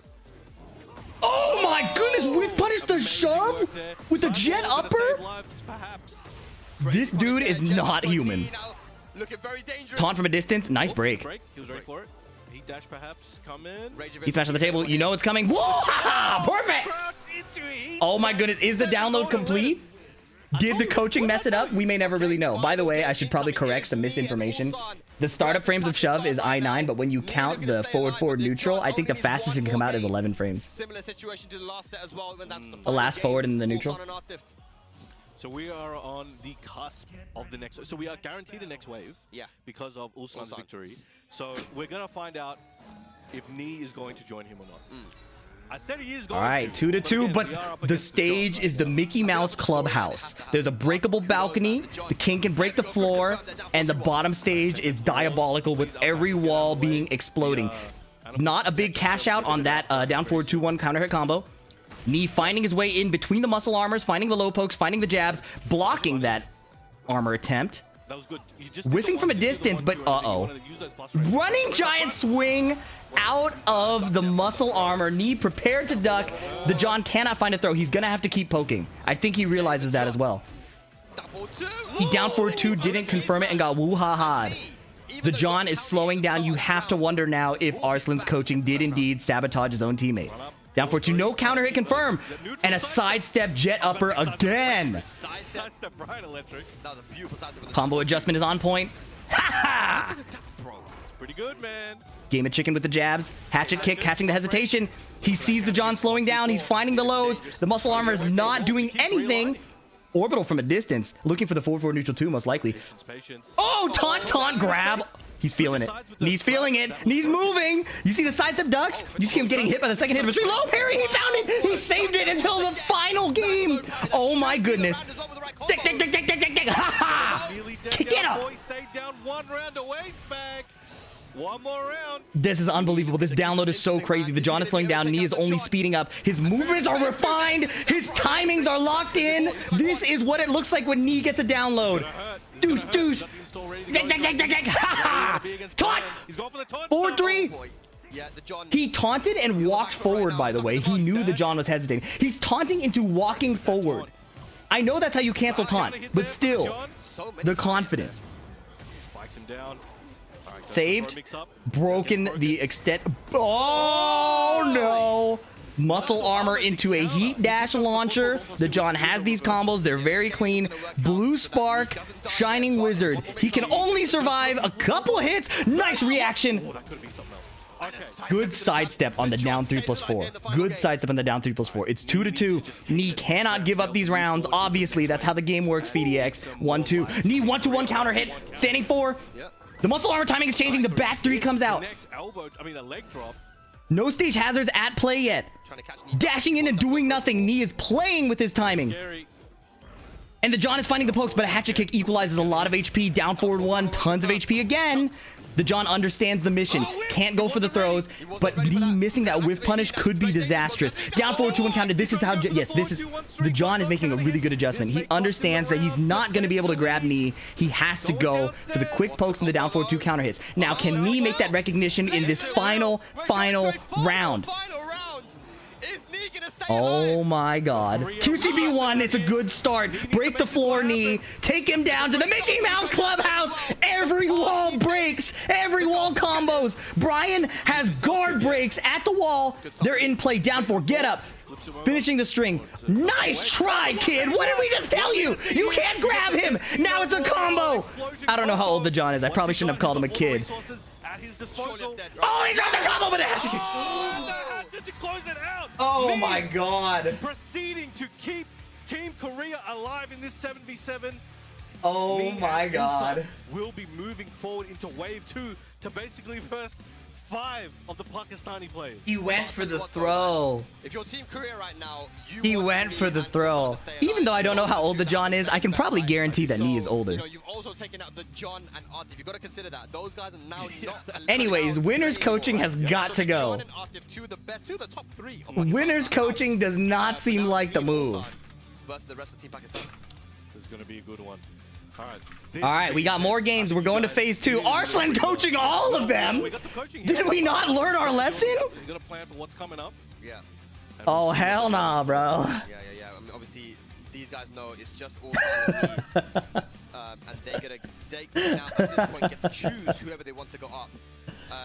They're not going to know. This is going to be a blind pick. So they're picking they're picking their order. Who is going to be going up, whether it's Ulsan or Knee. But I do wonder what the Team Pakistan strategy is going to be. I wonder if they'll cut to a break. Surely they plan to cut to a break, right? Decide to go up straight away, or does he maybe think that, you know what, let's send Noman or someone else up? Maybe. I kind of wish coaching wasn't a thing at all. Yeah, I think it's more fun without it. To be honest. You know, the team hasn't. That Team Korea doesn't have a lot of experience against. You know, the strategy at this point in phase 2 is very, very important. And here we go. We've got Yeah, what is the draft order? I think you draft Farzine. You save Farzine. I think you save Farzine to take down Ulsan with the Yoshimitsu. You save Tanvir for Knee. And in order to save them, you don't draft make them go first. I think let Numan play. I want to see Numan play. Unbelievable, keeping the hope alive. First to 7 wins? No, it's first team to be eliminated. Call Arslan and tell him. The second wave, as you can see, matches 8 and onwards. I mean, I tell you what, though, man. The storyline, the way this gone out right now, is not looking good for Team Korea. But Ulsan and Knee have the ability. There's the potential for them to completely clean sweep now the rest of Team Pakistan. And yeah, we don't know the pick order. It's possible. I mean, I'm going to keep it a buck right now. That's looking like the Goku and Vegeta of Korea. Goku and Vegeta of Korea? It's going to be them. Yeah. But it's hard. It's definitely hard. But that was intense. We are going to a break, right? Over here, and we know you guys are at home. So we'll give you guys a few minutes to take a breather, get a drink, get a snack, and be They like Goku and Gohan. Of day 2. It's more like Goku and Gohan, bro. This is the Cell saga. And all of Pakistan is Cell. Ulsan is definitely like Gohan. Holy moly. All right. This is ridiculous. We're going to phase 2. In case you didn't understand, phase 1 was just the first 7v7 matchups. Right? The first matchups of the 7v7. Phase 2 takes the survivors, and they can now draft their pick order instead of random matchups. So now we have Knee or Ulsan, we don't know which order, fighting Numan, Tanvir, Usama, and Farzine. And we, again, on an Arslan Ash, jeez. And we don't know the order. So we will have to see where this leads. Oh boy, oh boy. And in the meantime, I think I have time to play Monster Hunter.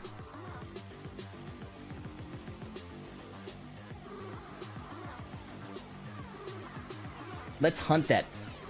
I don't even know what it's called, but he's a bitch. No, Fortnite. We already did Fortnite. Barre.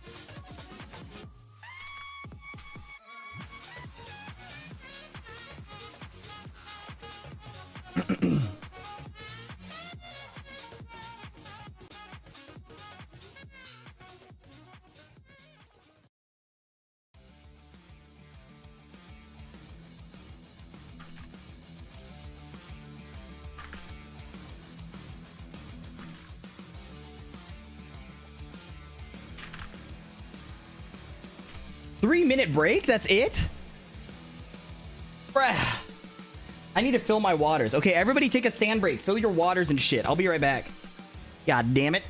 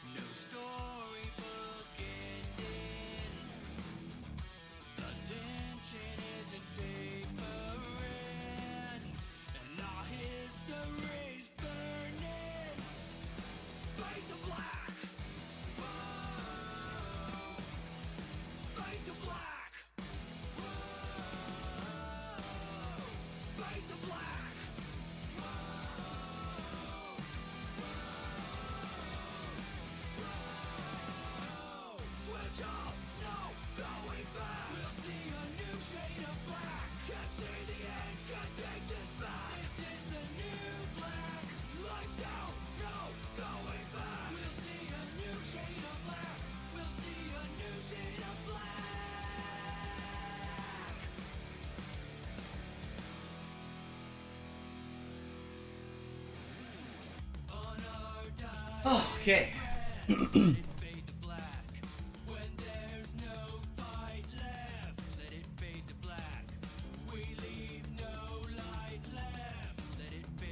What did I come back to?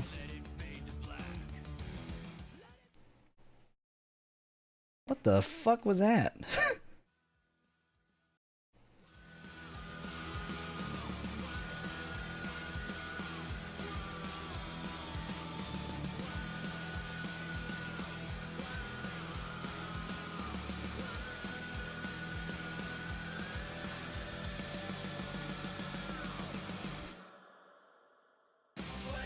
Starts blasting it again? Well, it was like a train wreck, you know? I kind of wanted to see what was going to happen.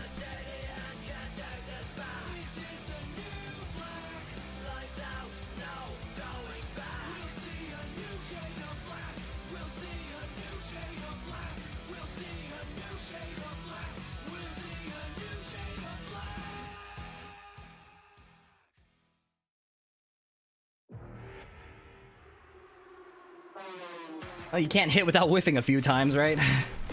Jesus. Ugh. The fuck?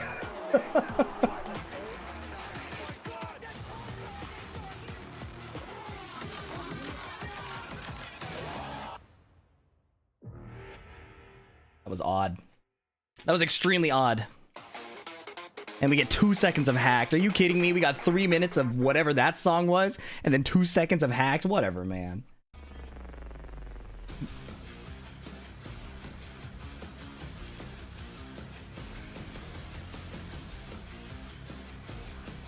You know what this soundtrack sounds like? It sounds like Excite Truck on the Wii. You guys know that game?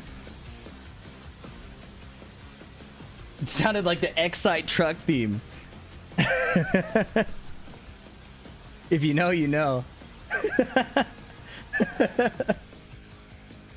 All right, ladies and lads, here we go. We're back. And this time it's going to be phase 2 coming up. Knee and Ulsan have kept their team alive here. Team Korea. Ulsan, take my energy. That's a cute little thing. Why is it crying, though? Really small hands. Is that why he's still going to take it? Yeah, maybe. All right, like you said, Brown Man, the Goku and Vegeta of the No, Team it's the Korea Goku right with the now. Gohan, man. Which one's Vegeta? But there we go. Look, man, we got Knee fans in the crowd, man. They're pinning their hopes on Knee and Ulsan. What is that face? picture? What is that? What is that face? Getting these? That's I'm your father. What are you guys doing, man? Turn that off. Turn that off. That's like a screenshot from his stream or something. Like he must have eaten some bad food. But guys, So this is what they're playing unserious. for right now. It's going to be 5 Pakistanis going up against the 2 Koreans. Ulsan Pakistan is not the Ginyu force here, man. It Come doesn't look on. good right now for Come Team on. Korea, but if you look at the way that the format is, Ulsan and Knee, you know, and looking at the players that we have on the side of Pakistan, look, Atif and Dejona out. That's a win. You gotta be, if you're Team Korea, you gotta take That's that step and say, you know disrespectful. what? This is possible. It's going to be a big task, right? The Goku and Vegeta path right now, it's like their own little tournament of power that they're going through. Will we see a Gogeta? I don't know. Let's see what happens. Let's see. We'll see how the map pans out. But I think they get to choose the lineup, right, from now. Right. on. Yeah. So in the way that it works now is that Ulsan and Knee, between them, they're going to choose who goes up, and Pakistan will then send a player up as well. It looks like the choice has been made. Raccoon beat up and they Vegeta. decided Knee that or is Ulsan going are to not go up. Vegeta. And on the side of That's Team the point. Pakistan, they have chosen Noman Chaudhry. So it's interesting because They drafted you Numan would first. say That's what maybe I was the experienced saying. player That's what I would was be the one that saying, would go up man. in but I think Arslan has gone for a strategy where he wants to stay in the back. Maybe just to give the rest of the team confidence that, you know what, even if you guys don't get the win, I'm still here as your captain to potentially go and win the whole thing for us. So, I mean, what do you think about that strategy? I mean, it could work, and ultimately, Ulsan versus Numan. Here we go. This is gonna be sick. Okay. potentially beat either. The of them. drafts I think are anyone in. In this whole list of players, Yeah. anyone could beat anyone. Yes, in yes. my opinion. And I think that's really what's happening right now. It's like, look, we got 5 of us, we got 2 of them, and we're just gonna see. We'll send out Numan. Numan again could beat anybody on the planet on a good day. Oh And he boy, also oh has an boy. Extremely strong. Oh, this strike. is gonna be good. So there is a This is gonna level be of good. familiarity, and in addition to Oh, that, his boy. Steve is one of the best on the planet. So now they're Gohan up first, We're yeah. gonna test how much Ulsan knows this level of Steve. But because there's only 2 players on Team Korea, now Team Pakistan knows for a fact that Knee is coming up next. So there is the potential for counter-picking there from the side of Pakistan after this match, right? This But is actually Noman Goku versus and Jiren. Are you Ulsan, calling not a matchup Numan that I've seen, I Jiren? feel like. Come on, But, you know, guys. he played You just so like well saying against, shit at this Chanel point. earlier You in the know I'm first the game. biggest Numan And fan that's ever. that's But the Noman Numan I'm being used to Jiren, seeing, right? We haven't seen you that guys Noman suck. when it comes to international travel. But God. he's looking like himself here. We got Ginyu this lad, Force? Ulsan, Disrespectful. against Noman, phase 2. All right, it's all coming 2 down to throws, this. swapping It sides. is Sonic Fang match. I love that. Stomp, going in hard. Oh, yes. Don't give him any chance to stabilize. Fast offense. I love this. Numan is going in. Over here, over here, over here. VDX combo, that's okay. Single stomp. Sidestepping right. Sonic Fang, chip damage. 1-2-1. Nice. Ulsan found the timing on the dash wait into attack. He's out of here. He's out of there running low. That was sick. And then low again. I love the way Numan is playing right now. I think maybe he was hoping for, I don't know if it's still possible, but you used to be able to get a Up back pickup. 2. QCF1, nice sidestep. And an instant Sends him up. Let's see what he's gonna flicker full crouch down forward 2. I am a big fan right now. Stomp. Going again. Canceling the Lionheart into up back 2. Running 2+ frames. Sonic Fang Chip, he's playing so fast. You notice how he didn't play like this against Chanel's characters? Because he couldn't. But against the male characters, Steve could go in. 1-2-1 up back 2. 2 rounds up here in the first game. Ulsan, you gotta fight. No, Numan is beating him up for fighting at the wrong time. Ulsan has to contain the crazy playstyle that Numan is coming at him with, and a sidestep left on the down 4-2 is a good choice. If Numan switches to playing more QCF1 on 1-2-1, this is going to be fantastic. I'm so excited to see this. Because against the female characters, Numan didn't do QCF1 like once. 1-2-1 got ducked, Power Crush got grabbed. Ulsan's down 2 rounds adjustment consistently cooks. Oh, give him an extra piece of damage down there. Yep. Okay. Ulsan slowing down again, baiting Numan in, and then finding a 1-2-1 counter hit. Now he's running with the heat state. Launch punishable low, but obviously it's only bad if it's blocked. Sonic Fang did not whiff punish in time. Armor did not hit him in time. Nice duck in the throw, but the heat smash was a little too slow. Trying to catch Numan mashing. Power Crush on point. No mid. He knows Numan likes to go. He knows Pakistan in general loves to go for the low parry, right?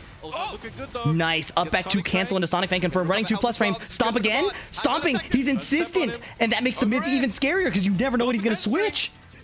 He doesn't care. Oh, whiff punish. It's not enough. But 1 stomp into 1 more mix-up. Albatross 2 counter hit. Slow motion. This is exactly what we saw when it came Numan. to Numan versus Rangchu back at FP Major in Malaysia. Oh, yes. A pixel away from losing the set and made the comeback somehow. He's so clutch. Oh, yes. Amazing work. But Team Korea will... He could have killed after Power Crush was down 4-4. Oh, would that have both hits have hit? He's like, no, I just got a little bit of experience. I didn't know that. That's pretty cool. It's all good. It's all good. I got 3 games to work with. Numan is not looking phased at all, bro. Another day at the... Yeah, Numan, cool as a cucumber. Maybe he forgot who he's up against. It's over. It was 1 game, bro. Maybe he's good at this. Maybe. All right, here we go. 1-0 for Numan. How does Ulsan respond? Down to, uh-oh, over here. I love that. That's the second time. That's the way he started the first. Nice. Nice combo conversion while standing 1-1. Okay. Ulsan stayed down. Do you think that, because he's English, do you think Steve inflicts crisp Down 2. Nice punish. Wow, raw Sonic Fang not punishable enough to be a big deal. Surviving the Steve onslaught. Very nice. Forward 3, trying to catch a sidestep over here. No whiff. The heat button ready to go. He did the extended duck too. Oh, yes.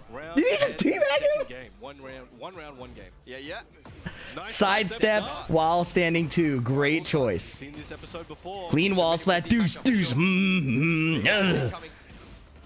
Spike. Plus. Mixing him up. The full crouch low is really nice against Steve. Not taking a huge risk of getting counter hit. Nice. Power Crush. Catching a forward 2. Stomp. Down 2. Look at him. He is just throwing tons of hitboxes over here. Oh, extended duck combo. This is hype. Yes. Oh, boy. Numan is cooking. Okay. You gotta bring this one back, buddies. While standing 4. Down forward 1. Over here, too slow. Small punish. You only get 13 frames. Counter hit throw, but Numan breaks it. Flicker 2 hits normal. Spinning down 2. Numan is sprinkling in tons of new offense. Sidestep on the QCF1, but a very tiny whiff punish. Uh-oh, trying everything in the Steve toolkit.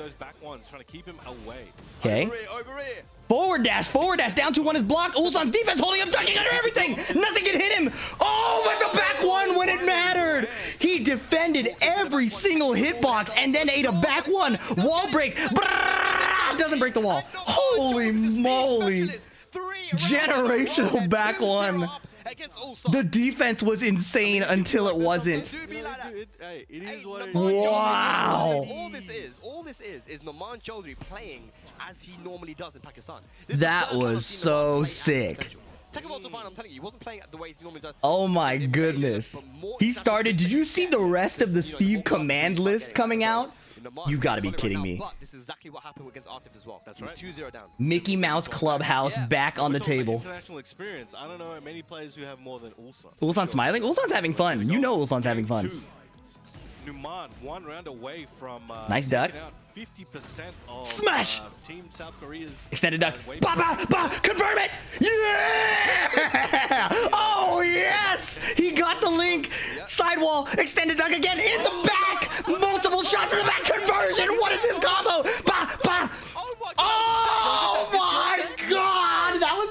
Steve round. Tricks for this That was sick. Oh my god. Sidestep as well there. We'll cut him on the side. Oh no way. Nice interrupt. Nice interrupt. Nice interrupt. Ulsan. Running up to him, doing all the strings.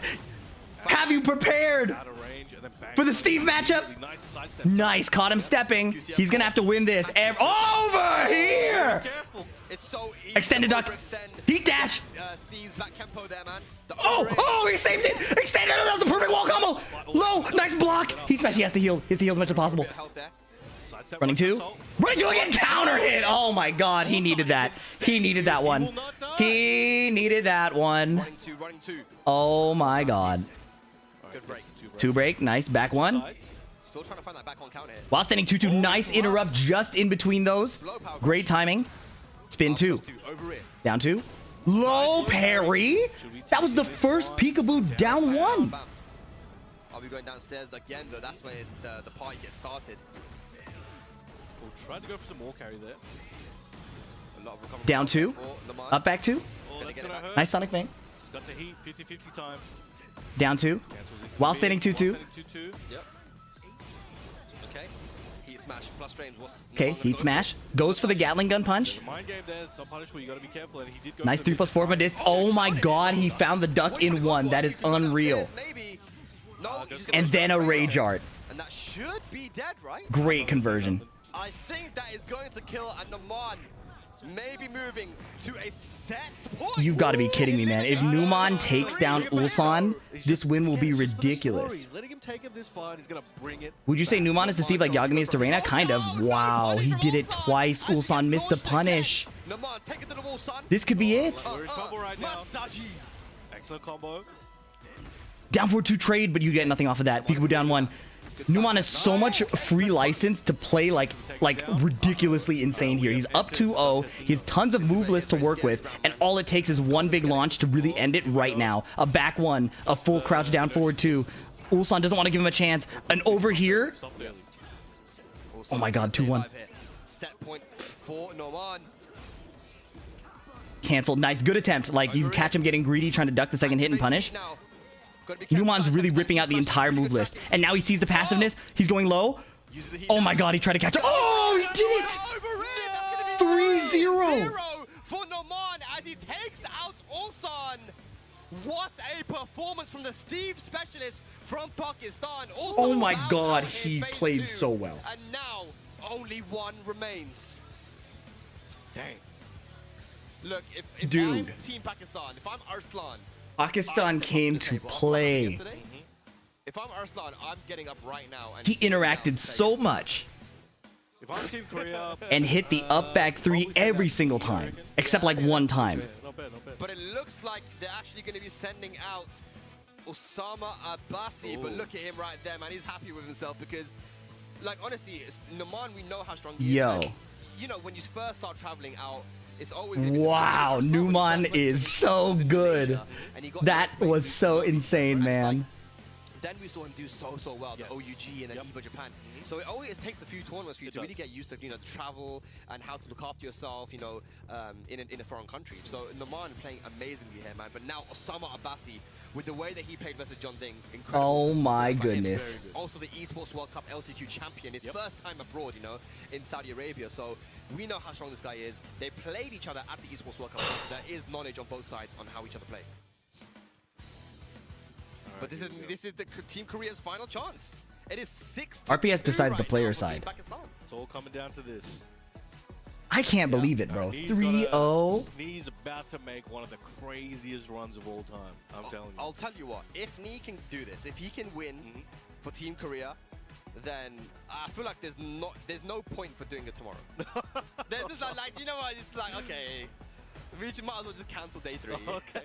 Just go to Jeju Island early. Yeah, just go to Jeju Island, have a good time. But no, I mean, look, Nee, it comes down to this, and it's crazy how it did come down to this as well, because Ulsan and Nee, the way that Nee was playing yesterday as well. But is he going to go for Brian? He's hovering the Feng right now, actually. Nee is currently hovering over the Feng, but the way that his Brian has looked, I don't know if that's the right choice, but I mean, I say stay with the Fang, brother. stay with the Feng. Sorry, not stay with the Frank. Sorry, stay with the Brian. Stay with the Brian. And Osama is already locked in with his main character, Jun Kazama. Actually, Osama is an Ana main, and he does have Ana now. Osama's but an it's not Ana really main? available till later. Maybe we'll see him play Ana later, but right now he is a Jun specialist. What is it going to be from Knee? It's going to be, of course, the patented Brian.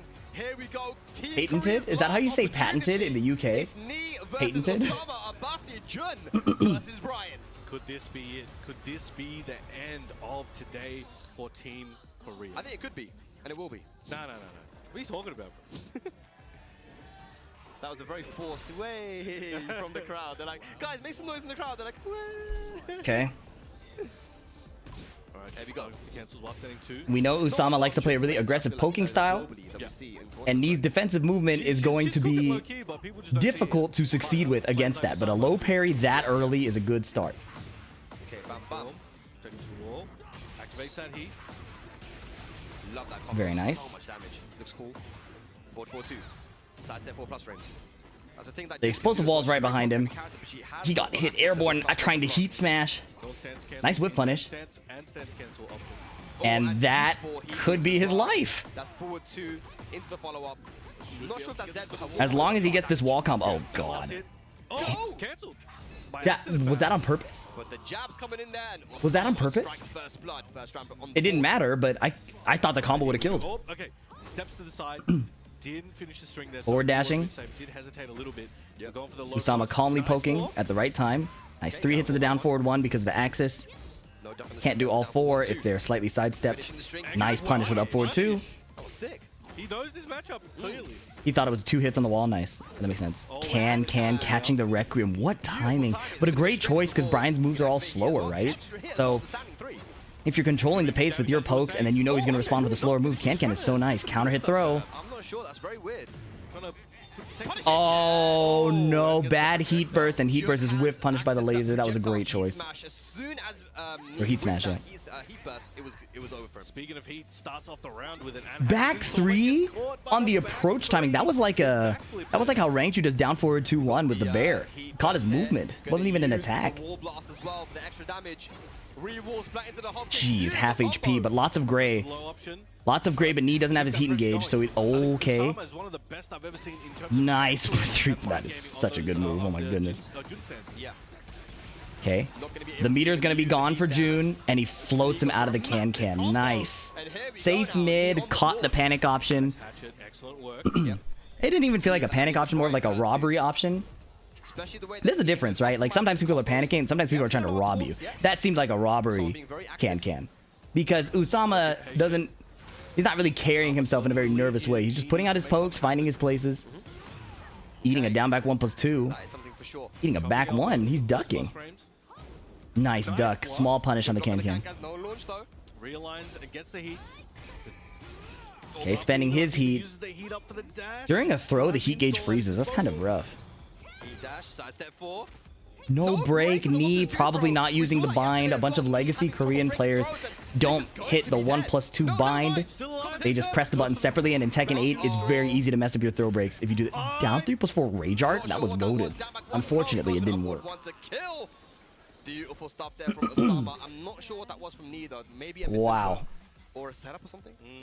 Unsure. Not but breaking that throw whatever it was was, catastrophic. you're gonna have to reassess That was an and, EU move Rage Art. forward into the next game. A few drop combos from Osama as well though at the wall. I mean normally in that situation. Somebody's talking to Usama. We know that coaching the winner is high risk. Knee has to bring it back here, Brown Man, because he's the last remaining Probably player messed up QCF for 1+2. Korea. Possibly. Carrying the flag. It's a one-man army right now. Yeah. Why is it that 1+2 is harder to break in Tekken 8? I don't know why. It's just, it used to be that if you accidentally plinked the button slightly, you could be okay in like Tekken Tag 2. And then in Tekken 7, they made it stricter. And then in Tekken 8, it's really strict. If you're even off by like 1 frame between your buttons, That breakable wall. you won't break the throw. So it's worth just using the bind. But that's a lot of muscle memory to redo as a player as seasoned as Knee and like low high. Side step 4. Orbital was great choice. He saw that Usama preferred a bunch of the full crouch lows. Good opportunity here for Knee. Activates that heat. Gonna push him very close to that other break. Yeah, Rangchu definitely could have reverse swept. So the fact that Rangchu lost to Arslan was a huge blow to the Korean team. Same with Mulgold and Farzin. Activates Gets that heat dash. Oh, he got floated out of his whatever he did. He did like QCB orbital or something. These small mistakes are costing a lot. The optimization from Osama looking nice. Okay. We got the Brian Electric into the follow-up. Yeah. Nice. Down forward ones. Good start for the round. Forward three. Down jab. Nice. Jab, while setting 4. Yeah. Forward three again. Very Beautiful. small movements, small inputs, trying to keep him in place. Forward three counter hit. He found another one, and this is a perfect combo. Nice. Standing four. Oh, that almost dropped. I feel like standing four was the safe combo, but it almost dropped. Alright, goes for the mid option there on the second hit. Nice block. Small punish. Can is calmly blocked. Knee is not looking to interact too much, and I was about to say that, and then he got counter hit up forward three. Oh, he used to be able to. I don't know about that. Hatchet kick. Back 2, maybe picks up, but either way, went for down 1+2 there. Usama using forward two to approach into full crouch. Down forward 1, corner moving. He's catching Osama stepping right. And because Brian isn't really throwing out like the big keep out buttons right now, it's effective. It's an easy way in. Down four of Knee, finding the perfect spots. Keeping it slow. Signs of life. He's going to keep it going. Imagine how crazy it would be, Brian, if Knee just won from that. Would be insane. Sidestep 4 plus frames. Usama using tons of stance cancels to vary his pressure, finishing some strings that you wouldn't expect people to finish. I love the confidence in his offense. Snake Eyes. Not using his heat yet. He's running out of time. And by time, I mean time to use his heat because he's at like a quarter HP. Sidestep forward 4-1. He needed that. It was looking ugly. He was getting chipped out. Poked out is probably the better way to put it. Break the wall? No, you can't. Okay. Oh my god, he heat smashed over the Genjutsu heat smash. Wow. What a read, man. Oh boy. 1-1. One game apiece. This is rough. This is Good lord. The crazy part too is will Knee have the stamina to reverse sweep? You're on the verge of not only, you know, if you just make is it extra mistakes than you hard to just beat this guy in front of him? Can he do it for every Pakistani member? Brian, Knee, Osama. Here we go. QCB1, nice. Into the elbow. Fake spin. Don't let Knee get too comfortable, man, because the more he gets warmed up, man, the more scary he looks. Yep. Knee getting warm, getting data. It's scarier the longer the set goes on, which is why I like the way Numan played. I would love to see Numan Knee, man. Okay. Nice. Oh, into the reversal. Heat burst from a distance. Caught by the homing mid. Sidestep 4 cross frames. Chip damage. Look at this. He calmly weathered the storm, finds the incinerator. Huge, huge, huge, huge. Currently in the lead in the set. Yep, takes the lead here. 3+4. Nice good sidestep duck, yeah. Didn't get the launch though. That's a ton of permanent health damage. 1-2. Flash duck. But then he got caught by the next, what is it, up forward 2 or down 1+2? Excellent wall carry. The wall damage is catastrophic. A single low poke, but he just goes for 1+2. Nice choice. Yep, goes for 1+2 to finish there as well. He had heat available for the heat dash as well, just in case it was blocked. 1+2 throw. Big sidestep, not the right punish. Oh, he wanted the while standing 1, I think. Trying to play range 0 right now. Challenging the potential stance. I love it. Me finding the places where he wants to disrespect June's offense. Trade, but not a lot of cash out. Forward 2 heat dash. I don't know how Usama does it, bro. He always finds that, and it's lethal. Look at this. Nice timing on the Requiem. Down 4. Yep. So many plus frames that no can would come out in time. No back 3 would come out in time. Great choice of down 4 there. Hatchet kick blocked. Goes into a stance mix-up instead. Gets a lot of damage for that. Running 3. Oh, the power crush traded? Kind of? Weird. I think Brian's hit first.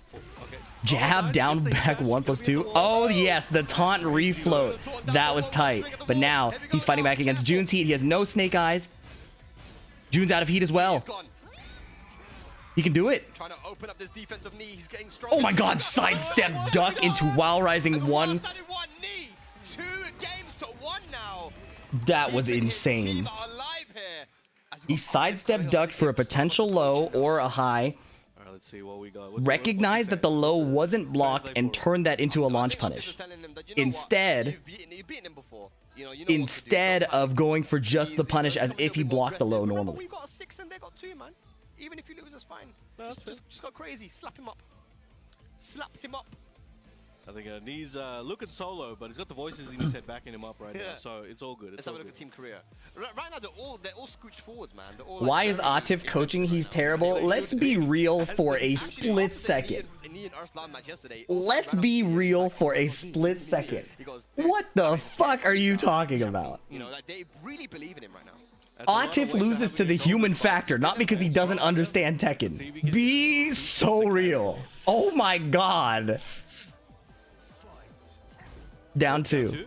Starting it off. Oh, goes for it again.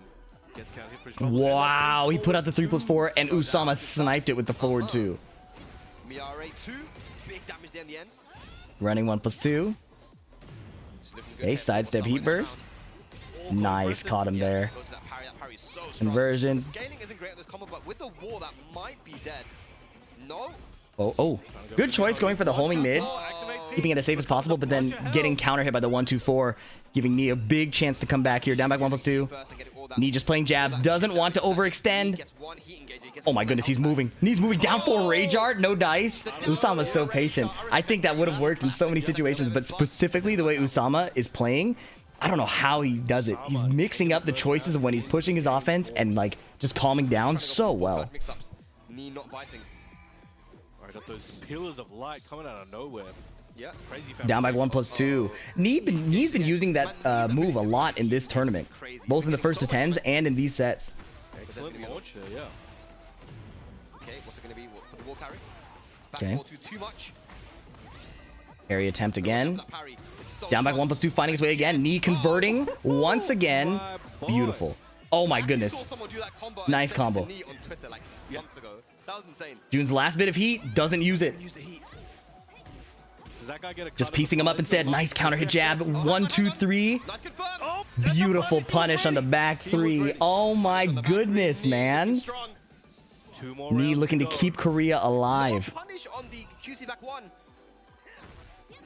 Counter hit. The Brian special. Down back 3 to counter. He tried to taunt it upper, but he found taunt back 4. Forward 2. This is ugly. Still got a chunk of damage on the... Canceling the stance into Genjutsu low. Genjutsu low again. Knee trying to low crush. Gets counter hit out of the air. No conversion. Forward 2. Usama Abbasi's hit rate on the forward 2 heat dash must be studied. That must be studied, man. He's got to make something happen here. Starts off with trying to counter hit. Oh. Punch parry on the multiple machine gun punches. Both her and Asuka shared the same move. And suddenly, Usama looking to make the comeback. Small punish in the wall standing 3. Full crouch lows coming out. Usama finding his offensive flow again. Heat dash. Expended. Going mid. Homing. Relentless offense. Knee can't find his movements. Can't find his way out of the corner. Sidestep jab. Usama. What a game. He played that so well. Finding a way to pester Knee's defense was very impressive there. Wow, that was good. That was so good, man. All of Team Pakistan, or can Osama finish it here? And now we're going to the even arena. The young kid from Pakistan, Osama Abbasi versus Knee.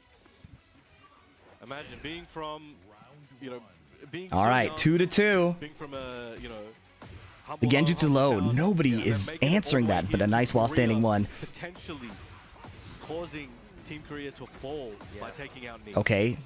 Can he take it home for Team Pakistan? Incinerator.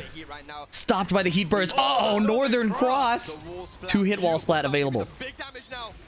Yep, up forward 2 right away. 1 more hit. 1+2 homing. Nice. He killed with down 4 before. Now the mid is a great choice. 2 rounds more, and Knee could be Dunes pokes. Jab counter hit. Ducking, not launching.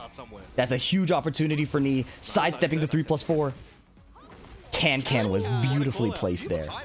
Dude, Usama is horrifying. He could put Korea out of this event for today. 1, 2, 4. Hatchet kick.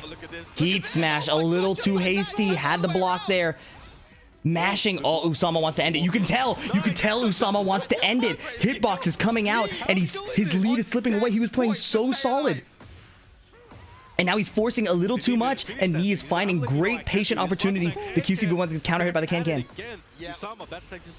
Clean wall splat again. Does he take the wall here? I think you save it. You save it, get a chance to kill him right here. Knee is out of there, but the parry goes through. Long combo coming. The heat dash reduces the combo counter by 2. You get way longer combos than normal. And with the explosive wall, not enough. It dropped. Sidestep jab. This is where Usama cooks. He finds the small sidesteps around Knee's retaliation. That was such a good closeout. Trying to get the forward 2 right away. Finishing the string. Counter hit launch. Uh-oh. Spending it. No chance of reversal. Oh! Oh, that doesn't work sometimes. Counter jab. Good jab check after the full catch down 4-2. He's in the lead. Incinerator. He's pushing the offense. He doesn't want June to get into heat. Doesn't want June to heat engage. Heat burst is on the table. Oh, he couldn't sidestep it. He got counter hit. He looked like he was gonna duck it, but he actually swung trying to whiff punish. Usama with great intuition to finish. Duck! He beat the throw. How did he find that? How did he find that? It's not enough. It is enough. Stays alive right now. Keeps Team Korea in the exhibition. Osama Abbasi gonna bow out, but Knee. Oh my god, down to the wire, and Knee now has to find the ability to beat the rest of Pakistan on his own. Immediately discussing who is gonna go up. Knee has to stay there. He's the only one remaining. Oh, good Big smile lord, on his man. face right now, brown man. Hey, I wouldn't blame him. He's still got a big hill to climb, though. Dude. Insane What is stuff. this, man? Are you telling me after a year of being called washed, Who's gonna step after up a year to of play against Knee? They haven't YouTube decided live yet. stream They're still chatters talking calling about it. Knee Let's give him that time. the man. He's a weakest big decision to member make. on the team? Is Knee going to be the one to put Korea on his back?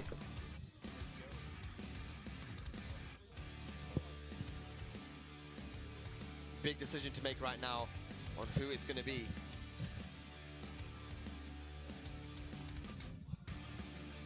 Hafiz Tanvir, he's done it before. All right, Tanvir has done it before. Again, during his legendary Tiger uppercut run, he beat CBM, he beat Knee in a very decisive fashion. They're gonna rock, paper, scissors, first to 2. You know, he's not as hardcore of a Knee and Korea fan as I am. I'm gonna be down there in the trenches Oh, with him. man. So I will see you guys later in the victory lap. Oh, I gotta give him some coaching, bro. Knee winning the first RPS. All right, so they have chosen Hafiz Tanvir to 1-1. go up against Knee. Rock, paper, scissors Hafiz for sides. Tanvir winning the Knee's first to got 2 his for the player right 1 side. And Hafiz Tanvir is now stepping up to the plate. Margin Obama, talk to me, man. How have you been finding these matches? How the ones you guys got, I did not have it penned to go down this They way. changed man. the I mean, knee you picture. might know something where the other folks did, but I think what's so funny is like seeing the reactions from yesterday and then seeing the polar opposite today.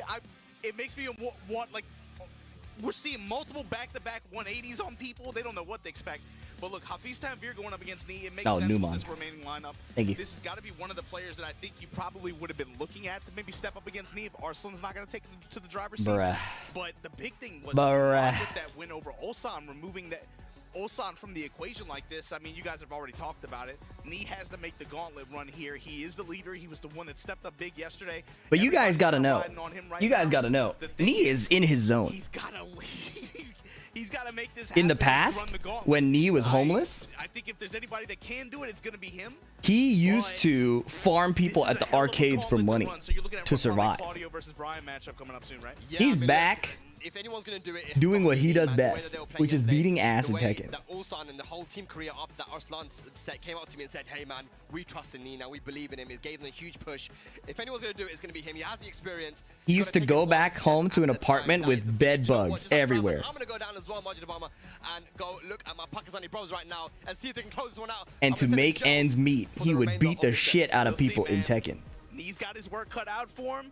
Stepping up to the plate, Hafiz Tanvir. This is again one of the younger standout players who is The bed bug story is true. Is this the- Maybe the homeless one wasn't. I don't remember. But there's like a Knee documentary. Like you can watch it. The bed bug story is 100% true. But this The is one of homeless part, I'm again, not we sure talked about. this earlier, right? When he had that awesome run earlier.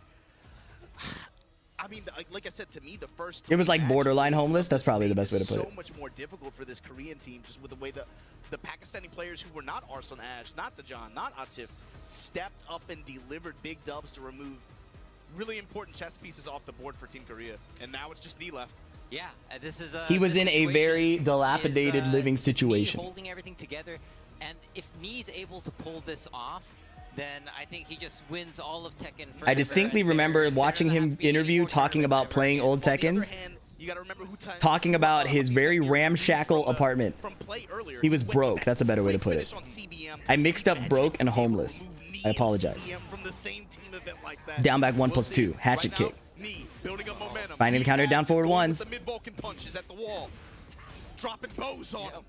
Oh my goodness, duck into heat smash. So lucky that that traded, keeping him alive. One more interaction to win. 4-4, 1+2. Nice duck, bro. Come on. You've got to be kidding me. He saw the running 2 like 50 frames before it happened. Just like waiting and just the timing, patience, presence of mind. 1-2. What to look for here. Look at this. Staying in the range of Claudio, not letting him set up like a running 2 or anything like that. Playing at a range where Claudio has to kind of like dash to avoid whiffing his pokes. Gotta look for some of these mid engagers that Brian has as well at this And that's where range. Brian could just put out a counter hit button like that or like that. Oh, threatening heat dash. Canceling the string twice is devious. 2 rounds for Knee. Oh my So god. strong right now. Or canceling the string once. It was the normal string. It faked it into the second hit, and that caught Tanvir trying to duck and punish the third hit normally. He hasn't really gotten too many chances to Jab got evaded by the DP. Claudio special. No wall. Oh, Knee found a better wall position off of that. Beat the next DP. Down 4-1, doing a ton of work. Oh, threatening. One more DP. He found the Beyblade. This should be it. Yeah, that time to spin a Rooney, gonna get the screw here. Oh my god, the stream lagged. Okay. Drop the signal, drop the signal for a second. I don't know. That's how crazy it was. That Blue Moon Burst did something, but there we go. Breaking the game. All right. Nice. Found a Requiem. Back 1. Plus frames. Incinerator. He has tons of heat left. He could do a ton of those. Sidestep 4. These are the lows. These are the lows that Tanvir uses to beat up everybody. Are you telling me that the hop kick evaded Knee's mid? I love this game. Requiem. Back 4, but he was airborne. And he hop kicked the next taunt. Tanvir not going down calmly. Looks like he's coming back. Nice. Knee insisting on the down 2 anyways. Not deterred by the fact that it got evaded by a hop kick. Nice punish. Quick duck in the QCB1, but no punish from Tanvir. But the lows working. Dude, this is where Tanvir cooks. His lows just start hitting. Sidestep. Oh, it clipped him. DP.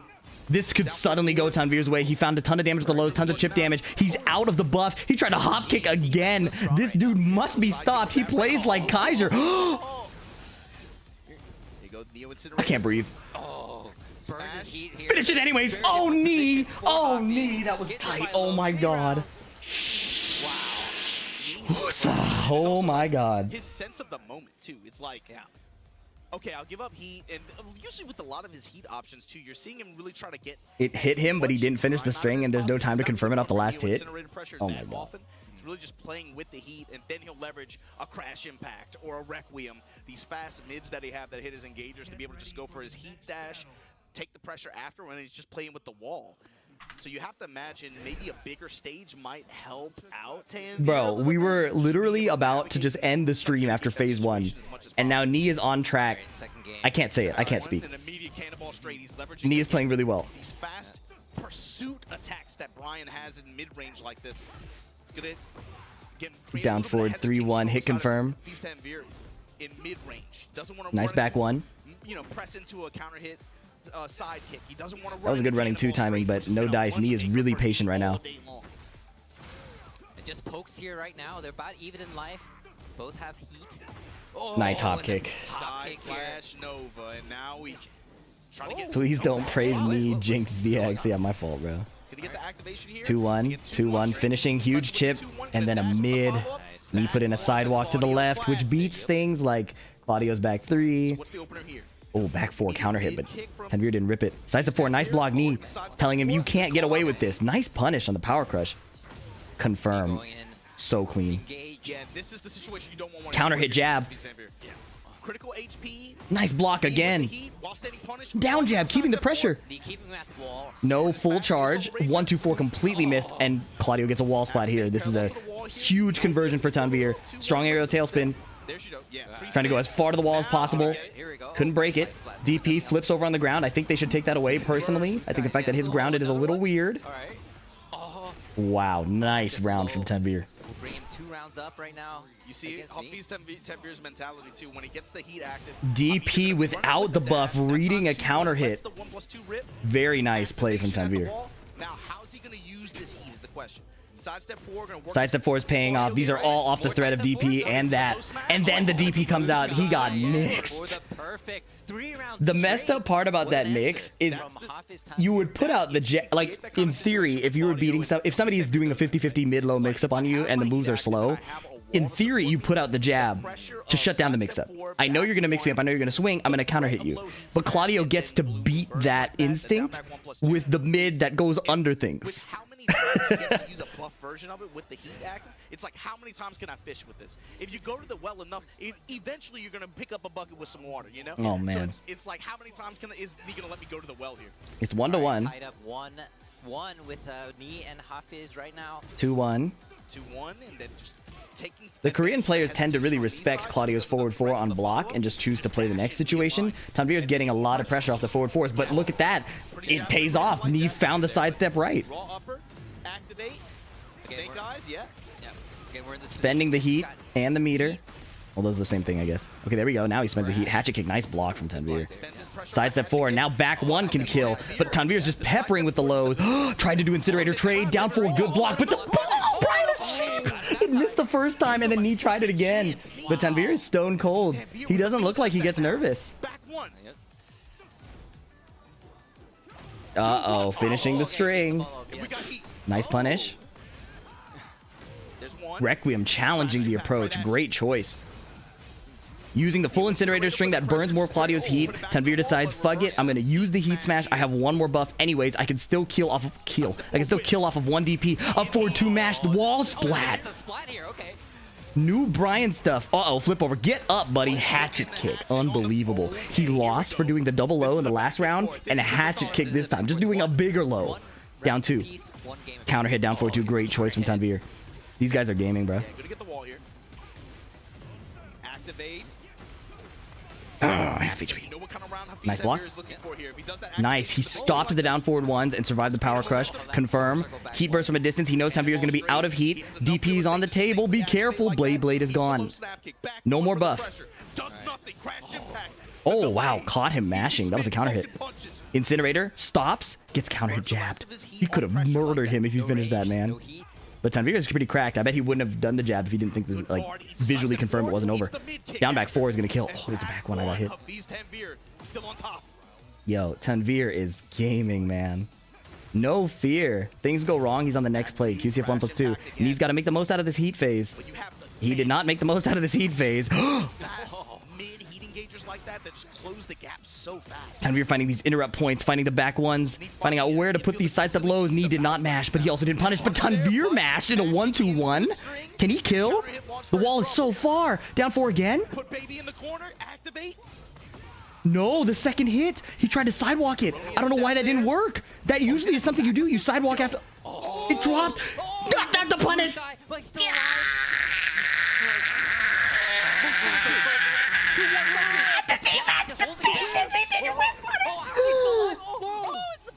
Knee, do something.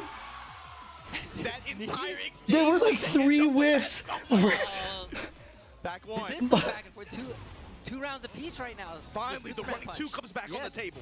Oh my god. Scared off of it after that. No, the wall splat. This is so ugly. He's so dead. Heat smash. Oh my god, yeah, and he can't recover. A perfect for Hafiz. 2-1 advantage. Pakistan now. Bro. Yeah. I'm so lightheaded from that. Remember What just we were saying at happened? the beginning of the stream? It's like we know what to expect with Arslan, we know what to expect with Atif, with Farzine, with the John. But what about these other 3 players? It's not like Hafiz Tanvir has not been on international stages before. I think people recognize his name. And certainly earlier this year and last year, they already did. Knee. I don't think Has a no lot of the more international games to audience give. necessarily might have had the expectations out of, And he has a country to Osama, defend. out of Pakistan Iran, has that come a lot to of his that know country Pakistani Tekken really well might have had. and has he's cooked his performing countrymen. beyond expectations There right is now. another day Those tomorrow, players right? But definitely have proved themselves. Yeah. Those Still. players this tournament have shown that no they're soju tonight. These guys have got to lock in. This wasn't random, you know? No. Counter hit jab. Back four. It's grounded too. It's so cheap. Poking punches this time. Trying to get Uh-oh, wall splat. Big catch on Tanvir's mashing. Recovery. Oh. Let me get a taunt. Nope, man, down just four. Down four turning around again. like that. Nice duck. Good call out. Here we man. go. Gotta call out those lows. I know it's First easier round. said than done, right? But great call out. Dude, it evaded his jab. One. Start things Counter off hit. and gets Confirm. counter He has the buff. The wall is behind him. Whiff, but you can't risk punishing it if he decides to just throw out the second hit. That would have been the end. hit. Quarterback. Oh, knees going in. This is looking like a Brian round right Second now. hit. Nice. Perfect punish from Tanvir into heat engage. Engage. Sidestep Yeah, look at wall. these. He, Then the mid- Tanvir's ability to just hit the low is truly, mid with the dash follow-up to close the truly round. mystical to me. Tanvir 2-1, still kind of pressing on that jab string record. Yeah. Sidestep low, snap kick. Counter hit jab. Nice. Throwing to 3+4. Trying to catch Tanvir mashing again, but Tanvir has calmed it down a little bit. The Down basic 4-2, whip nice. working for Hafiz Tanvir Beating the this heat round. burst with a down Pushes the 4, ball and now up, he then has the comes heat right back advantage. with crash impact. There it comes. Tons of Incinerator trying out each number of hits. 1, 2, 3, 1, 2, 3, 4. Heat smash, chip damage. Tanvir just kept it together. And now Knee has no snake eyes, no heat. Tanvir gonna make the comeback with sidestep 4s, perhaps? No, a DP. First again. Yes. Able to do so much for Hafiz Tanvir in some of these Tanvir blocked just like the that, entire time and then hit a Team DP. Pakistan on set point, And now, on this could be it.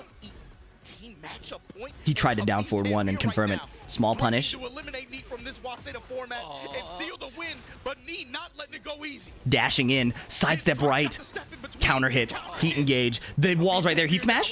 Yep. That's really cool Bomb blast on the wall. because now Knee has one situation left What is Knee gonna do into here? survive. Okay, no DP. Oh, wait. Coast to coast? Down back 4. Yeah, wow, and Tanvir does it. Sealing the win for Team Pakistan. That heat Here smash in was Korea, insane. You see his team embrace him. They put him Beautifully done by Osama Tanvir. from the equation and Closing ways it to out. here. Knee Put was Hafiz starting the Tanvir up, comeback, put man. You could Nirvana see it, the way he what picked they apart did. Usama. It's That a was fast incredible. break down the court. They're both But running down there. you and it's just can't both- really they both fault just Knee for slipped. this, Oh my right? God. The He was assist, given a the dunk, gargantuan the finish. task. Hafiz Tanvir and Team Pakistan, an incredible I'm win very here curious in this about team what event Team here in Korea does Seoul, going South into Korea. tomorrow. You know, the whole crazy thing about this was yesterday, right? I'm In the very curious context about what of we Korea saw does going into yesterday. tomorrow, because Remember, on if social you, media, everybody was like, oh, you know, Korea dominates. check out the Pakistan format. Washed up. Today, we see the exact opposite, right? Pakistan. Yeah, this was comes today was the back exact opposite. With the force and just domination. I What- mean, what were we Wow. saying? So, like, the Day 3, before the Unleashed format. exhibitions, Yo, this team's washed. This team's Let me washed, listen to these the guys suck, commentator. These guys suck. Yesterday, Team Pakistan, Team Pakistan washed. Austin washed up. Arson washed up. Everybody washed. This is over. Team Korea gone. Then today, yo, Team Pakistan, best in the world. Don't ever talk about it. So what are we gonna see tomorrow, Gerald? Is my that's thing. the thing. That's the thing. This is it's going back and forth, and of course the formats are different. Of course, it was an 7-3, exhibition yesterday, but the we first are 5 doing a wins team were format disgusting. Today and tomorrow will also be a team format using the Unleashed format, which is going to be a little bit different from the format that we did today. Today, when you lose, you're out. You're gone forever. But tomorrow, the Unleashed format makes it so that if you lose, you're not out. You go to the back You're of the not line. out, but it's about point earnings, right? Point earnings, So, like, yes. looking at the way that today went, this is what's going to be important. So today went 7-3, but a lot of this was done in Wave 1 with a sweeping win, 5-0, right? The Team Pakistan went out. And the thing is, I feel like you didn't get to see that much outside of Ulsan and Knee, really, Yeah. about who can lose and then keep playing and show some return after. Yeah. You know, and that's really, I think, what the format tomorrow is going to test is multiple matchups. In Was it that way. 3-1? My bad. Especially if you can plan for them and strategize for them and make picks based on that. So if you guys aren't familiar with the format, like what Gerald was saying, basically it's going to be a first to 13 points earnings. So in a similar kind of format to today, where Pakistan got 7 points, Korea got 3. Think if they're playing to 13. So for example, if what just happened, who would Team Korea put up against Hafiz Felix looks Tanvir sad. in this No, that was cool situation. Tekken, bro. Oh, well, maybe they might throw Ulsan I'm just on. tired. And it also is going to cap your team's ability to get That shit was wins. sick. If one player can't just sit down and run the whole team, they can only get 2 before they have to swap off. Yeah. So they have to be more strategic. I just about have picks. resting sad Let's go face, and bro. check in on the stage and check out and see what Team Pakistan and Team Korea have to say about the awesome. It's 6 team a.m. event that where we I just am. witnessed. Looks like we got the team captains there from their respective teams. And Arslan Ash and Nee together to have an interview. Yeah, get the captains interview. on. Here Get we the go. captains on. And this is going to be a little bit of a different conversation from yesterday. It is. 이렇게 저희 무대에서 선수들과 함께 만나보게 됐습니다. 오늘 경기를 펼친 14명의 선수에게 다시 한번 박수 한번 Yo, shouts to 부탁드리겠습니다. CL, shouts to Weka, CL, everybody out here representing the Korean community on commentary and stuff. 그리고 그 양 팀의 리더라고 할 수 있는 무릎 선수와 아슬란 애쉬 선수를 저희가 무대 가운데로 모셨는데요. 한 번씩 이야기 들어보도록 하겠습니다. 먼저 무릎 선수부터 오늘 경기 어떠셨는지 한 말씀 부탁드리겠습니다. 굉장히 좀 스릴 있는 게임을 한 것 같습니다. 그래서 팀전 이제 오늘부터 메인인데 처음부터 이렇게 사실 좀 밀릴 줄은 예상하지 못했고요. 굉장히 이제 저력이 세구나라는 걸 좀 느낀 그런 하루였던 것 같고 아무래도 이제 홈그라운드인 만큼 사실 좀 이기는 모습을 좀 보여드렸어야 되는데 이렇게 된 게 좀 아쉽긴 합니다. 네. 아하, 네, 자 이렇게 이야기를 들어봤는데요. 이거 영어로도 저희가 무릎 선수 이야기를 한번 안내해드리면 좋을 것 같습니다. 네, 외과 지금 혹시 통영 욕심 이틀차 또 있나요? 잠시 네. 생각하느라 맡기도록 하겠습니다. 맡기나요? 네. 자 그럼 우리 통영님께서 한번 부탁드리도록 하겠습니다. 영어로 부탁드릴게요. Because this is our home ground, so we expected that Team Korea can fight against Team Pakistan very well. But in this day one, we lose. Thank you for the generosity, Big Owl Man. I appreciate that. See you tomorrow as well. Thank you. For day two. Yeah. 네, 좋은 이야기가 전해졌고요. 자, 무릎 선수의 소감 들어봤으니까 승리를 차지한 파키스탄의 이야기도 들어봐야겠죠. 네, 파키스탄 아슬란 애쉬 선수 오늘 어땠는지 소감 한 말씀 저희가 들어보도록 하겠습니다. Hi everyone. We are so happy. Yesterday when I lost, I was very upset. We all were very upset. But I knew that that's not the main day. Today is the main day. And I think the 3 opponents we were thinking were Rangchu, Nee, and Ulsan. And I was lucky that I was able to beat Rangchu. And then Noman is always so good versus Steve. So our strategy worked. We are so happy. And then we are now prepared for tomorrow. 너무 행복하고 어제 첫날 좀 좋지 않은 모습 보여가지고 분노했었는데 오늘 이제 우리 팀 파키스탄 쪽에서는 이제 울산, 무릎, 그다음에 랑추 선수 3명이 키포인트라 생각을 했었고 본인이 운 좋게 랑추를 이길 수 있어가지고 전략적으로 잘 먹혀 들어간 것 같다. 그리고 이제 누만 선수가 스티브로 잘 잡아줘서 결과적으로는 팀 코리아 상대로 승리할 수 있었다고 합니다.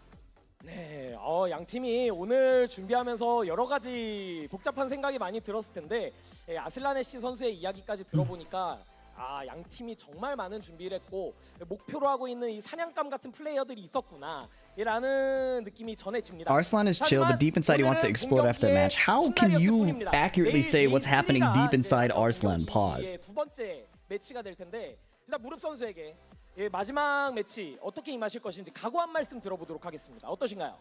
아무래도 이제 마지막 날이기도 하고 이제 또 연승전이다 보니까 사실 이제 오늘로서 어느 정도 실력은 파악했다고 생각합니다. 그래서 이제 내일 아마 저희 팀이 굉장히 준비를 좀 철저히 할 거라 생각을 하고요. 연승전이고 마지막 날인 만큼 이기는 모습 한번 보여드리도록 하겠습니다. 네, 자, 이 이야기도 영어로 부탁드릴게요. So day 1 and day 2 we analyzed Team Pakistan well. So last day let's try our best. We're gonna win against Pakistan. 야, 좋은 이야기 남겨줬으니까 아슬란 애쉬 질 수 없죠. 파키스탄의 마지막 각오 한 말씀 들어보겠습니다. Yeah, there is one disadvantage that we are in Korea and it's their home ground. But we played, I think, so well today. Every match ended at last round, last coin. Tomorrow we're gonna play with the same focus and we're gonna prepare a strategy because in Team Korea there are players or characters that are bad versus some of our characters like Panda versus Steve. but tomorrow we will be preparing well. And thank you so much. 이제 한국의 홈 그라운드이기 때문에 그로 인해서 열심히 해야 할 것 같고 매 순간이 마지막 경기인 것처럼 최선을 다할 거라고 합니다.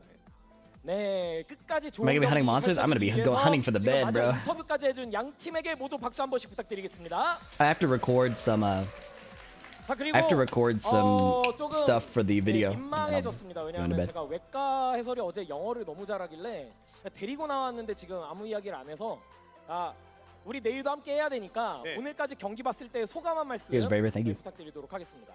전반적으로 경기를 볼 때 파키스탄 선수들도 그렇지만 한국 선수도 그렇고 기존의 플레이를 뒤집는 그러니까 욕심을 많이 거는 플레이를 보여줬어요. 네. 그리고 갉아먹는 플레이가 유효했는데 Cheers, buds, 이게 guys. 아무래도 This drink, 카운터 한번 만나보면 beatbox. 그런 생각이 잘 안 드니까 그렇죠. 이런 부분이 좀 장기적으로 봐야 되는데 뒤집는 과정에서 예, 뭐라고 해야 될까 안정적인 플레이를 너무 그걸 추구해야 된다 네. 그런 생각이 들었습니다. 좋아요. GG's Christian. 숲 네이션스컵입니다. 글로벌이 보고 있고 이 이야기를 외과 스스로 본인이 영어로 부탁드리겠습니다. So I think the strategy is not be nervous, to keep calm down and stay and make the game long term. If be patient is the being way to win. I think that is the strategy. Thank you. Whack-ass one. 자자자자자 이러면 아슬라네시 선수가 이해를 했는지 한번 물어봐 주시겠습니까, 통역관님? Do you understand what he mentioned? 50%. 50%. 알아들었답니다. A little too 절반만. honest, Arslan. 그래도 성공이에요. 네, 저는 25% 정도 알아들었겠죠. 네, 스페그도 그의 영어에 지금 활짝 웃음을 짓습니다. 네, 저는 영어로 따로 프레젠트를 하지 않겠습니다. 네, 전 진행을 해야 되니까요. 자, 이렇게 저희 데이 1과 데이 2 모든 경기를 지금 함께 만나봤는데 대망의 데이 3로 1대1로 타이브레이커까지 갈지 아니면 마지막 경기가 될지 어떻게 될지 알 수가 없습니다. 같은 시간에 계속 이어서 이곳에서 진행되는 데이 3까지 숲 네이션스컵 많은 사랑과 시청 부탁드리고요. 저희는 여기에서 마무리 인사드리도록 하겠습니다. 내일 같은 시간에 다시 뵙겠습니다. 함께해 주신 여러분 감사합니다. 안녕히 계십시오. Very nice. GG's. Okay. So the Unleashed format tomorrow. Where'd he go? Also, sorry for the lag today. I know the stream is dropping frames. I really can't do anything about it, and it makes me kind of sad. But if you want to like revisit moments, the VOD will be was recorded locally, so there should be no bitrate issues or anything like that. So sorry again about the internet. I'll try to fix it by tomorrow, but I don't think there's anything I can do. Anyways, Unleashed format tomorrow. Instead of first to 3 sets, they'll be playing first to 2s. And instead of eliminating players, they will fight for points. A set win is 1 point. The first team to 13 points wins. And then they'll run it in waves, right? So the unique part about this is the elimination. A player gets eliminated, but it's not permanent, right? If you lose a set or if you win 2 sets in a row, you have to sit out for that rotation. Once every player has been rotated out, they'll start the next wave. And again, it's first to 13 points. If, for example, Pakistan clearly won today, if Korea wins tomorrow, then it will be 1-1. And then there will be a first to 3 1v1 winner take all set, which I can only assume will be between Nii and somebody else based on how well Nii has been playing. But that's purely speculation. We have no idea. Thank you for tuning in today. Please check out the if you want to revisit the gameplay, please check out the video that will be up hopefully later today. My editors are hard at work and I appreciate what they're doing a ton. I appreciate you guys watching and enjoying this. Yeah, the time zone is tough, but I'm honestly having a lot of fun doing it. The gameplay is really, really cool. Watching Pakistan show up today was so sick. It is not at all a wash in either way because you know that Korea will be so hungry to defend their turf going into tomorrow. So the intensity is leveling up. Like, it's very easy to have that dominant early win, kind of be like, yeah, we're chilling, we're doing good. Pakistan claps back, and now it's like, we got to wake up. We got to defend our country, you know? I'm not Korean. I'm speaking from the perspective of the Korean team. So everybody's going to be hungry to prove themselves. This is going to be such a sick day 3. Thanks so much for watching, and I will catch you guys next time. Peace out.